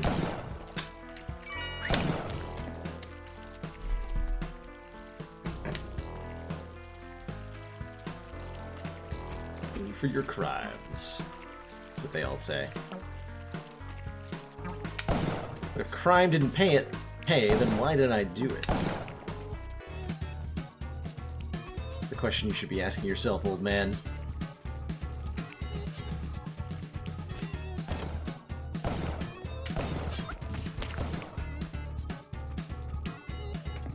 What just happened?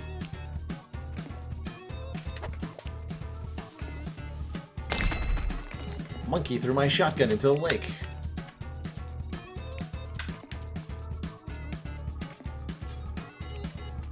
Shopkeeper met an unfortunate end before I got here. See another opportunity to go somewhere crazy, so... use it.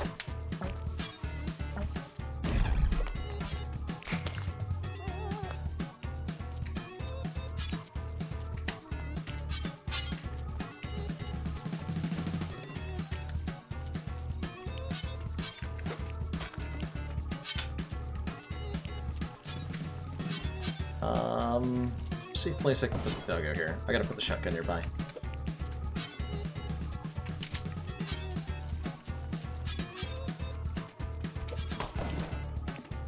Doggo, no!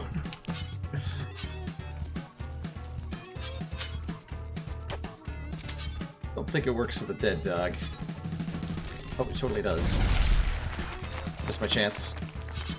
Missed my chance. I didn't think it was gonna work with a dead dog. Dang it. Dang it.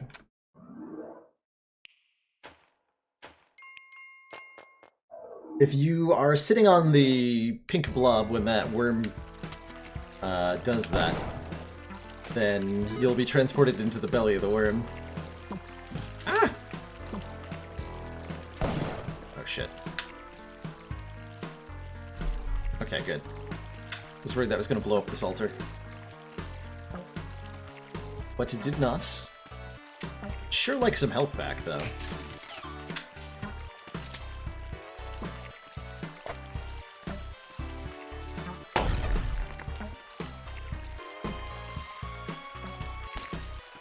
Whoa.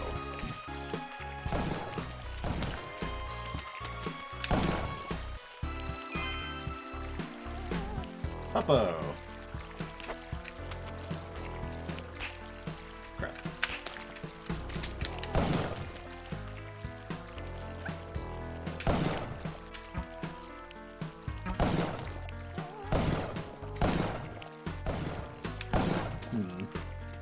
It's a tough angle.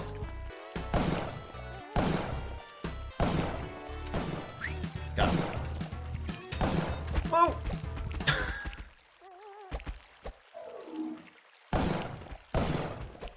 I think it only works with the dog. I don't actually know if it works with the dead shopkeep. I know that once the worm comes, you're not gonna get it to arrive again. Whoops. Well, that shopkeep's for you. They are fast, and they can jump very high. And in general are really good at being very surprising to the player. Try a more peaceful, law-abiding run. I would like to get to the other side of the jungle.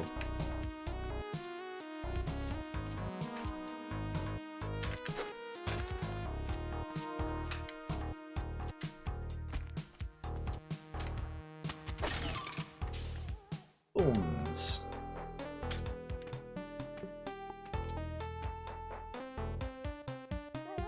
Okay, can I make that jump?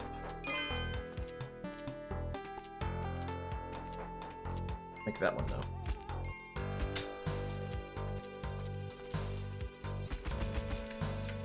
Oh, damn it. Oh, it's still worth it. Hit points! Hit points come and go, but as you've seen, they mostly go away.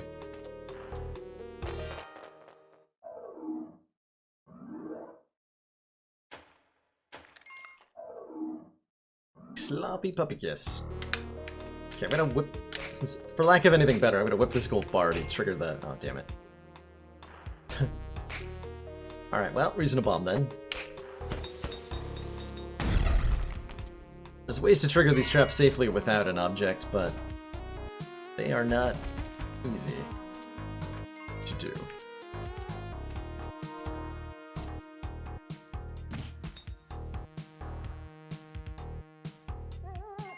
Sound like a parachute, huh? That would have been useful 5 seconds ago.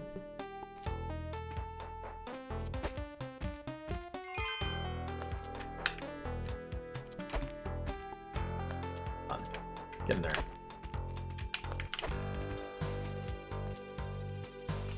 Dog, you get in that hole. Rebound, yeah, got him.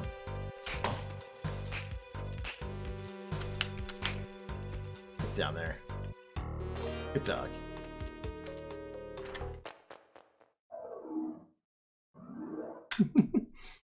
He still loves me. Totally safe. It's a better fate than most of the Spelunky dogs meet. Poor creatures.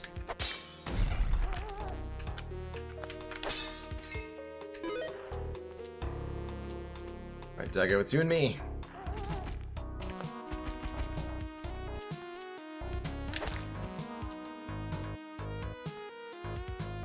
Well, that was fortunate. I just happened to grab the ledge. If you grab a ledge like that, you negate all falling damage. It's definitely nice. Alright. We'll bomb to get that key.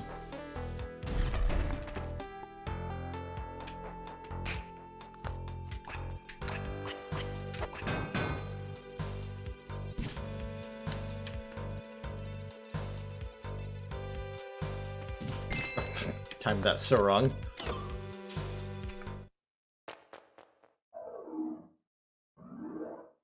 Alright, one more level and we're out of the mines. And into the vines of the jungle.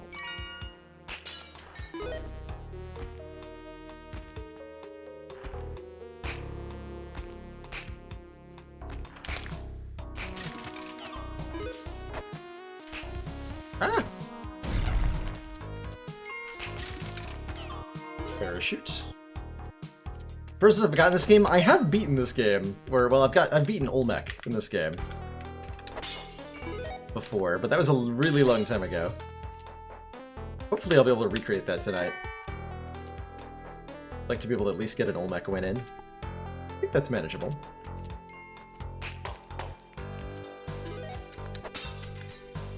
Should be able to make it happen. A little hope, a little ingenuity, and a lot of shotgun.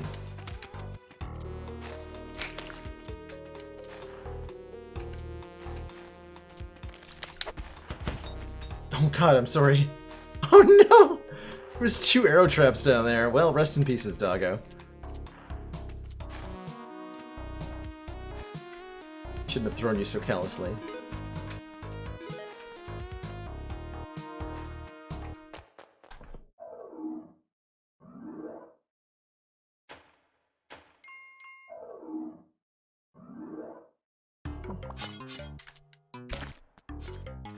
Jungle!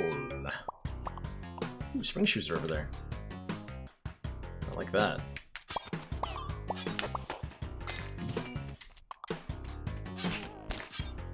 Okay, so spring shoes let me jump a lot higher than before, which is very helpful. Bomb box is also very helpful, and probably I'll also want the climbing gloves. I have enough money to buy both, which is nice.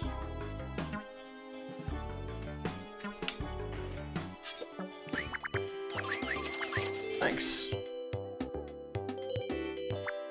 I'll leave you alive this time. Oh. Damn it. No! No! Spelunky's a game of such quick punishes on minor mistakes. 2 feet too far to the left and you're down. You are dead, Zors.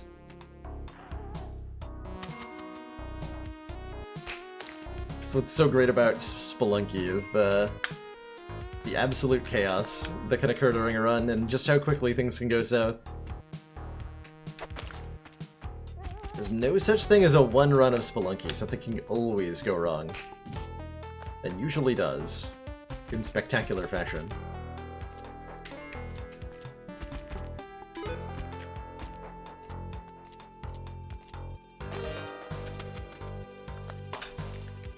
Oh yeah, the shots are definitely just made of stuff that the shopkeepers looted off corpses from adventurers who died trying. Entrepreneurs, they call themselves. Grave robbers is what they are. No good lowlifes. Not that I'm any better, mind you. I'll happily trade a puppy for the favor of a dark god, right?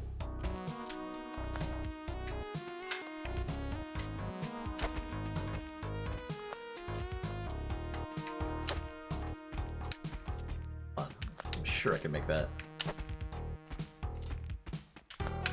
Gotta nail him on the rebound. Yeah, got him. Style.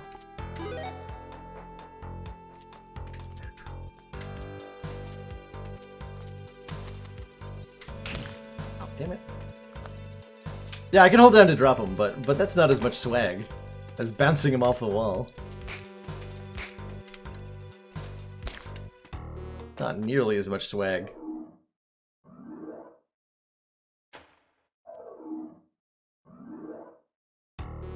I forgot my trusty rock. Leave home with that one. Otherwise, you have to use resources to get those traps out of the way. And how do you expect me to get to that chest, game? Oh, another altar. Okay, okay. This is promising.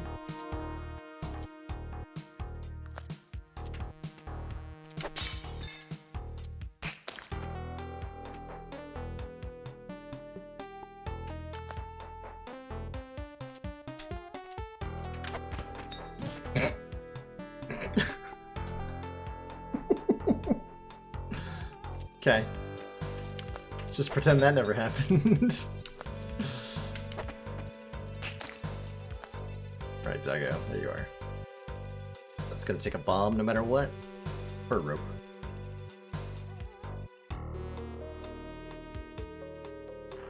It's really dangerous.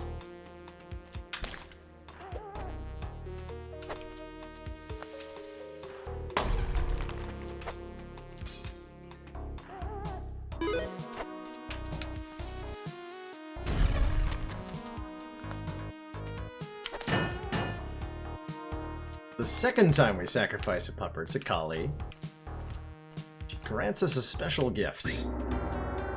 Cup! We can fill this cup with the blood of our enemies, and every time it fills up, we gain a point of health. So now we must make sure that we harvest as much blood as possible, so that we can get as much health as possible.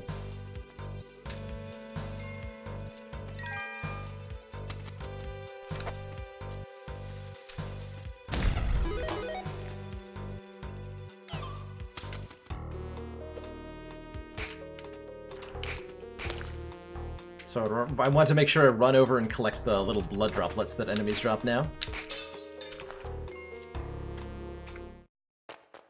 And I need to do it carefully, lest I take more damage than I am healing. Like when I jump on the snake, I should gain a point of health. I did.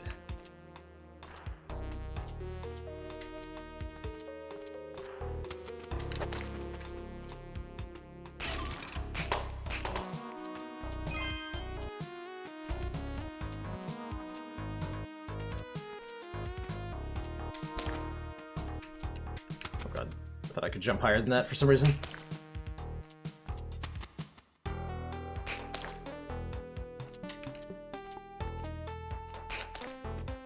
Okay, that was excessively risky. I like it. Nope.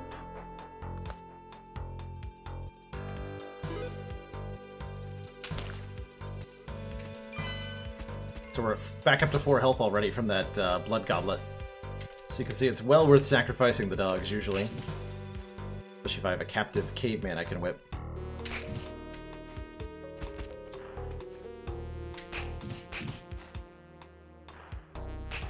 Alright, dead guy, you're coming with me. Going on an adventure.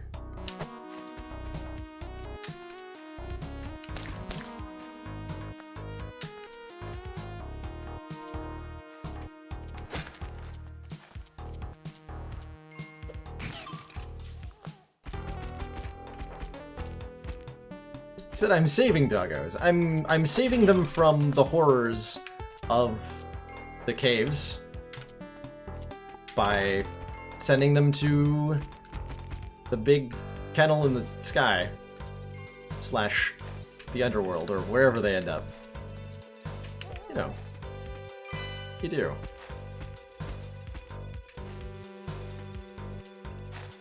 They're totally fine.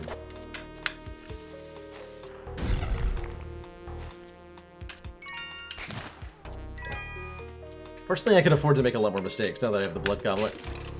Ooh, a shotgun? Are you kidding me? Nice. That helps. Not today, doggo. Not today. We've been lied to.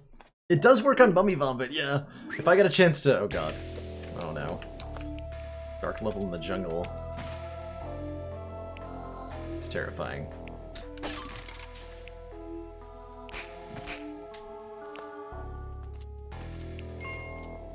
I'm leaving my shotgun kind of behind. I can't carry the torch and the shotgun at the same time. It means visibility is limited in the extreme here. I like try to juggle these two objects as best we can.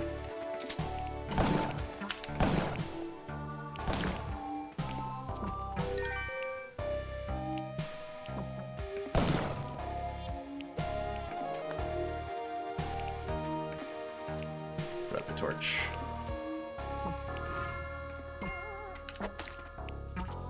There's a giant frog over there.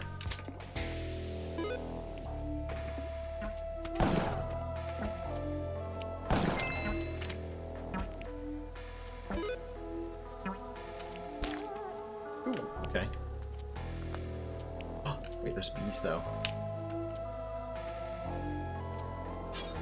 Oh god, no, there's bees, though. No, no, no! Okay. Stay there, dog.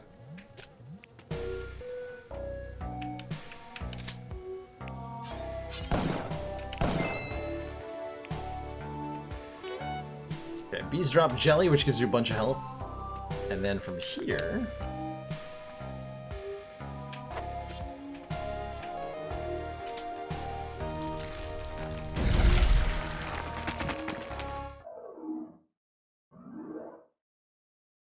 go to the worm.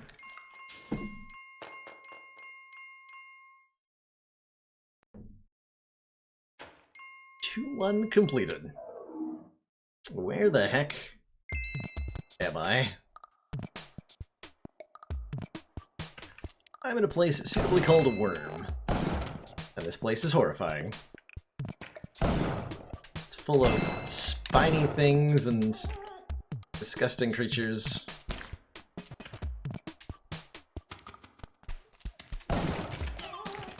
And it's in general a terrible place to live. God.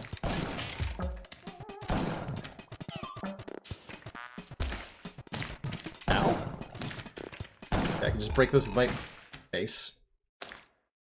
Or I could fall to my death. This is what we tried before, yeah. The spikes, though. This'll get ya. They'll get ya.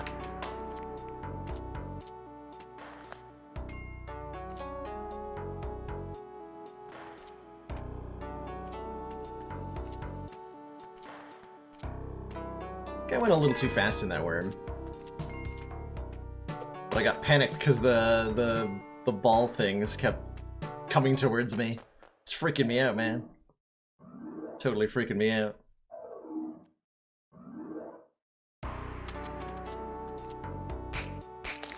With Wacko.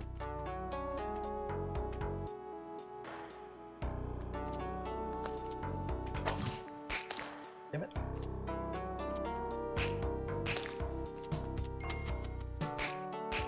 An altar. And a doge.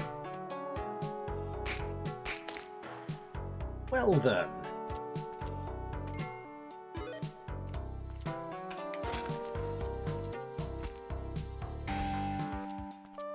You insist.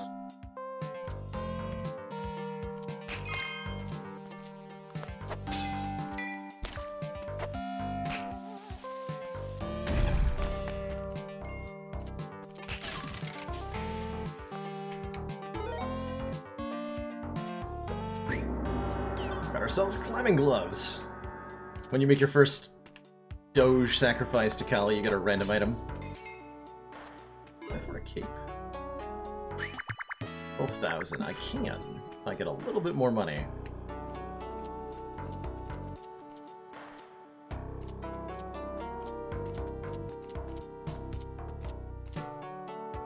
There's some money. There's some money. Okay, more accessible. To the shop.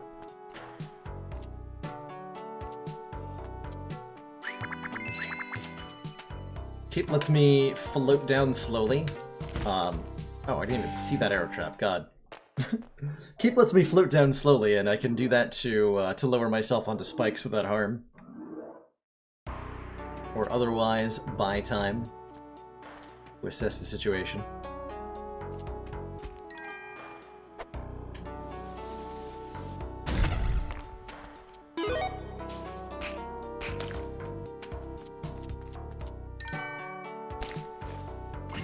Or I can get stung to death by a scorpion. There's so many ways to die in Spelunky. Alright. This one's gonna be a real run. Gonna get past the jungle this time. I have faith.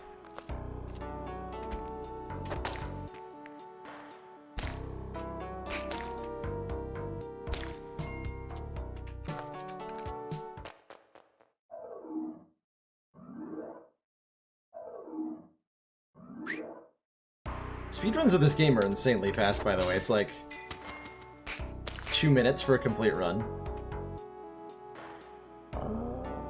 Like super sketch.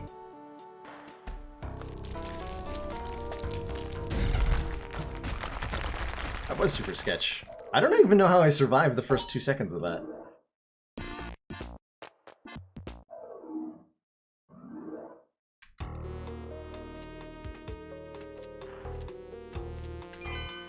How did I survive? Not sure what my escape plan was once I grabbed that that idol. I had a plan in my head as to how that could play out, and I did not do that at all. I just sat there idly.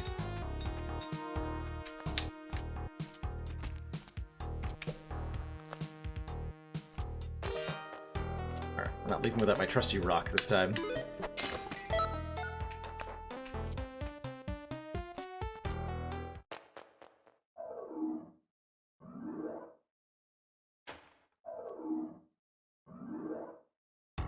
Jetpack? Costs 20,000 bucks for a jetpack on floor 2. Let's see if I can scrounge up the money for that. Don't hit yourself on the head with a rock while you're playing, by the way. Usually not advised.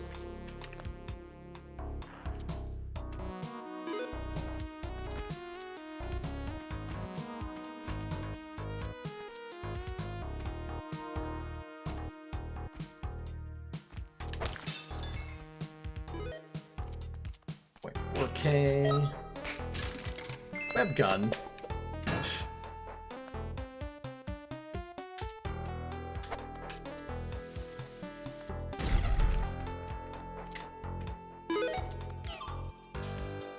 $11K. A lot of gems over here I can probably use. So we don't fall to my death.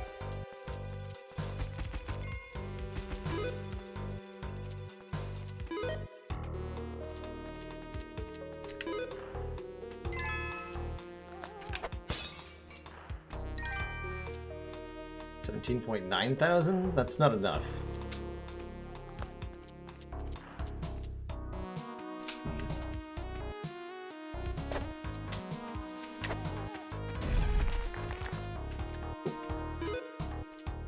$18.7.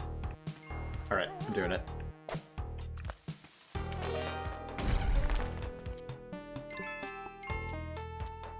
$20,000. Okay, enough to buy a jetpack without angering the shopkeepers, which is quite an accomplishment in and of itself, trust me.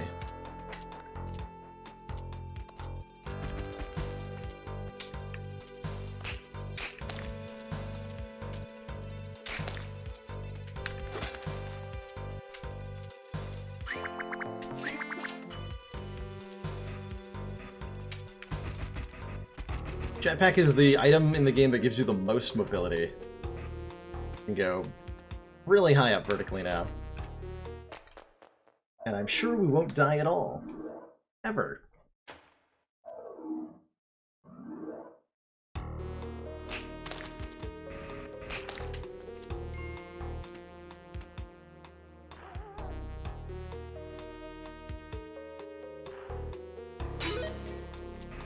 That makes it do. That up. There we go. Definitely almost just fell into that arrow trap. Yeah, I'm not going down there. It'd be unwise.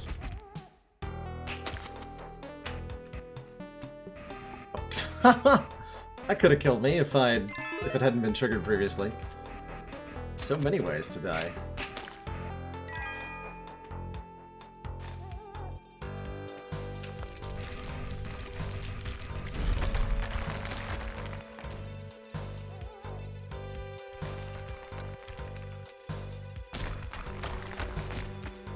crush that chest. Amazing.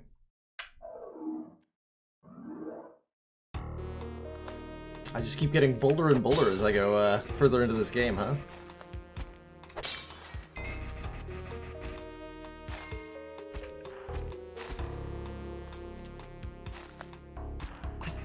Ah!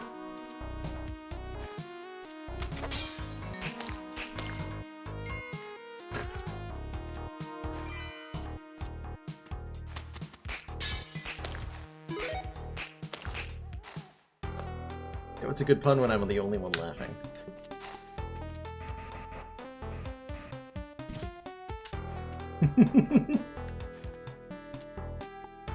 Look, just don't take my comedic skills for granted, alright?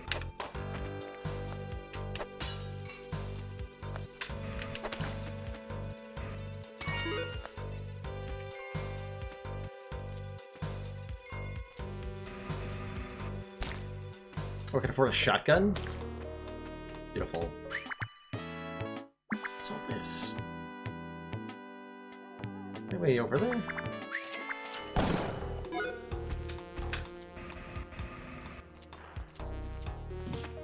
No? No way over there without a bomb. Or several, in fact. But I do have a shotgun and a jetpack going into the jungle. That's, you know, helpful. As long as I don't misuse them, everything will be fine.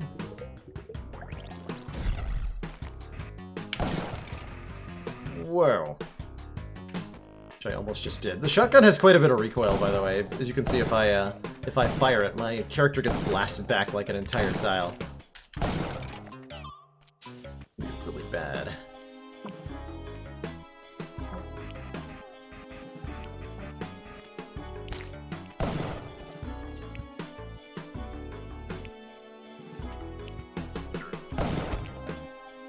Taco?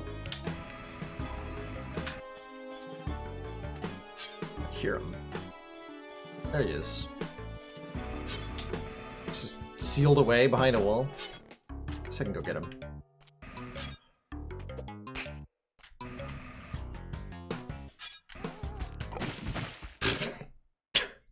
Even see the spikes? I did not even see those spikes. You cannot shoot downwards, no, only directly sideways. Only directly sideways. Damn you, ice caves! I'll reach you yet.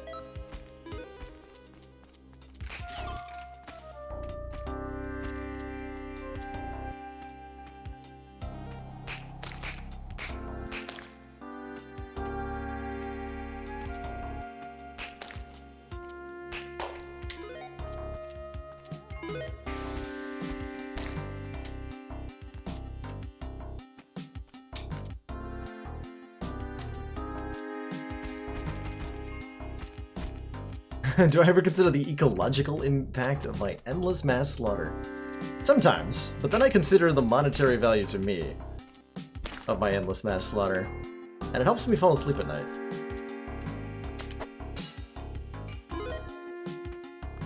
Alright, skull friend.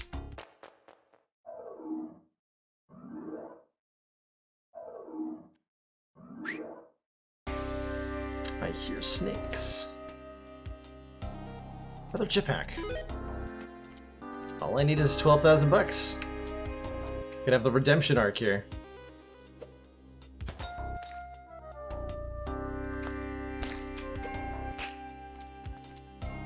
Just need 12,000 bucks.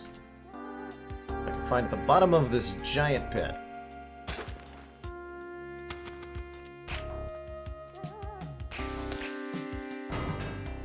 Probably.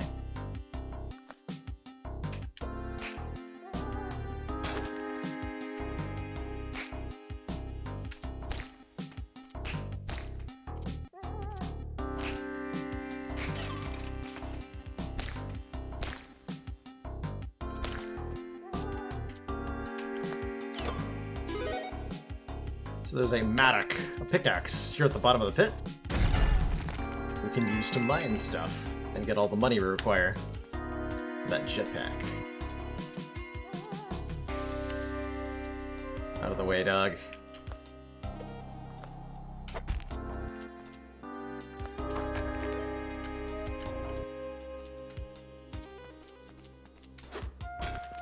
Oh, I'm not gonna need more ropes after I get the jetpack anyway, so I'm not worried here. Let me out of this hole in the ground, please.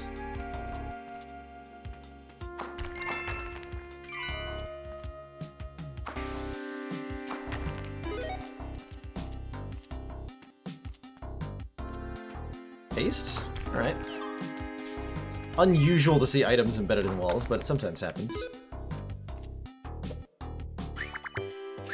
Thank you, sir.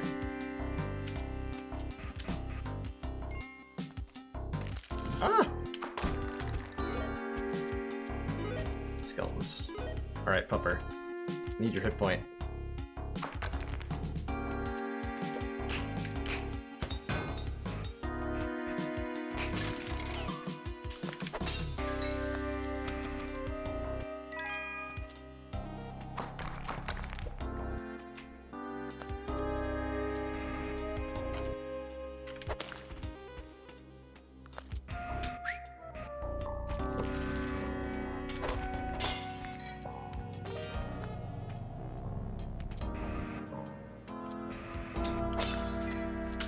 Should be able to avoid the ghost here-ish.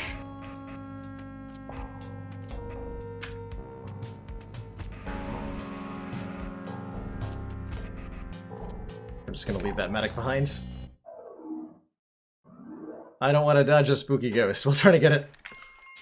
You have 2.5 minutes before the ghost shows up in each level. So even if you spent the maximum amount of possible, maximum length of time in each level, you're finishing a run in like half an hour.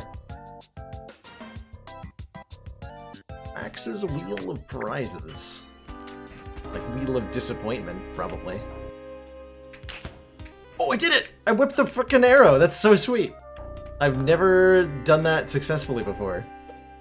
Got him. Easy game.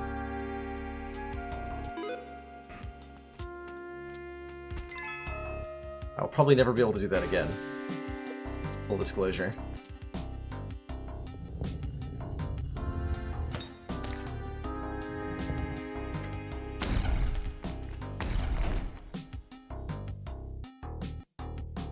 Next.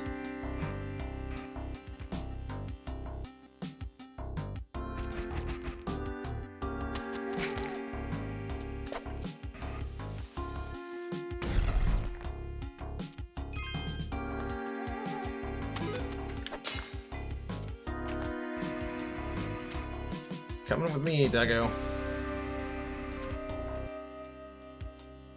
With a bomb to get you onto the altar?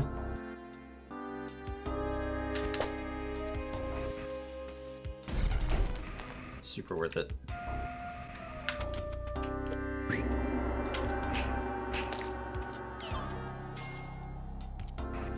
Oh, thanks.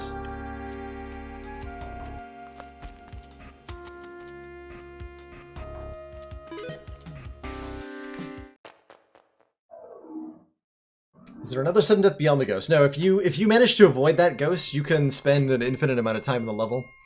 And you can actually use this as a money-making strategy. If the ghost passes over a gem, like these green or blue gems, then it turns into a diamond, which is worth far more. So the high score strategies, which is a category that's been competitively run in this game for many years, all the high score strategies employ dodging the ghost for very long periods of time and making sure that the ghost passes over like every single gem in the level. It's both really interesting and very tedious at the same time. Oh my god. I am shocked that I'm alive. Whoa. Okay, hold on, giant spooter. I'm gonna come over here. Yeah. Just like that.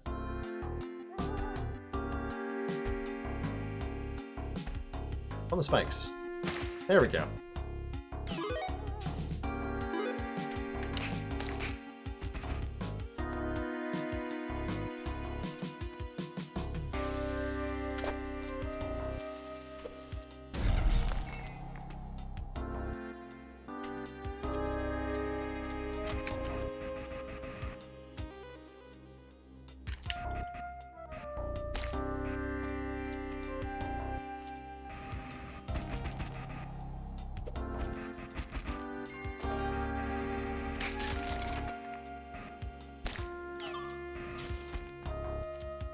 Alright, 2 health is much better than 1. Let's go. To the jungle!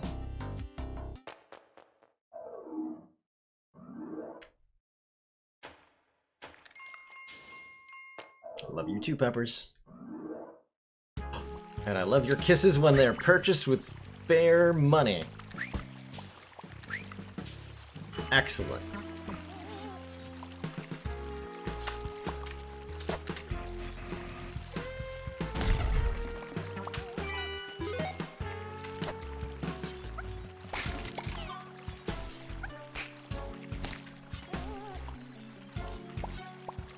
If you were playing, there are shortcuts you can unlock. We unlocked the first one, so I have the option now to start runs in the jungle if I want to.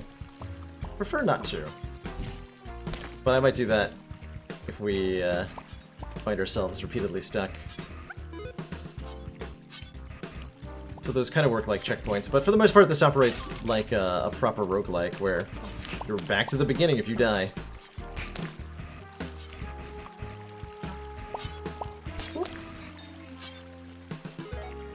I had a good feeling about this one, he said moments before dying. Ooh, another altar. Alright, get the cup for this one. Where is the dog? Oh, you're in the store.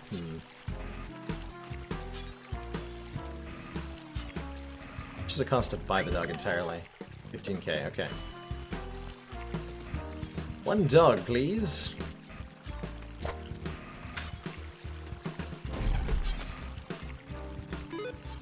Purchased at fair market value.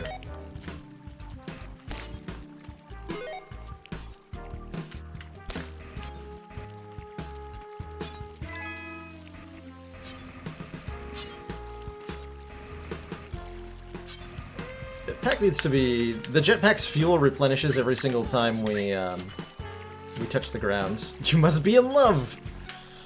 Indeed I am. We're going on a beautiful honeymoon, Doug. To the netherworld.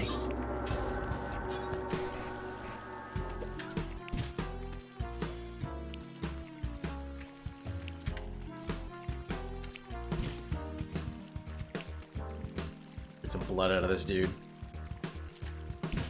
Can't get blood from a stone, but you can get blood from a Stone Age man.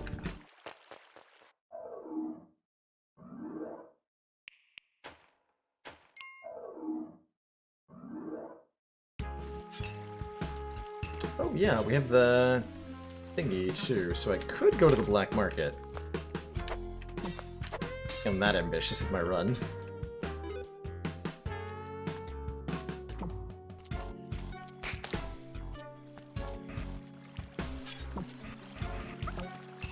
Oh lord. So that clicking noise you hear is the Ujedi detecting the presence of the black market nearby, telling me where I need to bomb to get to a secret area. And if I wanted to go to the 5th world, that'd be what I'd do. But I have enough trouble getting into the 4th world as it is. You can see by my complete lack of regard for my own safety when frogs are involved. Just gonna bomb to the doggo.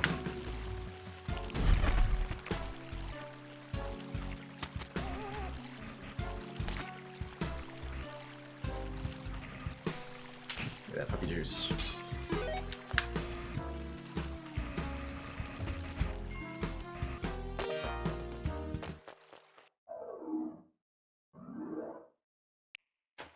Two completed. I think that's the first time today we've managed that. The dead are restless, which means I got a shotgun. Weapon. Next to a tiki trap.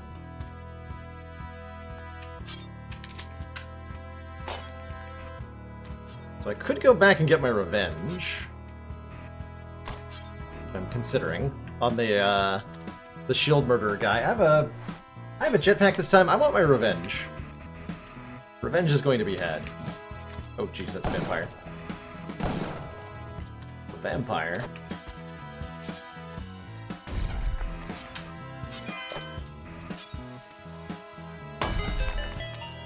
Alright, I like doggo health too.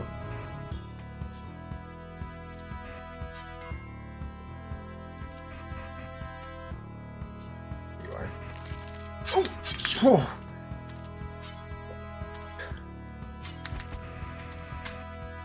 Okay. Shit.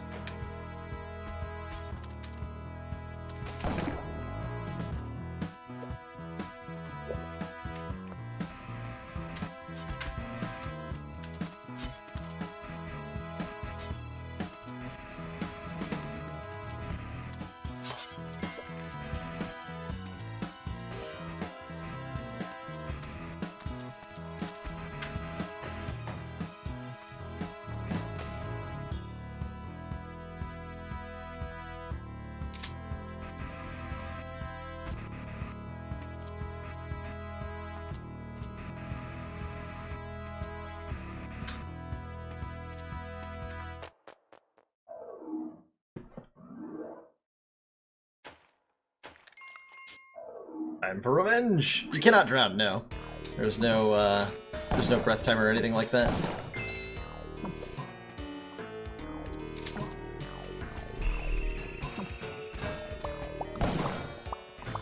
Oh, he got taken out by the snail? Ha ha! Easy game. Revenge has been acquired even though I didn't do it. Get wrecked, sir.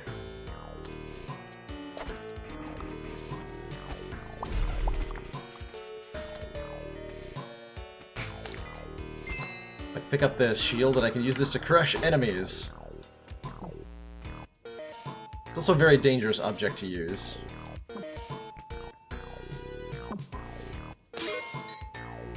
But it's fun.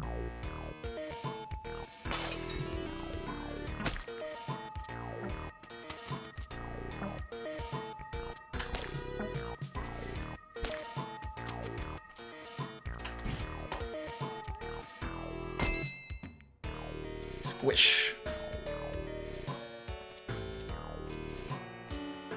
We'll tell it's just the text introducing you to this area. I don't think there's any significance to it beyond that.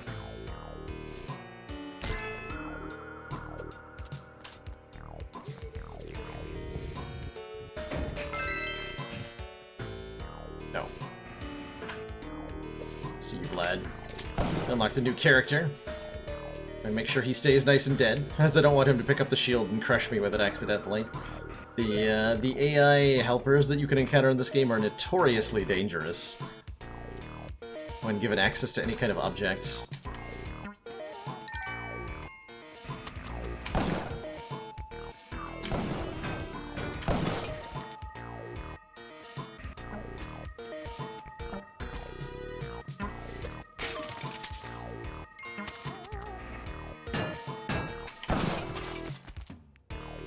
Didn't know they were immune to being stomped on like that.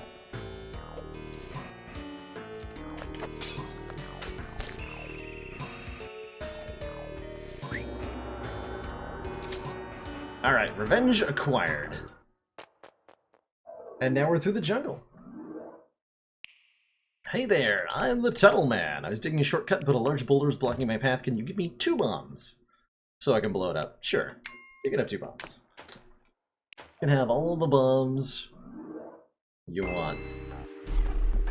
So now we find ourselves in the ice caves, which are terrifying, vertically oriented levels with very little solid ground to stand on. The sacrificing of the pupper earns us sacrifice points, and when we reach certain threshold, oh god damn it, when we reach certain thresholds in that point counter, we get certain rewards. The first sacrifice gives you a random item. Second one gives you the blood goblet, which you can see up next to my rope counter there, which lets me gain additional health every time I fill it up with blood from enemies. And the fourth sacrifice will give me 8 additional hit points immediately, which is huge. Oh god. Angry UFOs. Angry landmines. Oh, hey, my shotgun's still here. Thought that was gone for good. Usually if something falls out of your sight in the ice caves, it's gone. It's just gone.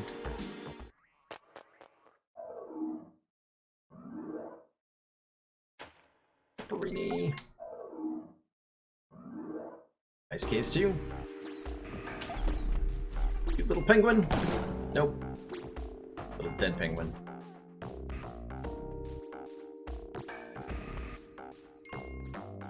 Hey, there's the fourth sacrifice that we wanted.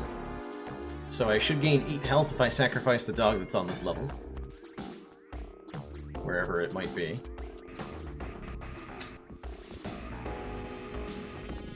Oh, I heard it up. There you are. Aha! So my health will go from 5 to 13. Yup. Feel invigorated. That's a lot of hit points. There's actually enough health to survive a bomb explosion directly, which is pretty exciting.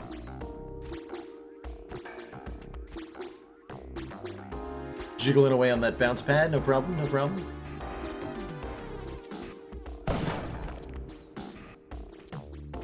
Oh god.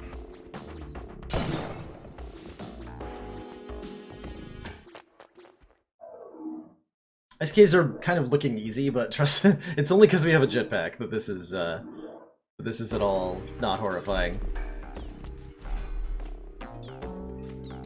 These caves are definitely fond of having random explosions happen to them, thanks to the mines and the enemies.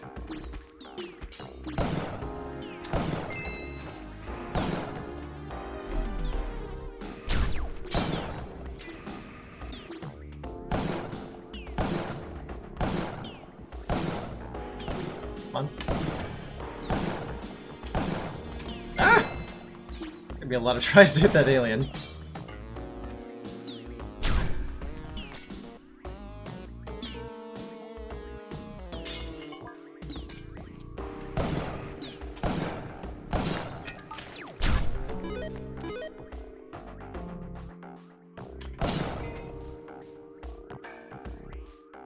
Why do ice caves have UFOs in them? That's just where they live. I'm pretty sure the mothership is down here somewhere. We could go inside it, but that would definitely kill me.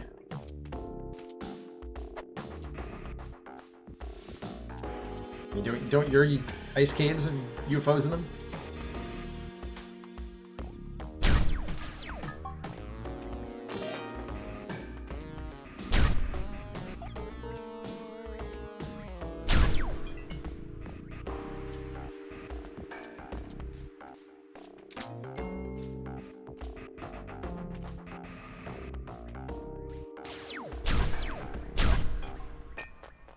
Thanks.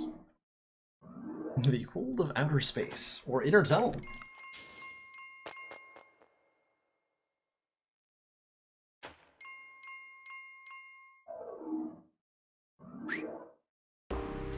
Feels like the 4th of July. So this weird looking structure over here is the entrance to the alien mothership, which is like one of the most dangerous levels in the game. That giant worm I was in earlier is nothing compared to the mothership. Crap, crap, crap. A bomb shop? Heck yeah, I'm all in. Give me some bombs. Cool. Oh no, no, no!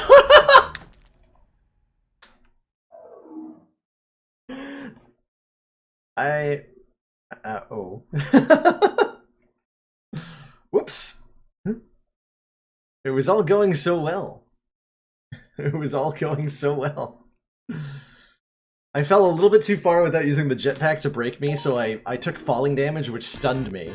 and then the little alien that was on the platform triggered a mine next to me, blowing up the platform and sending me into the abyss. Yeah, that's a Spelunky moment right there. Oh no. Alright, I'm determined to get a win in tonight, though. Keep trying at it. It was a pretty promising one, but there's always next run. Always next run. Let's clip this and never speak of it again. Wizened approach.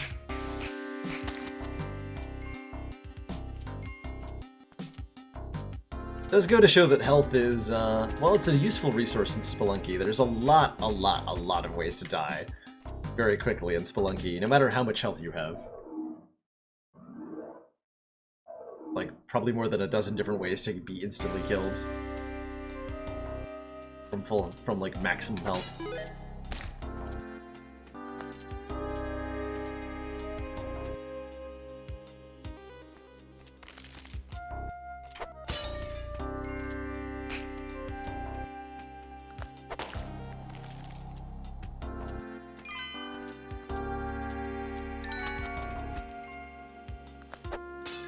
Okay, the chest that key is for was a ways back.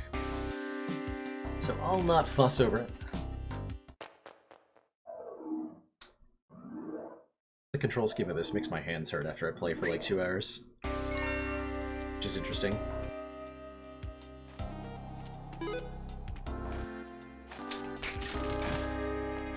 Ow.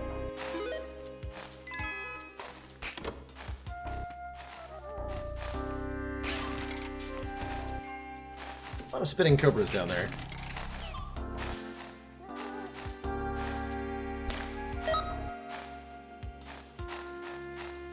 You're sitting in front of an arrow trap, Mr. Cobra. I thought you should know that.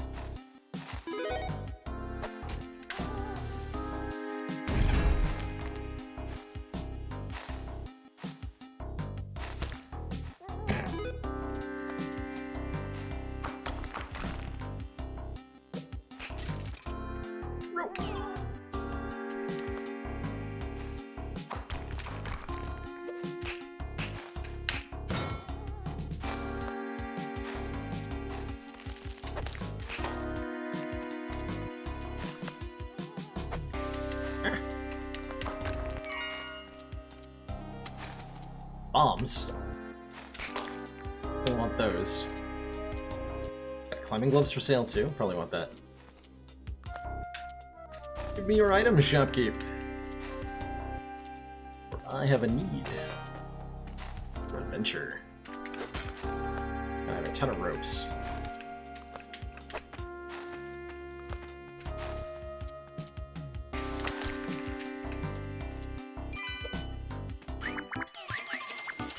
Sir, have a nice day. Don't murder me. Wait, my medic.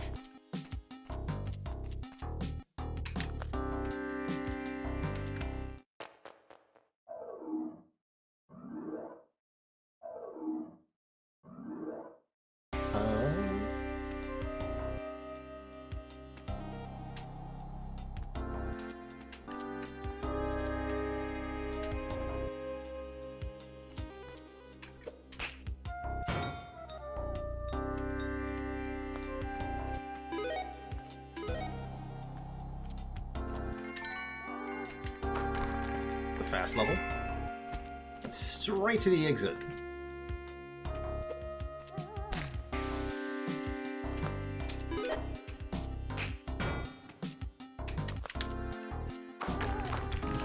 Oh. That's not my intention, Doug, but...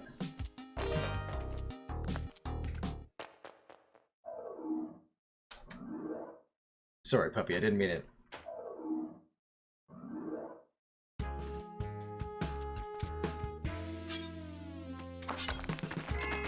So you can destroy tiki traps like that by destroying the block underneath them. Makes them a lot safer to do it.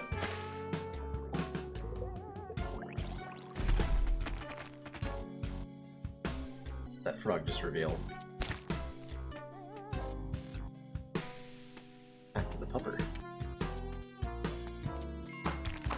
take some really creative level pathing thanks to this medic.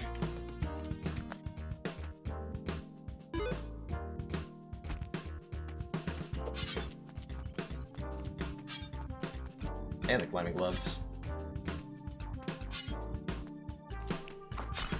Oh, no.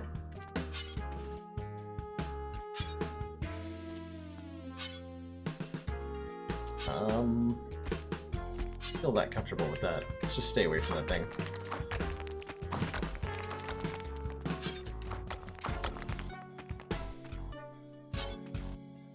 But don't tell me the shop is on the other... Or the exit... Oh, the exit's on the other side of the shop. If I dig through the shopkeeper will kill me. So I can't do that. Can't get out of here without a rope.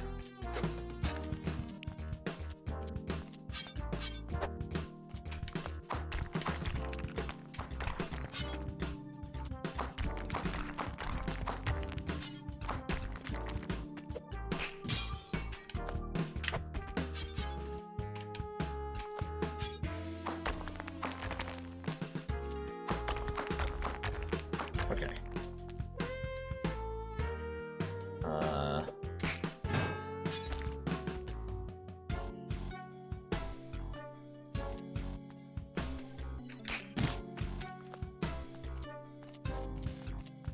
Nope. Sorry, puppy. Didn't quite make it.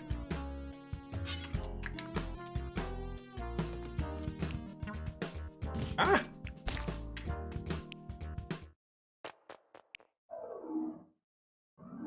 Yeah, it's a hired help shop that we just passed. That that bald dude in the store. They are chaotic and unpredictable at best.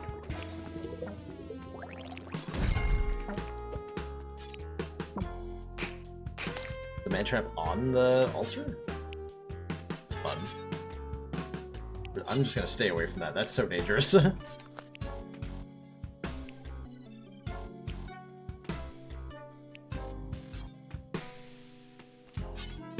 So while most enemies are damaged by you jumping on their heads, these red flower enemies will eat you alive if you bounce off their head or try to. I see that we have bees. Don't like bees.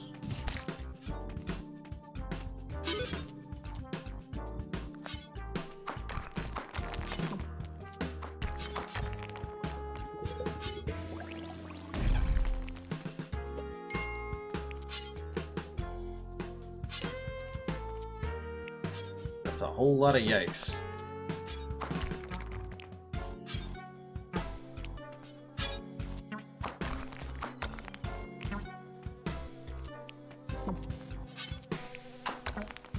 Wait, what? Floating tiki trap.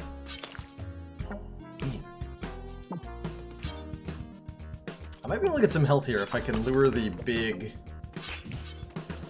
Yeah, I want to lure the big wasp into this tiki trap.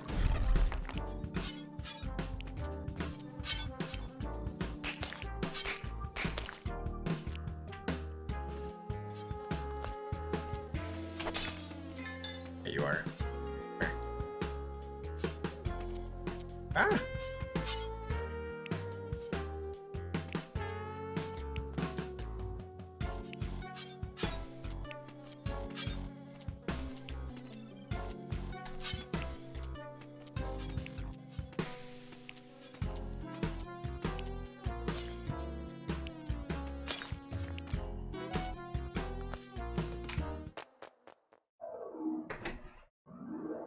Bees! Oh no. Oh no.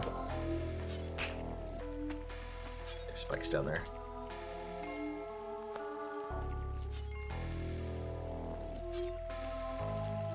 It's gonna go straight through the floor here, thanks to medic.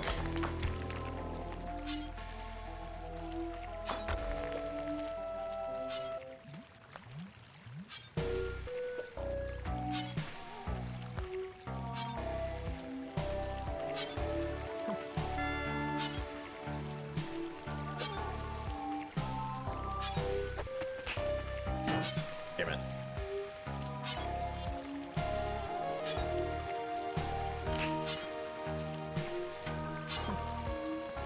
Torch is dangerous to grab. I'm not gonna try it. But it's a completely blind drop down there.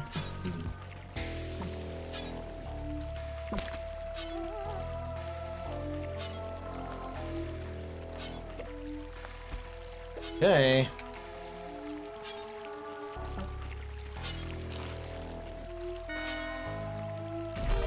I'm out of here. This level is so scary.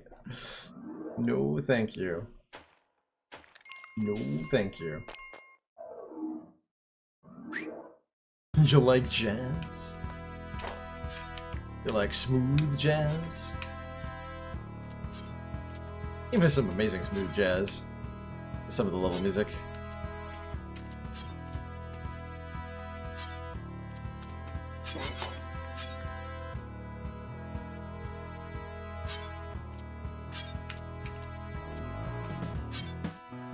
I almost died.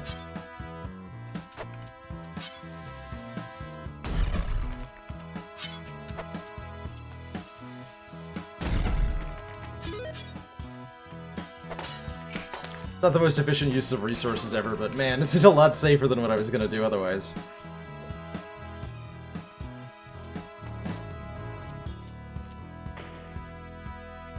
Glug glug glug.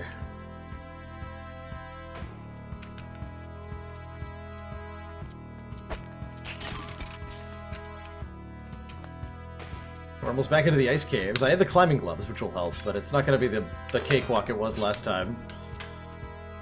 Granted, I did die last time, so... I really call it a cakewalk?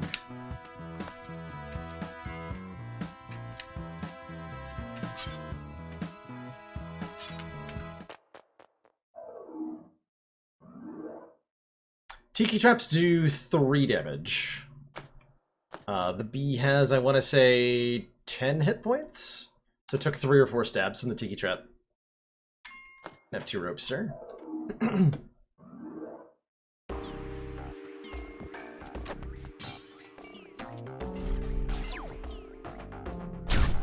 We got ourselves an altar. I can't remember if I've sacrificed a dog yet.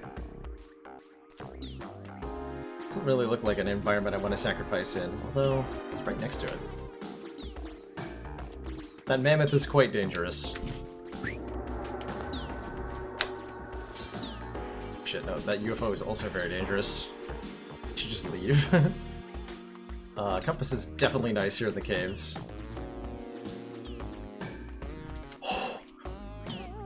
I wasn't sure if I was gonna make that jump. I'm glad I did.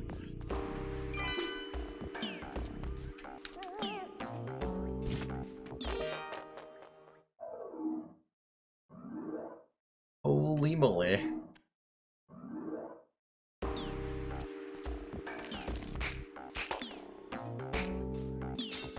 So these little platforms will fall after you touch them.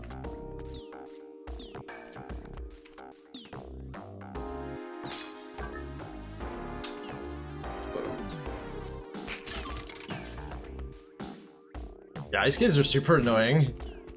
They are terrifyingly dangerous.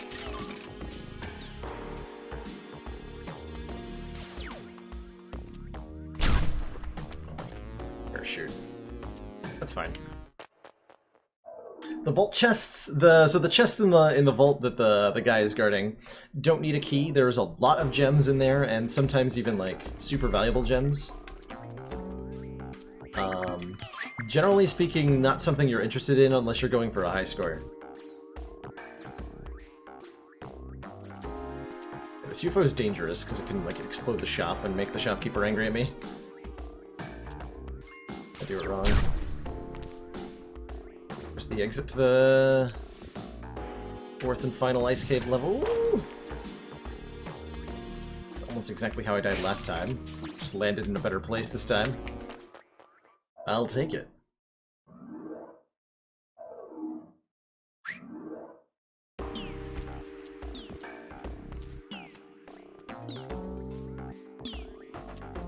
Alright, we go down the side with our climbing gloves.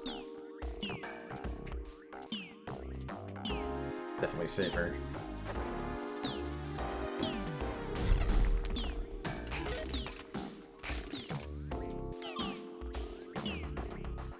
If you're quick enough, you can pick up these mines before they go off.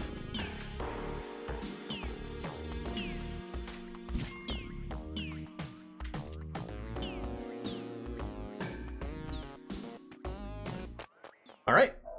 We're through the ice caves. We don't have a lot of, like, useful items, but we do have a lot of health.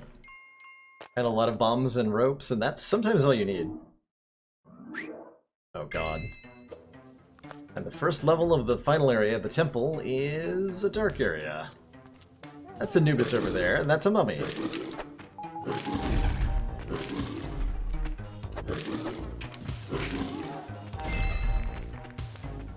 It's definitely not completely terrifying.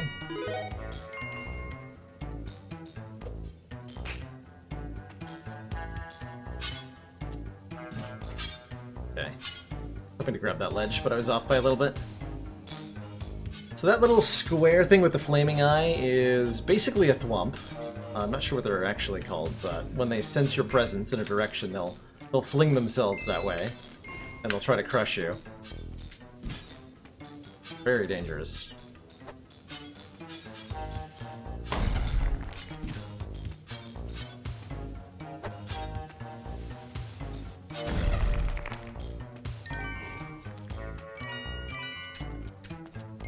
I'm so out of here. I'm so out of here.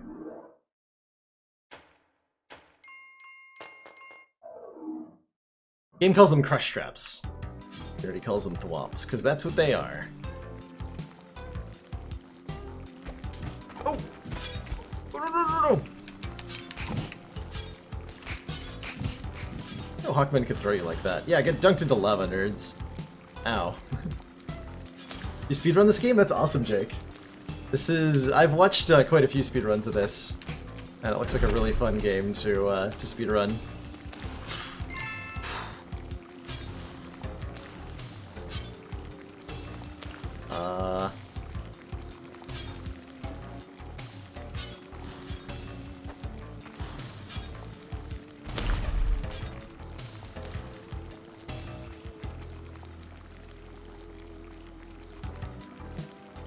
Oh, crap. That's a problem. Mummy down the hallway.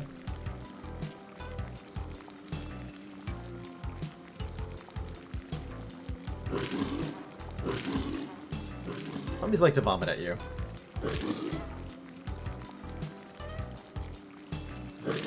Oh, crap. And they can also murder you if you get vomited on. Dang it! We're so close! We were so close! Alright, give it another... one more shot. Try to get all the way. I was trying to bomb him, but I jumped down. Ooh. That was spicy. That arrow hit. Give that one a quick restart. Hard to get fancy there.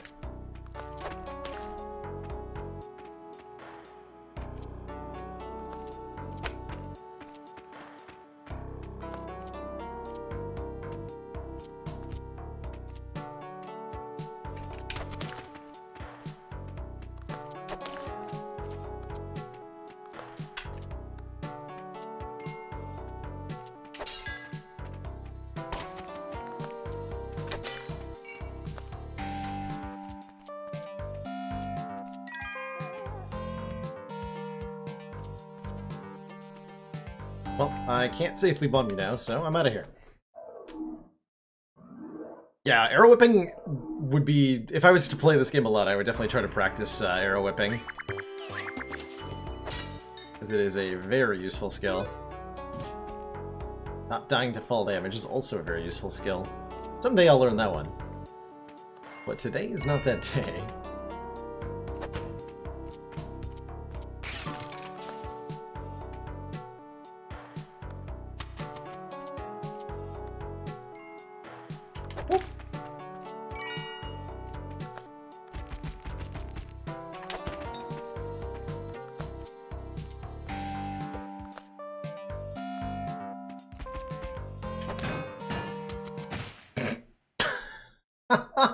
Squish.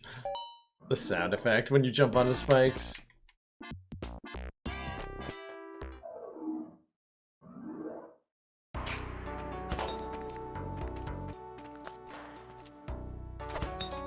What? Well, that one's just embarrassing now.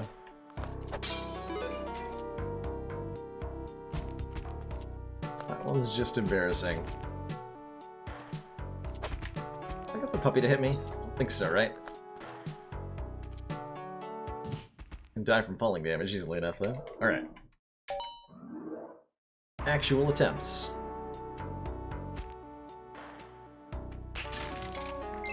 Will probably be made. I got a machete. Machete does more damage than the whip and lets you cut through things like webs. It's not very useful, but it's kind of neat sometimes.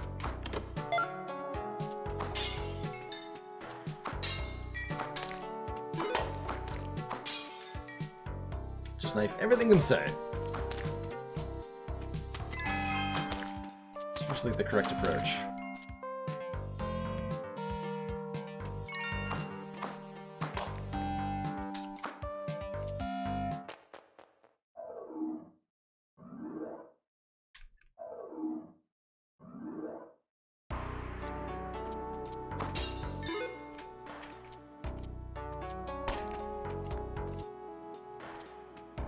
I guess I missed the key. That's fine? That's fine.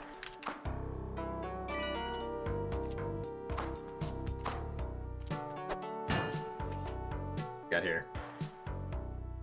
Web gun. Are you supposed to sell useful things, Mr. Shopkeeper?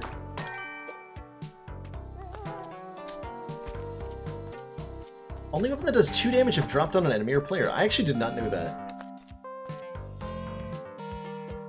Minor trivia. My favorite kind of game knowledge is like little obscure bits like that. 6 bombs, please, at your earliest convenience. I'm gonna be more aggressive with using my bombs in the the temple next time. I've been saving them up, then why not, right? Alright, puppy. About to be asked to make a sacrifice of your own body so that I can save you.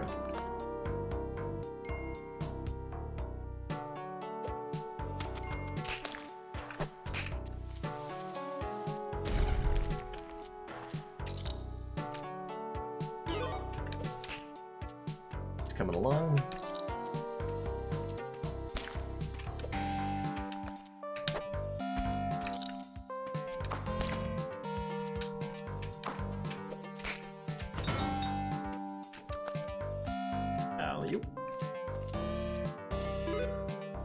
Sacrifice altar over there. I do have paste, I have enough bombs.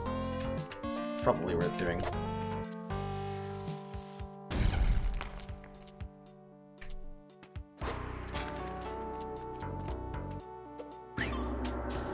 Rest in pieces, pepperoni. Got spring shoes out of that, which is probably a pretty good trade. Really?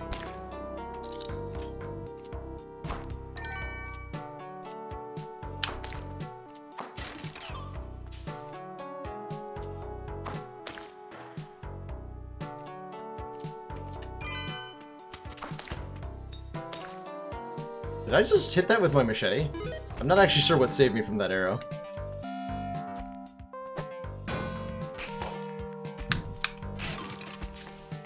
Damn it. Alright. Take my machete and get out of here with 3 health. Close enough, right? Ah! 2 health. Sorry, I meant to say 2 health.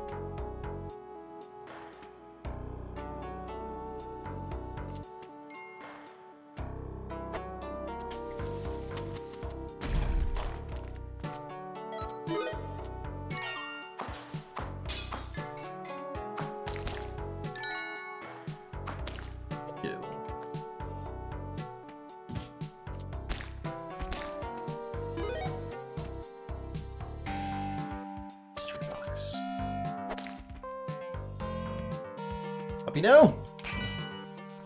Saved him.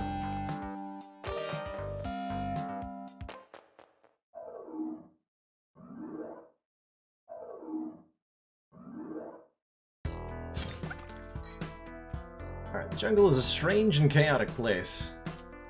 Don't like it here. Whoa!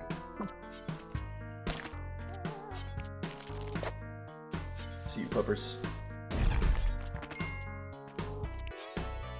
High explosive rescue.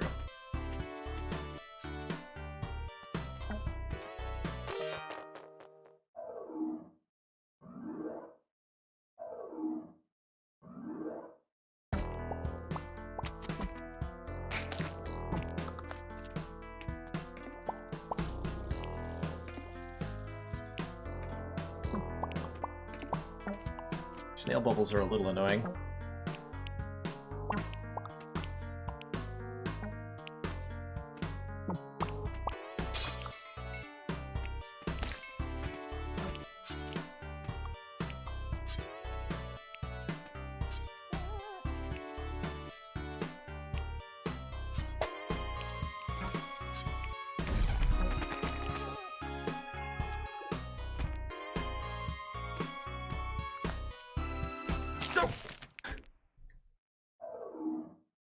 I thought I could make that jump.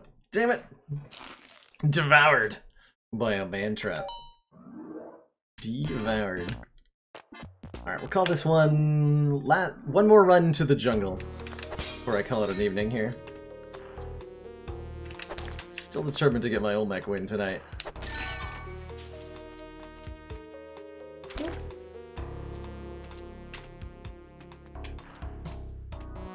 Thanks everybody joining me for the Spelunky content tonight. Kind of unplanned. I knew I wanted to do something that wasn't Spire and something that was also familiar. Which didn't leave a whole lot of options. I've got a number of new games that I'd like to explore on stream soon, but it's been a long couple days. I just wanted something nice and relaxing. So thank you all for joining me for it. Nice and relaxing, he says, of Spelunky.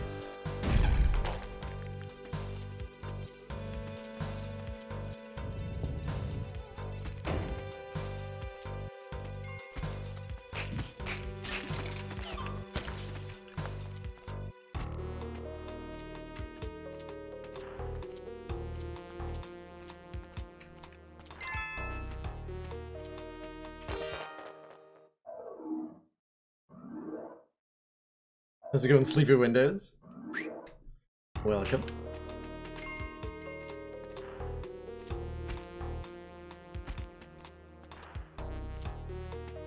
Frag is also how I got most of my hours watched from this game, TPLs. Frag is a legend at Spelunky. Oh god, it's terrifying.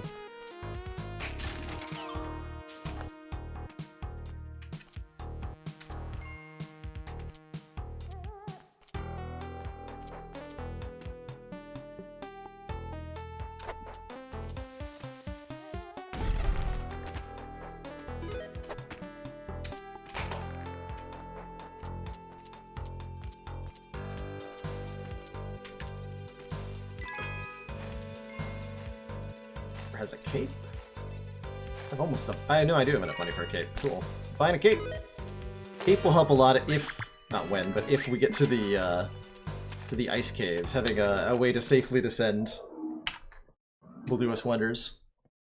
The spectacles allow us to see objects hidden in walls, as well as increasing our vision radius in dark levels. Cheese and peas. Oh god. I have angered the spooter. Let us flee.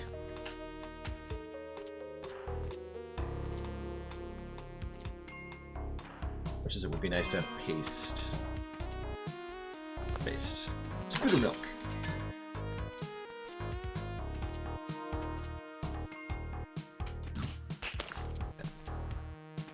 Alright, well, call that a level. Call that a level.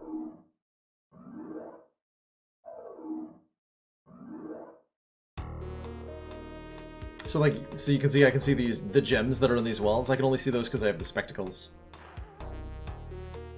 Bomb shop is definitely nice. Buy ourselves some bombs, and I can get some paste from this spider right over here.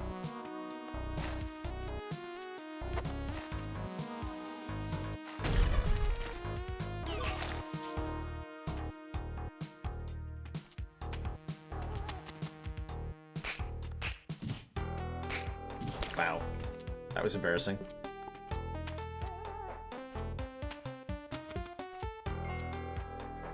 Doggo? I keep wanting the cape to be a jetpack. It is not a jetpack. Unfortunately.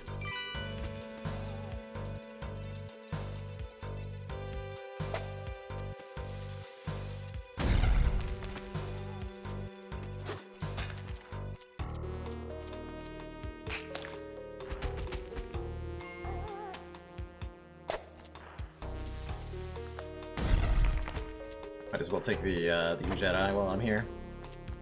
Oh, that's a trap, yeah.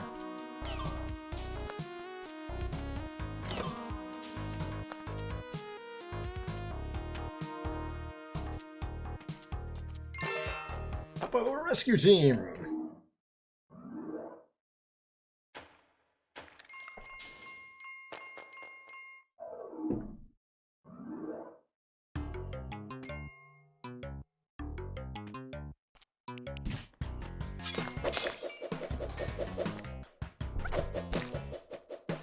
Get boomerang down.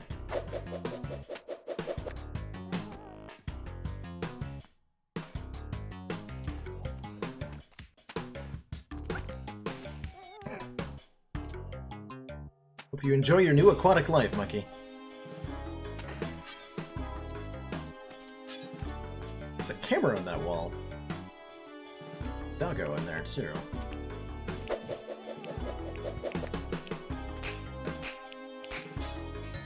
Good fun down there.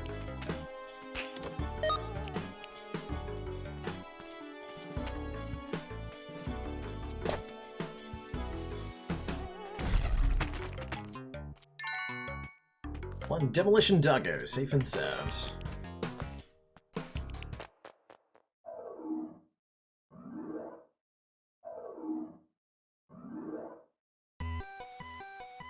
College Shrine. 2 bombs, 3 bombs. A lot of bombs.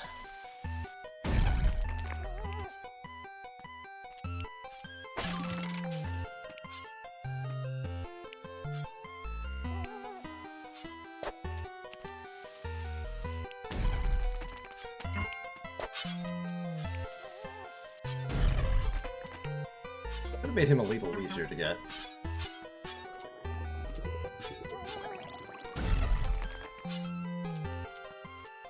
It's a fun little game you can play with spikes. Climbing gloves, that'll help. Cape and climbing gloves together make the ice caves pretty manageable, hopefully. Hopefully.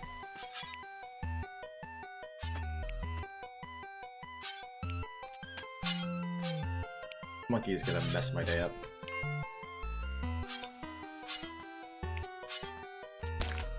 Go.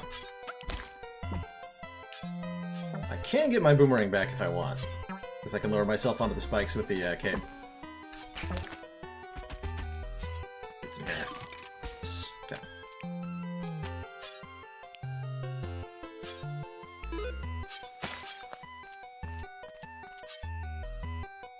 Well, that'll do. This run is quite the spectacle so far.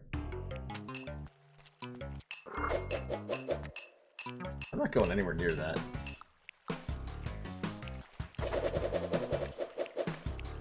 It's dangerous.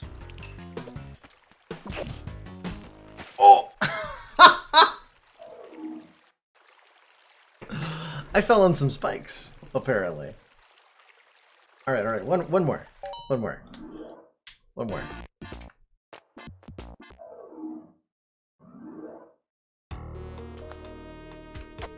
The trick shot.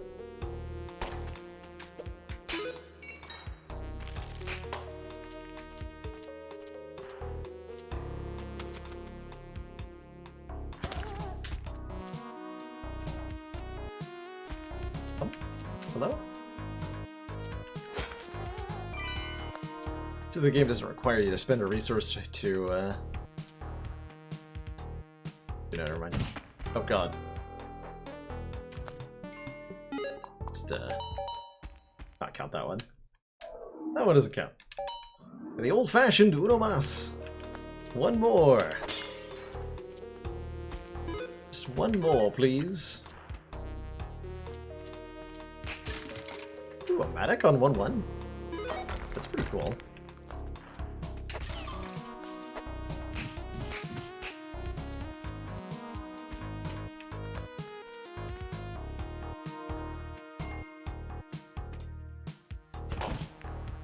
Right.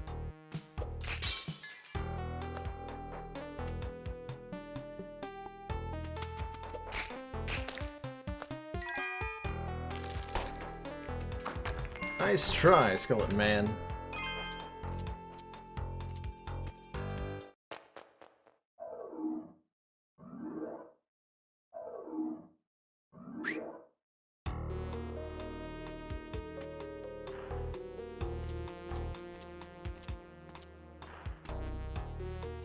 Snake Pit. Matic makes navigating this a lot simpler.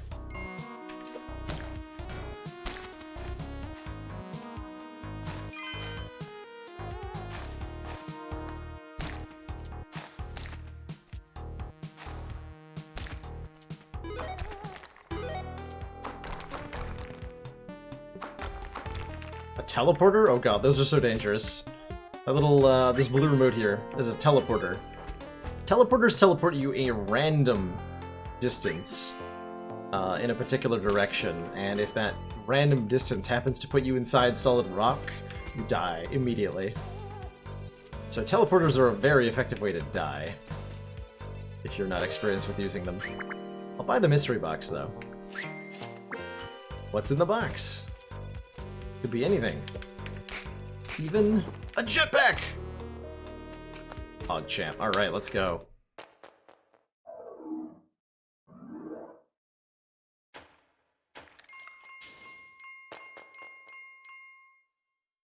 It's awful at teaching people how to use the item. Yeah, there are ways to use it safely. But it's not intuitive by any means.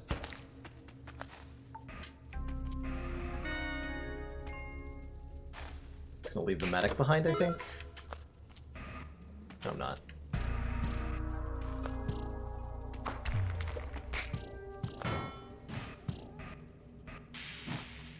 Oh god, that poor caveman.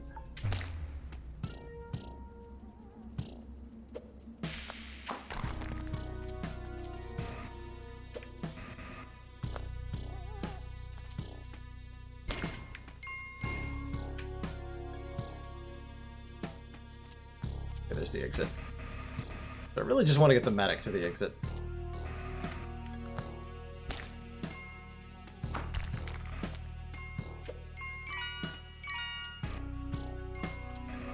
Yeah, we can skip the doggo this time.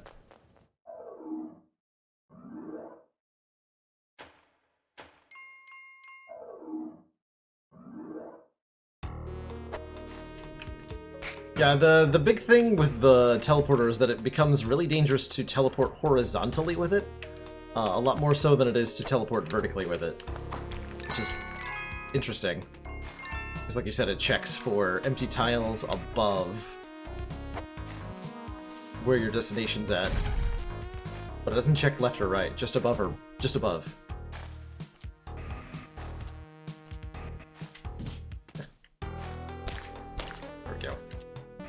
With the jetpack, I'd managed not to take damage from bats, but apparently the skill level I'm at.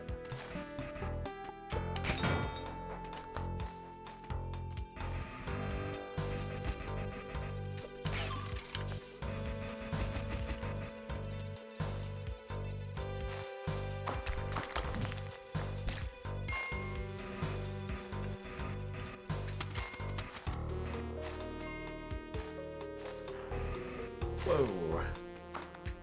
No! Sniped. Sniped by a cobra. And by a skeleton. God, there's so many enemies in this level.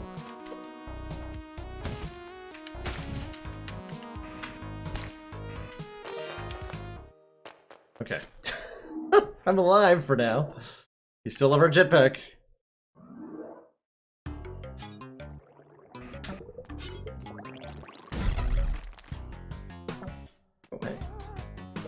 Convenient. Character unlocked. Did you trigger the worm? Nope. Oh god, she stole my medic. Look at that. Crazy lady.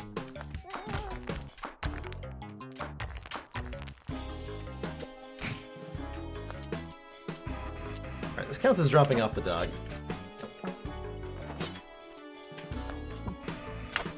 What? Not sticking to that. Doggo, come back here.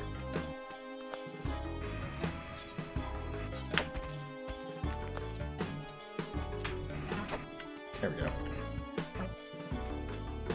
Have fun over there.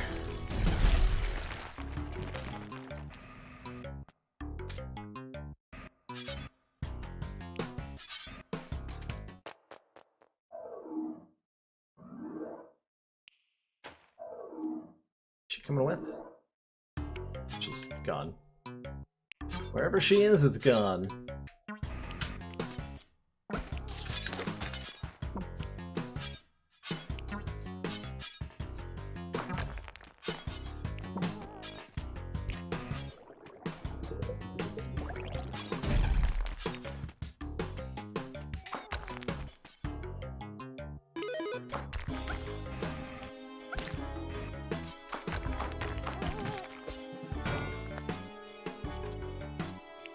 Patrol.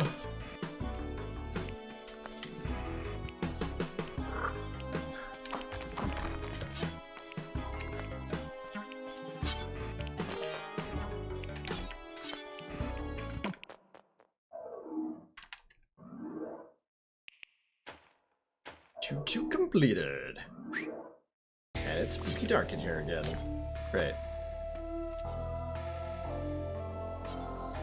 Definitely not terrifying at all.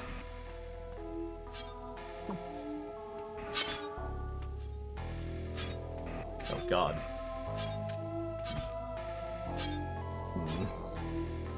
On second thought, I do want that medic.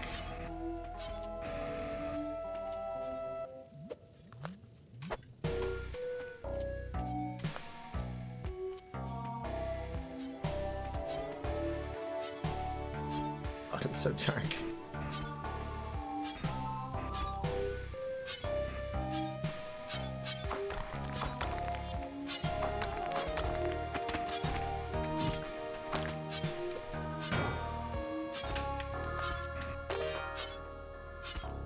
That went on spikes.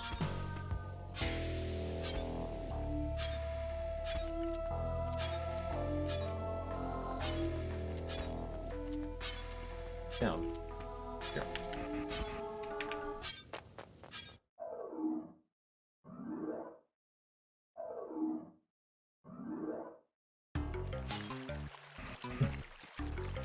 It's certainly not a good organization with the best track record. That's for sure. If you're looking for ways to help animals, there's definitely a lot of more widely respected organizations.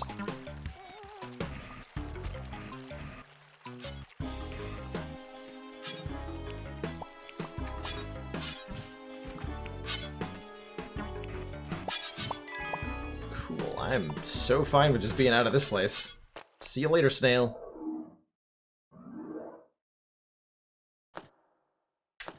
Can you bring me a shotgun? Do you think I'd give you my gun? If I had one, sir? Oh, we got smooth jazz! You like jazz?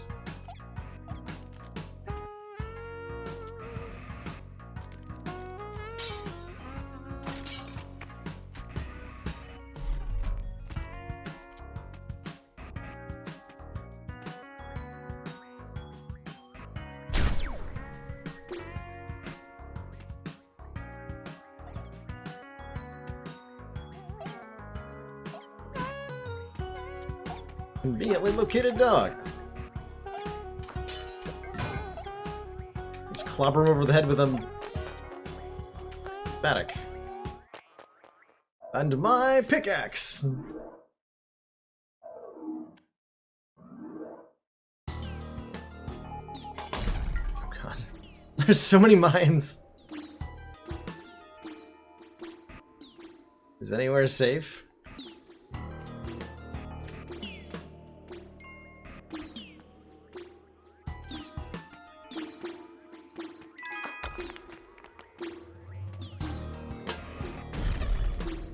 Alright, with 5 health. I'm a dog this level. Here you dog go. Up.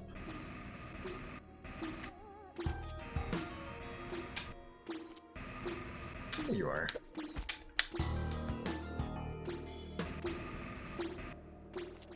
That Yeti almost killed me.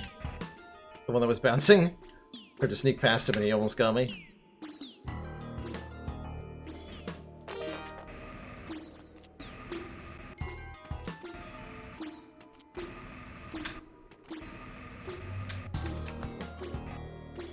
Never been to the city of Golden Spelunky. Is not that hard to get to. Do it sometime.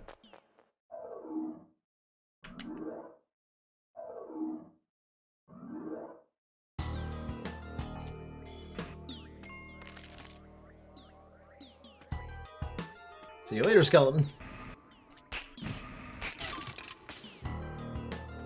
9 bombs. That's not a lot for Temple.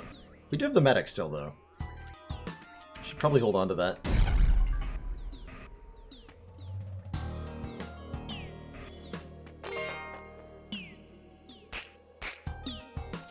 I gotta be really careful around that mammoth.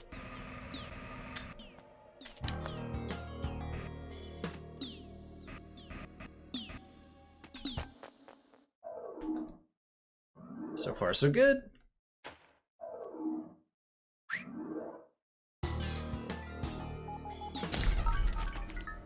Ooh, that looked painful. That looked really painful. Sorry for every creature that was involved in that.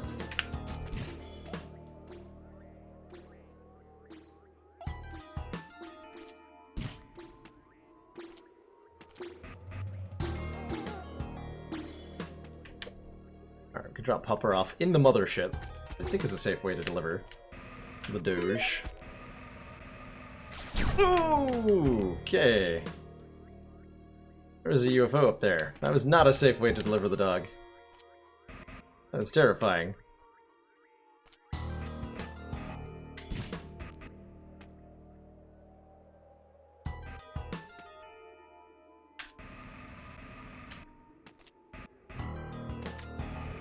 Quite frankly, I'm lucky to be alive. That getting stunned in the ice caves can usually leads to a quick death.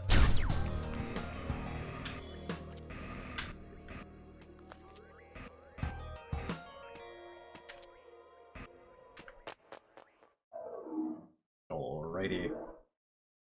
Back to the temple. I'm glad we at least got here. Whatever happens here happens. Yes, mummy. Yes.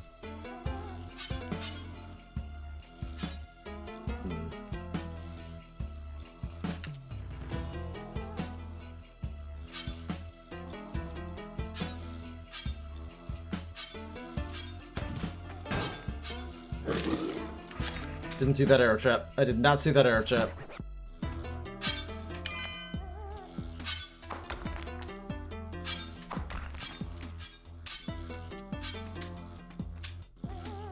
Ah. Damn it. The stupid tiki traps, man. The stupid tiki traps! Alrighty. Well, we got to the temple a second time. I'll take that victory. I will take it. That is going to be where I wrap things up for tonight. It's been a pleasure streaming for all of you and hanging out. Hope you enjoyed the bit of variety tonight. I certainly enjoyed the break from Spire and the shift in tone. We will be back tomorrow at 4 p.m. Eastern Standard Time for our usual Frivolous Fridays in the Spire. Glad you enjoyed the content, Tom. I was really hoping I'd get an Olmec kill, and I might even have to revisit this just to at least get one complete run in, because I know I'm capable. We got kind of close tonight. But for those of you just joining for the Spelunky, it's awesome. My main game is a deck-building roguelike game called Slay the Spire, which I play at a super high level and on a nearly daily basis. If that sounds like your jam, I'd love if you throw me a follow, and if not, then I hope to see you again sometime either way.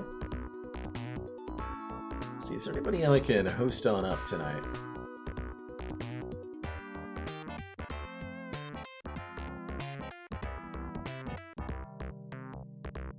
I don't think so. I think we'll call it a quiet evening in. Thank you so much for joining me, everybody. I hope you have a great night. You should try the deck building roguelike called Magic the Gathering.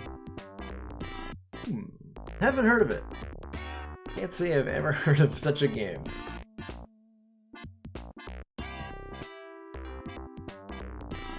Alrighty.